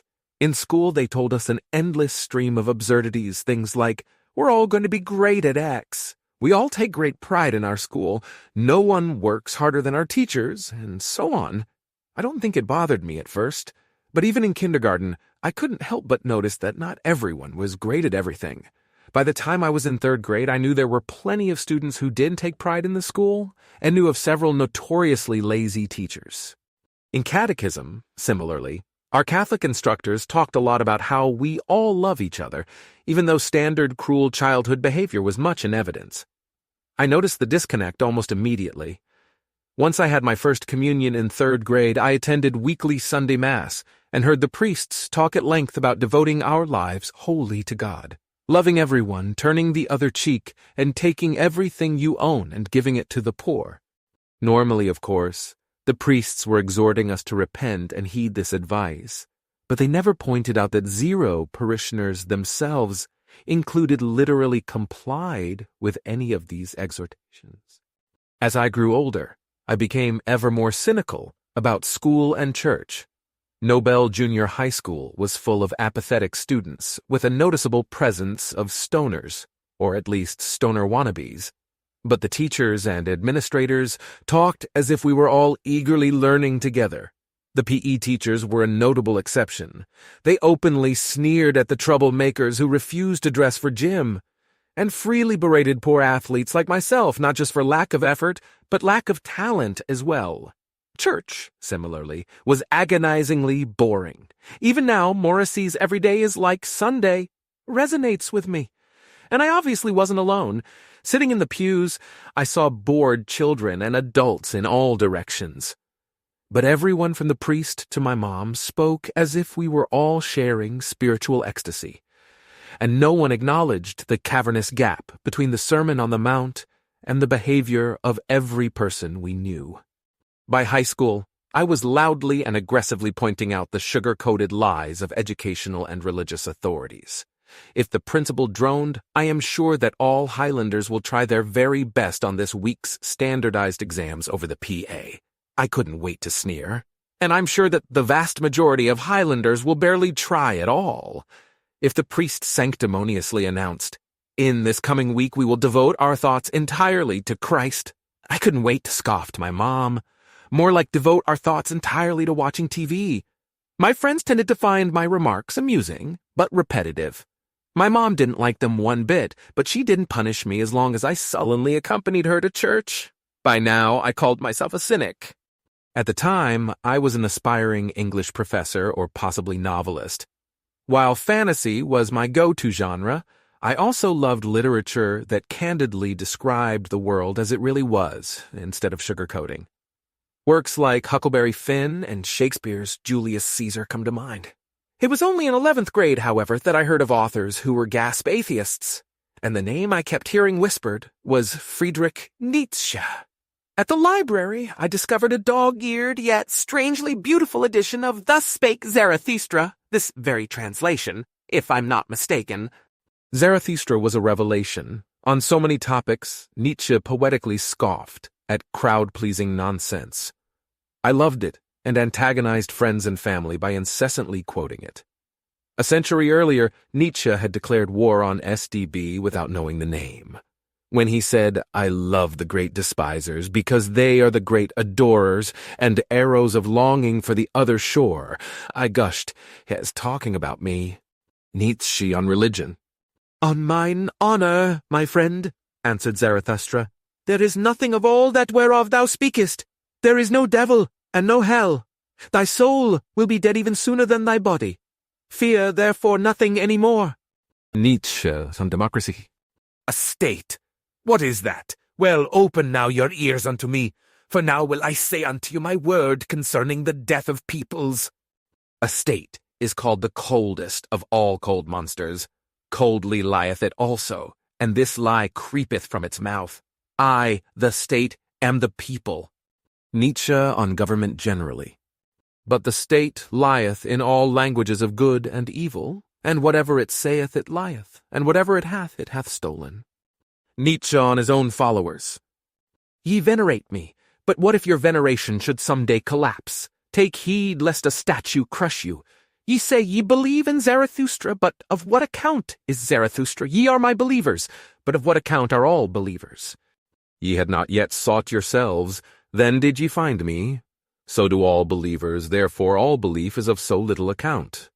In hindsight, I freely admit, Nietzsche was also playing fast and loose with the truth. To call him a philosopher is a misnomer. He barely offered arguments and made minimal effort to anticipate or respond to thoughtful criticism.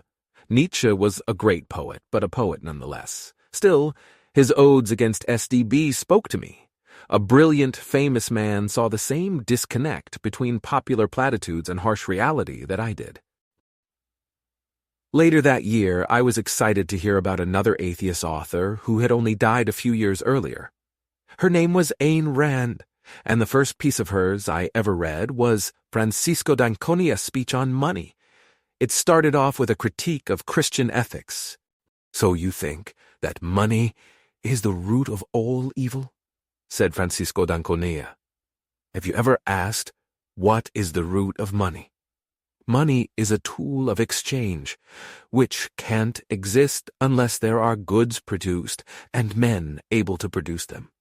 Money is the material shape of the principle that men who wish to deal with one another must deal by trade and give value for value. Money is not the tool of the moochers who claim your product by tears, or of the looters who take it from you by force. Money is made possible only by the men who produce. Is this what you consider evil? Or did you say it's the love of money that's the root of all evil? To love a thing is to know and love its nature. To love money is to know and love the fact that money is the creation of the best power within you, and your passkey to trade your effort for the effort of the best among men. It's the person who would sell his soul for a nickel, who is loudest in proclaiming his hatred of money, and he has good reason to hate it. The lovers of money are willing to work for it. They know they are able to deserve it. At root, though, d'Anconia's speech is a flamboyant attack on social desirability bias itself. The self-appointed champions of the downtrodden are power-hungry would-be tyrants. Run for your life from any man who tells you that money is evil. That sentence is the leper's bell of an approaching looter. So long as men live together on earth and need means to deal with one another, their only substitute, if they abandon money, is the muzzle of a gun. My teacher's heroes were left-wing politicians like FDR. My priest's heroes were Christian zealots like St. Paul. Rand rolled her eyes at both and said that her heroes were business people. To the glory of mankind, there was, for the first and only time in history, a country of money, and I have no higher, more reverent tribute to pay to America. For this means a country of reason, justice, freedom, production, achievement. For the first time, man's mind and money were set free.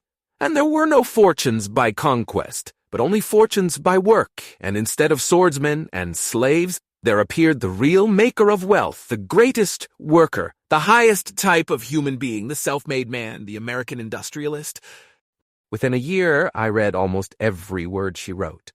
Nietzsche was long forgotten. Rand defied STB on virtually every issue, and I loved her for it.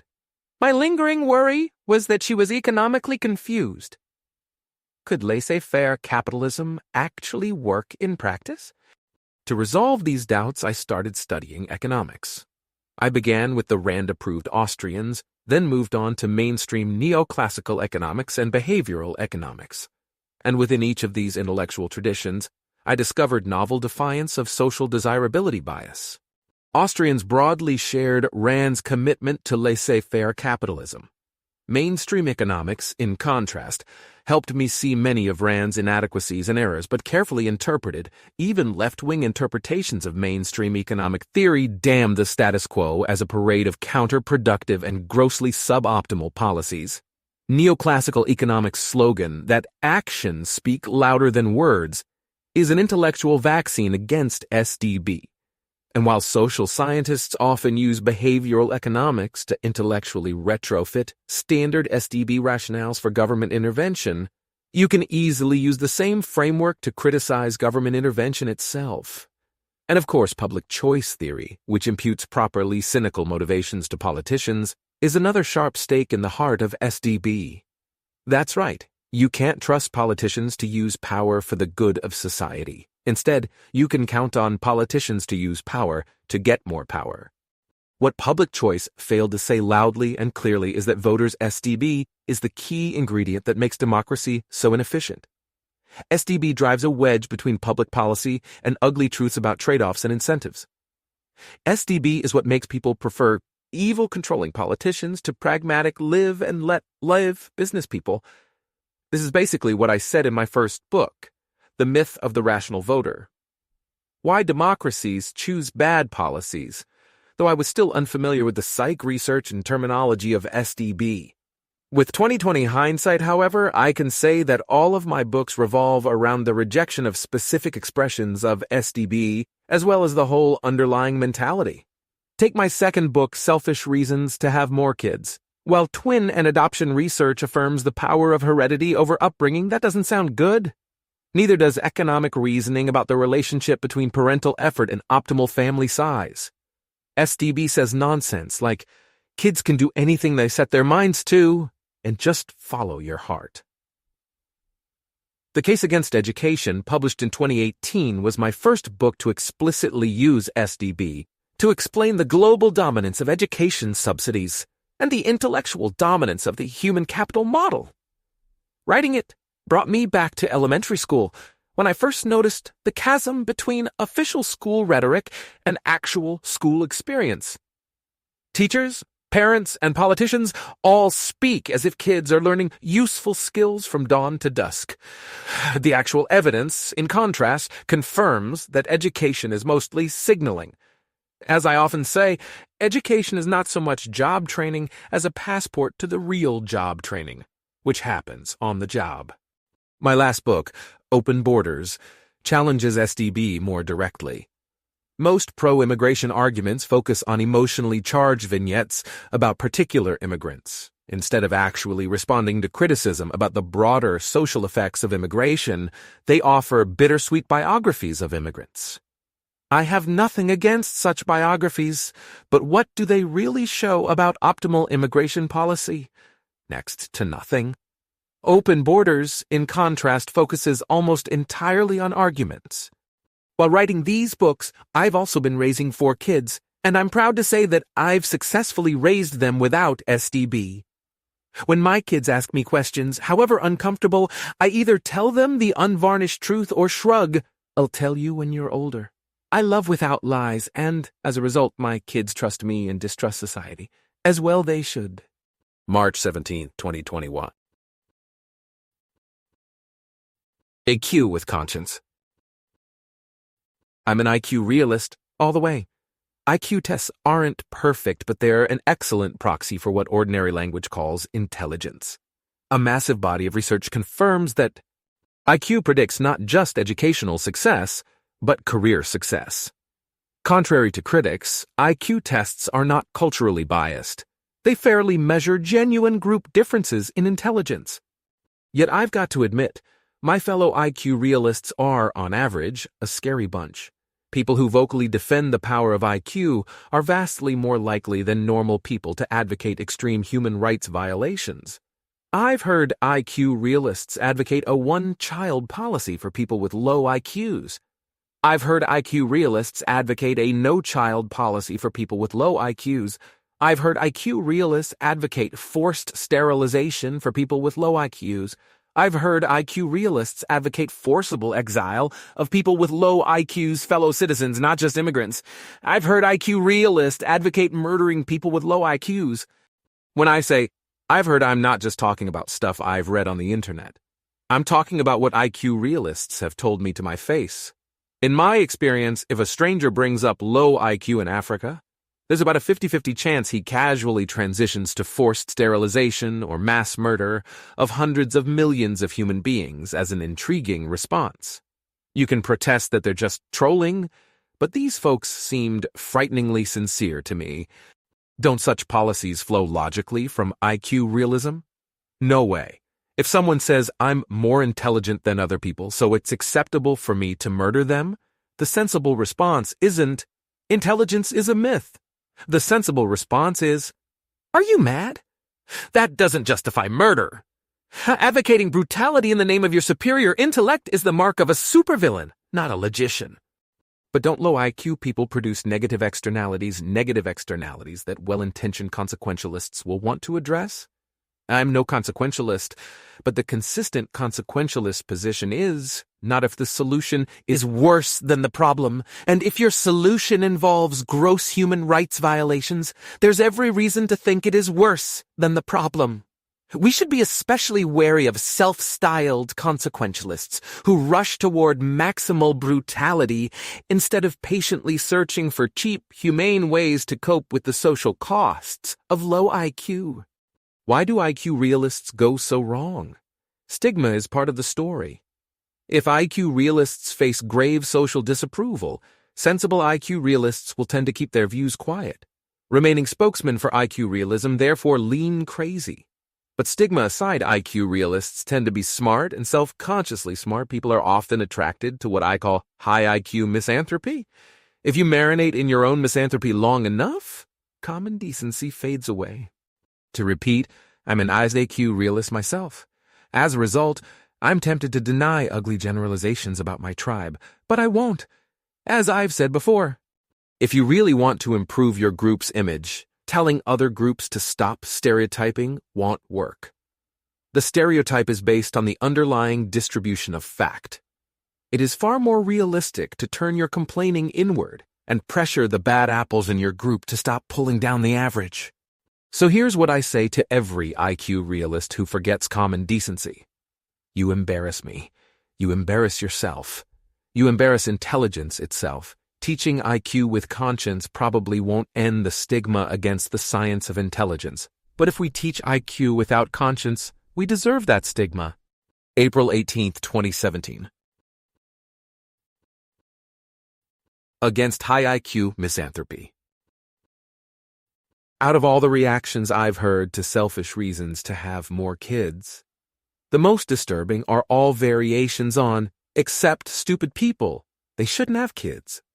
I could snark, you mean people like you, but that would be dishonest. The latter-day proponents of negative eugenics have reasonably high IQs, but their misanthropy is still morally and economically mistaken. Morally, I just have to ask the high IQ misanthrope, what did stupid people ever do to you? Their complaints are pretty petty. The dumb kids asked annoying questions in class, made fun of your Star Trek costume, etc. Are these injuries even remotely awful enough to outweigh the fact that a human being gets to exist and enjoy life? In any case, once you reach adulthood, people of all IQs generally leave you alone if you leave them alone. If you want to give your kids a better childhood than you had, use your brains to make some extra money and move to a nicer neighborhood. Economically, the high IQ misanthrope has an even weaker case. Smart people may excel in all activities, but as the law of comparative advantage reveals, everyone's better off if people with high IQs outsource their less challenging tasks to others. In a society of Einsteins take out the garbage, scrub floors, and wash dishes. What a mind-numbing waste of talent. Yes, a handful of people have IQ so low their marginal product is negative. But the vast majority of low IQ people pull their weight. In a market economy, being less productive than average doesn't make you a parasite. If you produce less, you earn less. Simple as that. The bottom line, when stupid people have kids, high IQ people should be happy for them. Being smart is better than being stupid, but being stupid and alive is far better than not existing at all. September 15th, 2010. How bad is white nationalism? White nationalism is one of the most reviled ideologies on earth. But what exactly is so awful about it? Menachem Rosensaft's piece in Slay quotes some leading white nationalists, but never really explains why this nationalism is worse than all other nationalisms. As you'd expect, white nationalists dominate Rosensaft's comments. Several point out that HES is a staunch Zionist and quip, "Nationalism for me, but not for thee. I'm a staunch anti-nationalist, so I'm tempted to agree with this critique, but level down to embrace the view that every form of nationalism is just as bad as white nationalism." What's so bad about nationalism in general? Perverse moral priorities. Human beings are naturally biased in favor of the groups they identify with. Psychologists call this in-group bias. Once you recognize this human failing, your moral priority should be bending over backwards to treat outgroups justly. No nationalism I've ever heard of even tries to do so. Instead, nationalisms embrace in-group bias, shouting and shoving to maximize their side's share of wealth, power, and especially status. A brief exchange in the Painted Veil aptly boils down the iniquity of nationalist thinking. Businessman, what about support from Chiang Kai-shek? Where does he stand on this? Townsend, as a nationalist, he will stand on the side of the Chinese. That's why they call themselves nationalists. On reflection, though, I should resist the intellectual temptation to equate all nationalisms. Nothing in my critique rules out moral distinctions between them. So how does white nationalism measure up on the most obvious metrics? Historical track record. Even if you only count Nazism and European colonialism, white nationalism has a massive body count. But several non-European nationalisms, especially Chinese and Japanese, are in the same bloody ballpark. 2. Expected track record. Given white nationalism's ongoing half-century of pariah status, it seems unlikely to do much damage in the foreseeable future. For the time being, white nationalism looks about as dangerous as Luxembourgian nationalism. 3. Expected track record conditional on popularity. Even without white nationalism to urge them on, first world governments continue to kill large numbers of innocent people in the third world to prevent statistically trivial harms. If white nationalism were an influential doctrine, it is reasonable to expect far worse treatment of third world innocents. After all, white majority countries still have greater military power than all other countries combined. Furthermore, since they have relatively prosperous economies, they could easily make their military dominance even more lopsided. While there's a chance this could ultimately supplant even worse non-white tyrannies, the transitional period would be hell on earth. By this standard, non-white nationalism poses a considerably smaller, though still potentially apocalyptic threat. 4.4. The viciousness of the advocates. Being unpopular doesn't make a moral theory more or less evil. But as I've argued before, we should expect people who support evil views despite unpopularity to be especially morally vicious. This prediction seems to fit the facts well. The average white nationalist really is angry and hateful. Indeed, it is very hard to locate white nationalists who are even civil to people who disagree with them. Feel free to prove me wrong in the comments or right, as the case may be. Reliable statistics on contemporary white nationalist violence are hard to find, but if you divide white nationalists' most visible crimes by their tiny population, their per capita violent crime rate looks very high indeed. So how bad is white nationalism? Back when white nationalism was popular, its sins were massive, but hardly unique. The doctrine currently does little harm because it's so rare. If, however, white nationalism regained popularity, it would be a cataclysmic disaster because white-majority countries have the firepower to wreak the havoc other nationalist movements can only fantasize about. Finally, white nationalists score as badly as you would expect in terms of moral character. Intellectually, their nationalism is no worse than hundreds of other nationalisms, but the kind of people willing to embrace white nationalism despite the stigma against it really do tend to be hateful, if not violent. If you've got a solid counterexample of a self-styled nationalist movement whose top priority is, or was, treating outgroups justly, please share in the comments. Doesn't this critique condemn the family as well? It would if people thought it morally praiseworthy to treat outsiders unjustly to benefit their families. Fortunately, few parents consider it morally praiseworthy for their kids to bully, cheat, and rob non-relatives. Most of us recognize that we should strive to treat non-family members justly, precisely because familial love tempts us to do otherwise. December 30th, 2013. The Libertarian Target.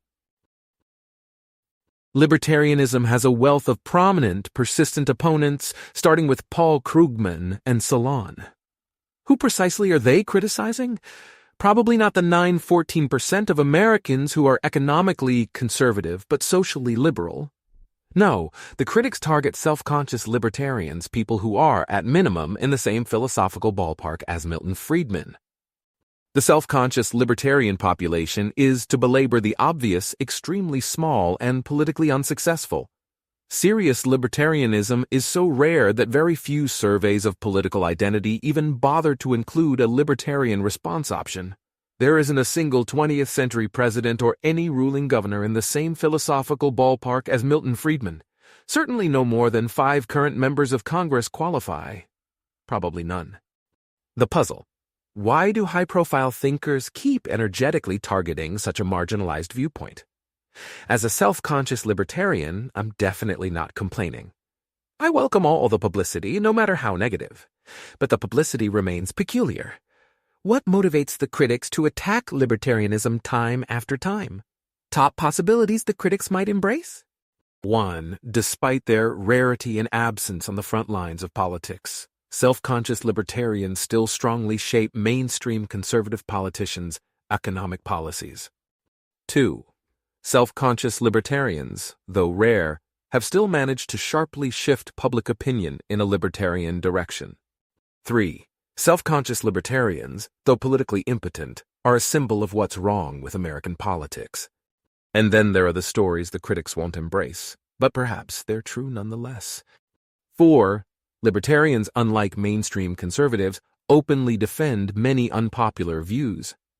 Intellectuals who want to loudly champion popular views have to engage libertarians because there's hardly anyone else to argue with. 5. Libertarian arguments, though mistaken, are consistently clever enough to get under the critic's skin. The purpose of the criticism is not shielding the world from bad ideas, but giving the critic some intellectual catharsis. 6. Libertarian arguments are good enough to weigh on the critics' intellectual consciences.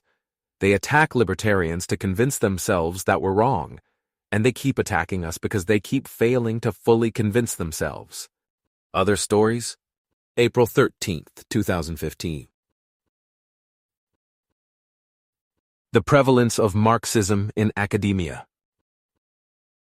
As the Iron Curtain crumbled, people often joked, Marxism is dead everywhere except American universities.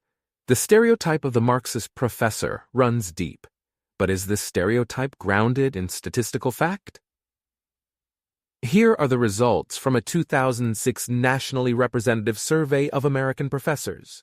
The survey asked if the professor considered himself radical, political activist, or Marxist. Survey says, overall, Marxism is a tiny minority faith. Just 3% of professors accept the label. The share rises to 5% in the humanities. The shocker, though, is that as recently as 2006, about 18% of social scientists self-identified as Marxists. Neil Gross and Solon Simmons, the authors of the study, hasten to say, move along, nothing to see here. Self-identified Marxists, are rare in academe today. The highest proportion of Marxist academics can be found in the social sciences, and there they represent less than 18% of all professors, among the social science fields for which we can issue discipline. Specific estimates. Sociology contains the most Marxists, at 25.5%. In contrast, I urge you to rubberneck. If 18% of biologists believed in creationism, that would be a big deal. Why? Because creationism is nonsense. Similarly, if 18% of social scientists believe in Marxism, that too is a big deal. Why? Because Marxism is nonsense. Furthermore, if 18% of a discipline fully embraces a body of nonsense, there is also probably a large block of nonsense sympathizers, people who won't swallow the nonsense whole, but nevertheless see great value in it. Suppose, plausibly, that there is one fellow traveler for every true believer. That would bring the share of abject intellectual corruption to fully 35% and 51% in sociology. I suspect that Marxists' share has fallen since 2006. But it makes me wonder, when precisely did American academia hit peak Marxism, and how high was the peak? March 31st, 2015. Redeeming tenure. Tenure is terrible. Well, it's awesome for those of us who have it. The tenure system, however, is nonsense on stilts. Economists' rationalizations for tenure are flimsy indeed. Just consider, virtually all semi-prestigious professors have tenure, yet virtually no one in the for-profit sector has anything close. I know we can construct fanciful scenarios where this chasm makes sublime economic sense, such as professors are willing to sacrifice vastly more in salary than normal humans to eliminate the last vestiges of job insecurity, plus giving professors enormous job security has far less effect on their productivity than it would on normal humans. But neither claim is remotely plausible. Lots of non-professors intensely value job security, and lots of professors heavily slack off once they get tenure. Still, no individual professor is responsible for this corrupt system, and it's hardly reasonable or even useful for an individual professor to renounce his tenure, whatever that might mean. It is reasonable, however, to ask, how can my tenure be redeemed? The obvious starting point is, don't shortchange your students merely because you have tenure. Take pride in your teaching. Strive to edify and inspire even though the career rewards are trivial. Next, produce excellent research even though you totally don't have to. Take pride in your contributions to human knowledge. Push yourself on both quantity and quality. When you ponder these norms, however, they're more rigorous than they look. Suppose you're teaching labor economics. Can you strive to edify and inspire if you gloss over intensely controversial subjects, like the economics of discrimination? Absolutely not. You can't take pride in your teaching while muttering, "Students can't handle the truth." The forthright yet friendly exploration of vital yet sensitive topics is part and parcel of great teaching.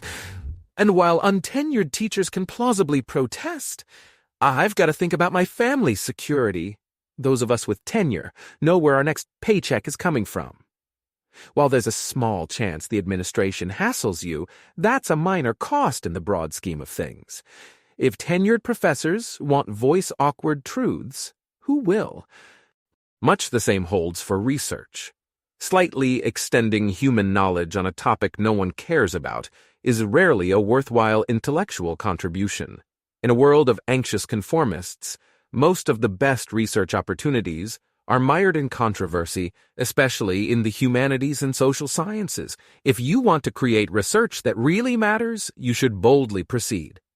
Tenure takes care of your family, but who will put food on the table of ugly truths? Most of the time, the answer is you or no one.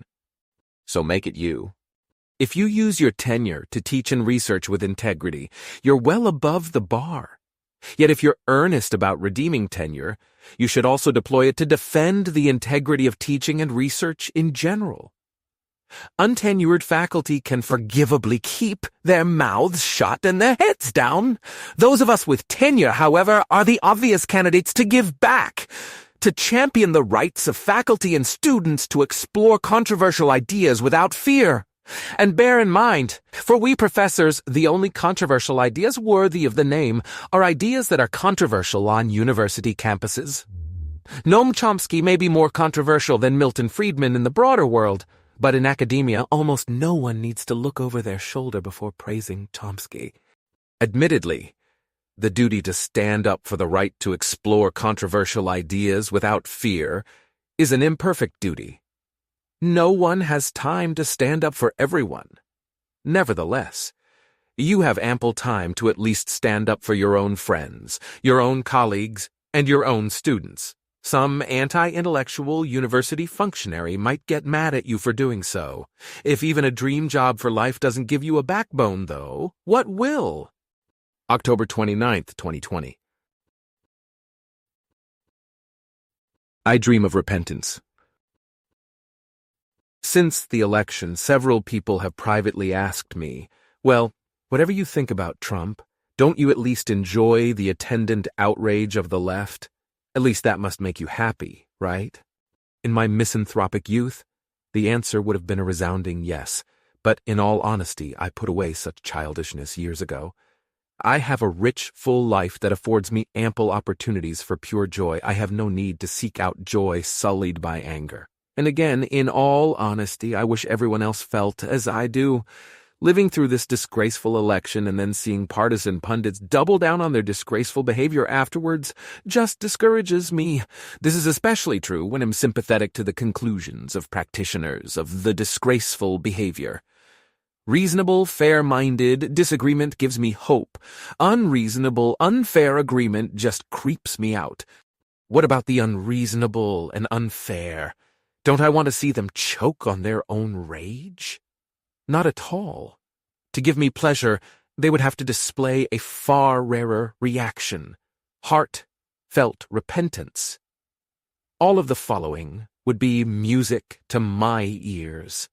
1. Forgive me, for I have allowed my emotions to cloud my judgment. From now on, I'll strive to be calm when I analyze politics. 2. Forgive me, for I have apologized for dishonesty, demagoguery, and half-truths. From now on, I'll prize truth over political victory. 3. Forgive me, for I've trolled, stating arguments I know to be flawed in order to aggravate others. From now on, nobility comes first. 4.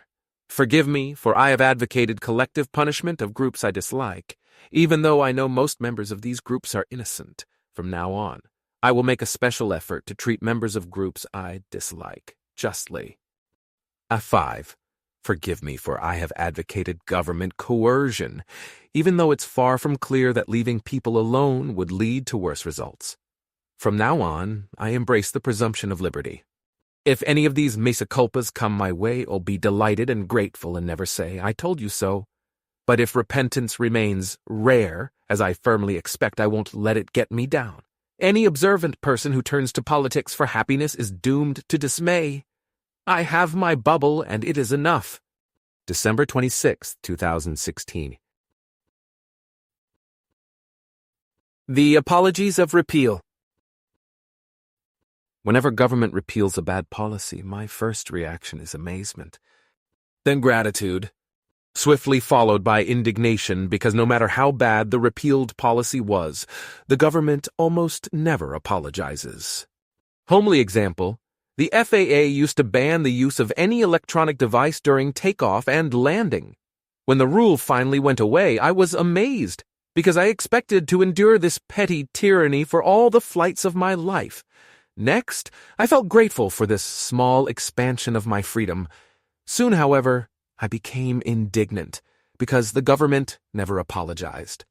A half-hearted, sorry that our paranoia inconvenienced people billions of times would have gone a long way. The same holds for the COVID crusade.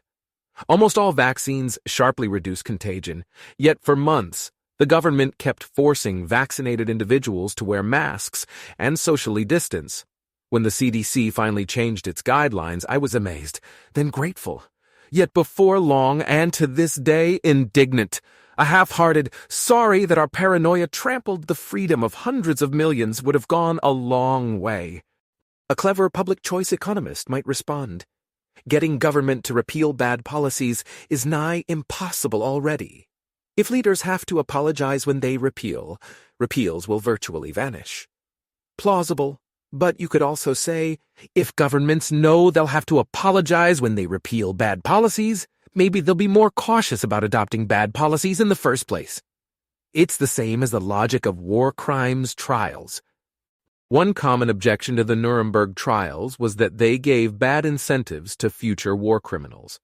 If war criminals know they'll be tried and executed if they lose, self-interest urges them to fight to the bitter end. From this perspective, the trials were short-sighted. They satisfied the impulse for revenge, but extended the duration of future wars. On reflection, however, that's only a medium-run view.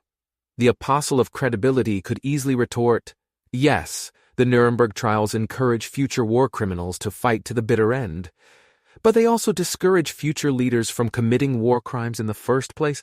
We should take a truly long-run view. But how abject of an apology does the public deserve anyway? It depends. If the government justified a bad policy with hyperbole, willfully overstating the probability and severity of bad outcomes, then we deserve a giant, blubbering apology, at minimum. In contrast, if the government justified a bad policy with agnosticism, admitting that the probability of severely bad outcomes was low, then even ill settle for a low-key apology. Though, as I've argued before, government minus hyperbolic rhetoric is practically impotent. Why are proponents of government action so prone to hyperbole? Because it's rhetorically effective, of course. You need wild claims and flowery words to whip up public enthusiasm for government action. Sober weighing of probability, cost, and benefit damns with faint praise and fails to overcome public apathy. Added bonus, when government explicitly admits that the probability of a severely bad outcome is low, but caution makes sense until we know more, the natural response is to try to swiftly ascertain the truth. Mostly notably, if the world's governments had responded to COVID with an earnest admission of ignorance, the impetus to apply the time-tested experimental method would have been far stronger. Voluntary paid human experimentation wouldn't merely have given us vaccines sooner. It would have allowed us to calmly cease a vast array of ineffective COVID precautions a year ago. I'd like to assert that history will not be kind to the enemies of human challenge trials, but that's wishful thinking. History is written by the victors, and the victors of COVID are unapologetic enumerates. Though we deserve a massive apology, we'll be lucky to walk away with the freedoms we took for granted back in 2019. June 15th, 2021. Who really cares about the poor? A Socratic dialogue. Glaucon, can you believe all these rich jerks who refuse to help the poor? Socrates. I'm puzzled, Glaucon. You're rich, but I've never seen you help the poor. Glaucon, I gave 5 gold pieces this year, but I'm not talking about charity, Socrates. I'm talking about last night's vote in the assembly. Socrates, sorry I didn't attend. What did I miss? Glaucon, and you call yourself a philosopher. Fine, I'll tell you. The Democratic faction to which I happen to belong proposed a new law to give 10 gold pieces a year to every poor Athenian. Socrates, from the public treasury? Glaucon, yes, from the public treasury. Anyway, we Democrats called a vote and the aristocratic faction voted us down. How can they be so uncaring? Socrates, why do you assume the aristocrats voted no 'Cause they were uncaring. Did they say, am voting no because I don't care about the poor? Glaucon, of course not. No one admits such things. Socrates, so what objections did the aristocrats voice? Glaucon, oh, the usual. They said our meager program would turn poor and rich alike into lazy bums. The poor wouldn't want to work if they got free money, and the rich wouldn't want to work if they had to pay the taxes required to fund the program. Socrates, sounds overstated. Divide by 10 and they're right. Any other argument? Glaucon, yes. Many also insisted that it's my money. They earned it, so they shouldn't have to share it. Socrates, and they're wrong? Glaucon, of course they're wrong. We're a community, we all depend on each other, and we're all obliged to take care of each other. If they had an ounce of compassion for disadvantaged Athenians, they would have voted yes. Socrates, then I have good news for you. Glaucon, good news? What in Greece are you talking about? Socrates, the good news is that you and your fellow Democrats can still fulfill your obligations despite the aristocrats' resistance. Glaucon, what, revolution? Socrates, no, just tell me this, what is your annual income? Glaucon, a rude question, Socrates. Socrates, is it? If I recall, your poverty law would have required everyone to tell the assembly their income.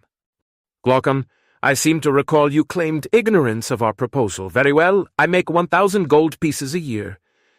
Socrates, glad to know you're prospering, and what do you need to avoid hunger and homelessness? Glaucon, I got 3 kids, so 100 gold pieces a year.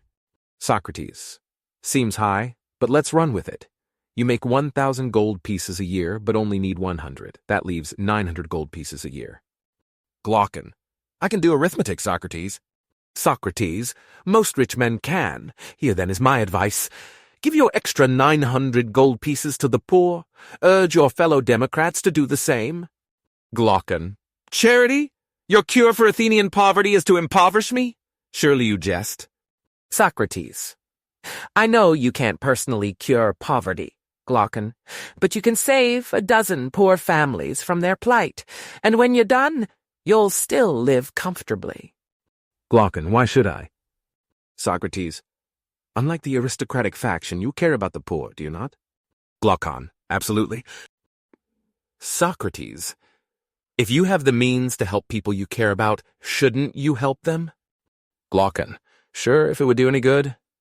Socrates, it seems like your 900 gold pieces would do a great deal of good. Glaucon, wouldn't cure poverty. Socrates, granted, but so what? Imagine a father has 10 children but only enough food to keep one alive. If he cares about his children, what will he do? Glaucon, pick one child and give him the food. Socrates, indeed, if you truly care for the Athenian poor, you will heed his example. Glaucon, my poverty law would have helped vastly more than I ever could.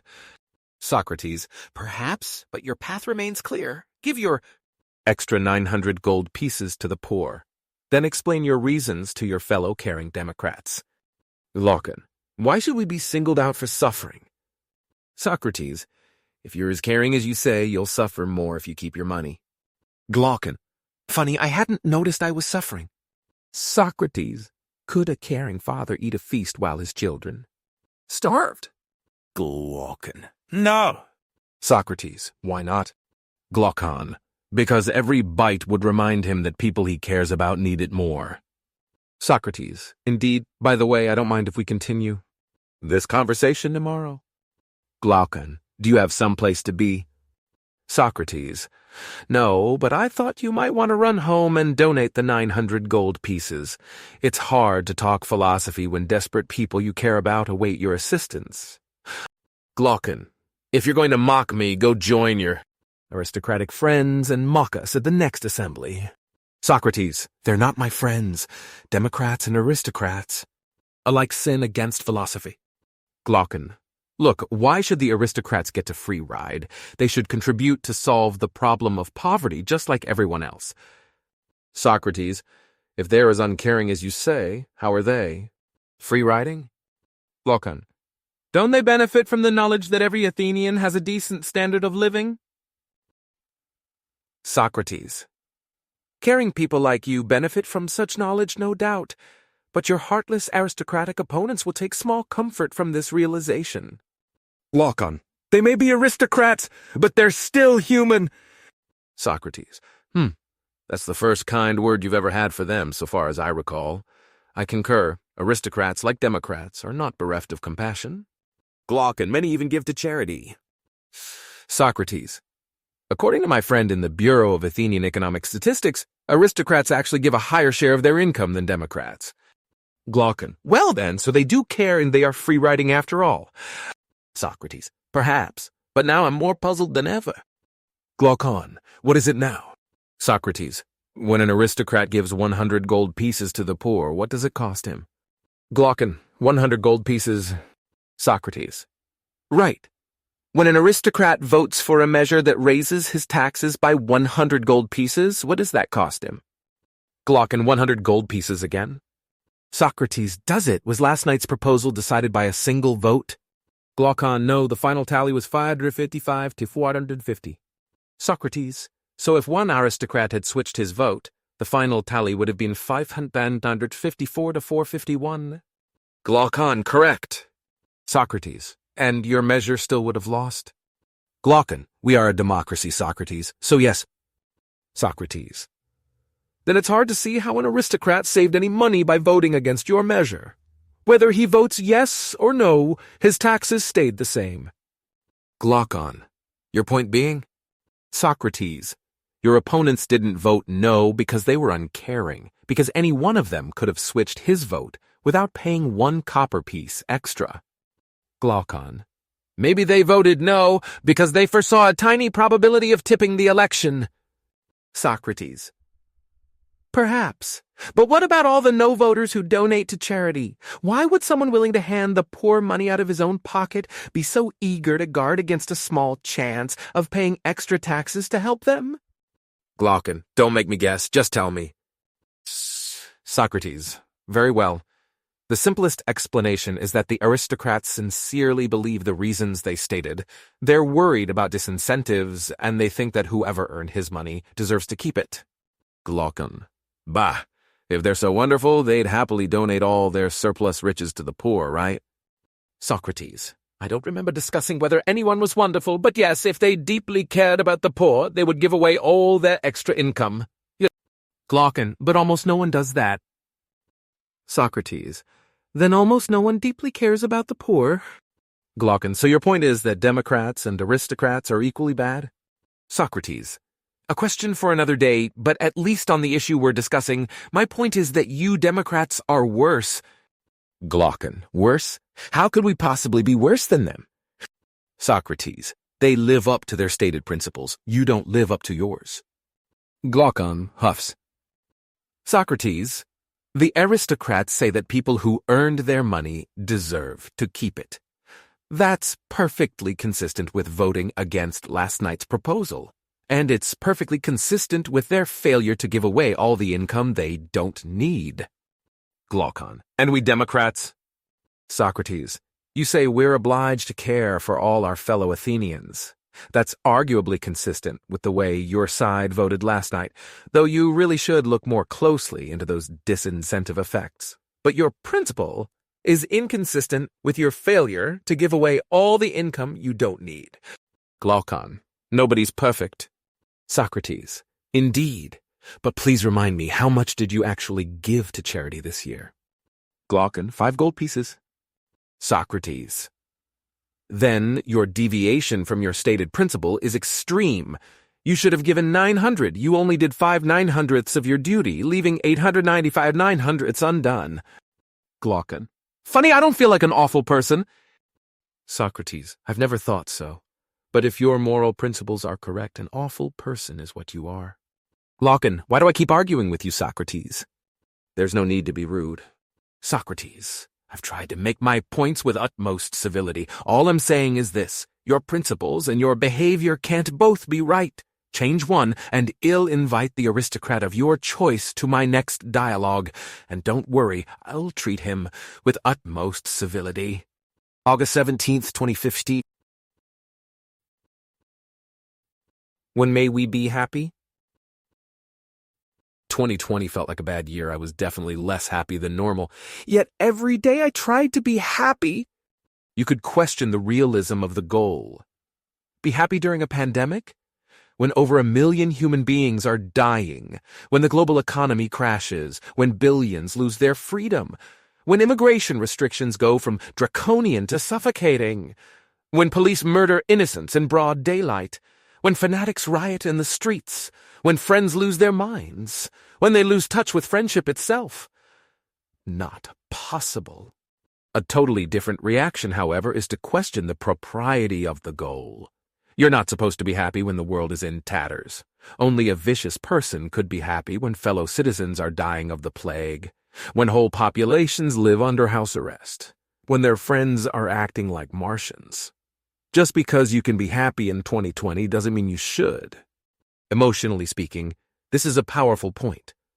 Logically speaking, however, the implications are absurd. Fellow citizens die every day, without fail. When you hear that total 2020 mortality is 15% above normal for the U.S., this means that last year death claimed about 7 times as many Americans as COVID took this year. The upshot: if you can't be happy now because your fellow citizens are dying, you can't be happy ever. And even if your own country was doing great, what about the suffering masses in every other country on Earth? If your country is perfectly free, should you be sad because North Korea exists? Should Norwegians be gloomy because of American police brutality? As I've said before, any non-oblivious person has to choose between A, daily misery, or B, personal happiness in a world of woe. When you put it that way, B is the only rational choice. Social desirability bias. Notwithstanding, each of us has the right, nay, the duty to try to be happy despite the shortcomings of society and the universe. The key question then becomes, how? I ponder this key question regularly. Here are the main steps I've taken to pursue happiness in 2020. 1. Continue ignoring the news unless it affects you personally. Dry statistics are okay, but avoid any information source that tries to engage your emotions. Break bad but weakly enforced rules that get in your way. Never be lawful neutral. 3. Refuse to be stampeded. 4. Don't give up on your friends, but lower your expectations to rock bottom. 5. Living Dale Carnegie 1. Try extra hard to make new friends. 6. Living Dale Carnegie 2. Help your kids make new friends. 7. If schools won't even provide daycare, cut the cord and homeschool. 8. Start new projects that you enjoy. 9. Move to Texas for a spell. 10. General rule: ask what options are left, not what options are lost, and make your bubble beautiful. Confession: my hardest realization of 2020 is that even most seemingly reasonable people go crazy in the face of a rather minor crisis. Biologically speaking, this pandemic could have easily killed 10 times as many people, or people would miss 10 times as much. Never mind World War III. Taking a far view, I expect a lifetime median of 2 additional global events worse than COVID.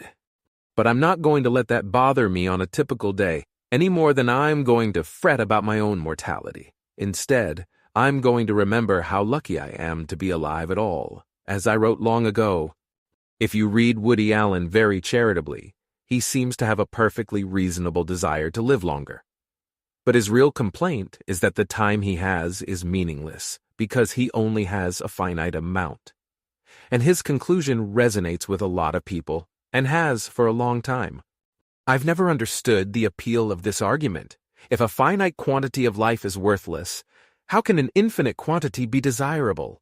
Sure, you could trot out mathematical structures with this property, but come on. If an infinite span of days is so great, what's stopping you from enjoying today? I suspect that many readers are telling themselves, this is going to be a great year once the vaccine brings us to herd immunity. Wrong. This is going to be a great year starting today if you choose to make it great.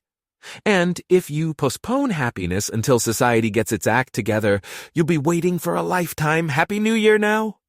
January 1st, 2021.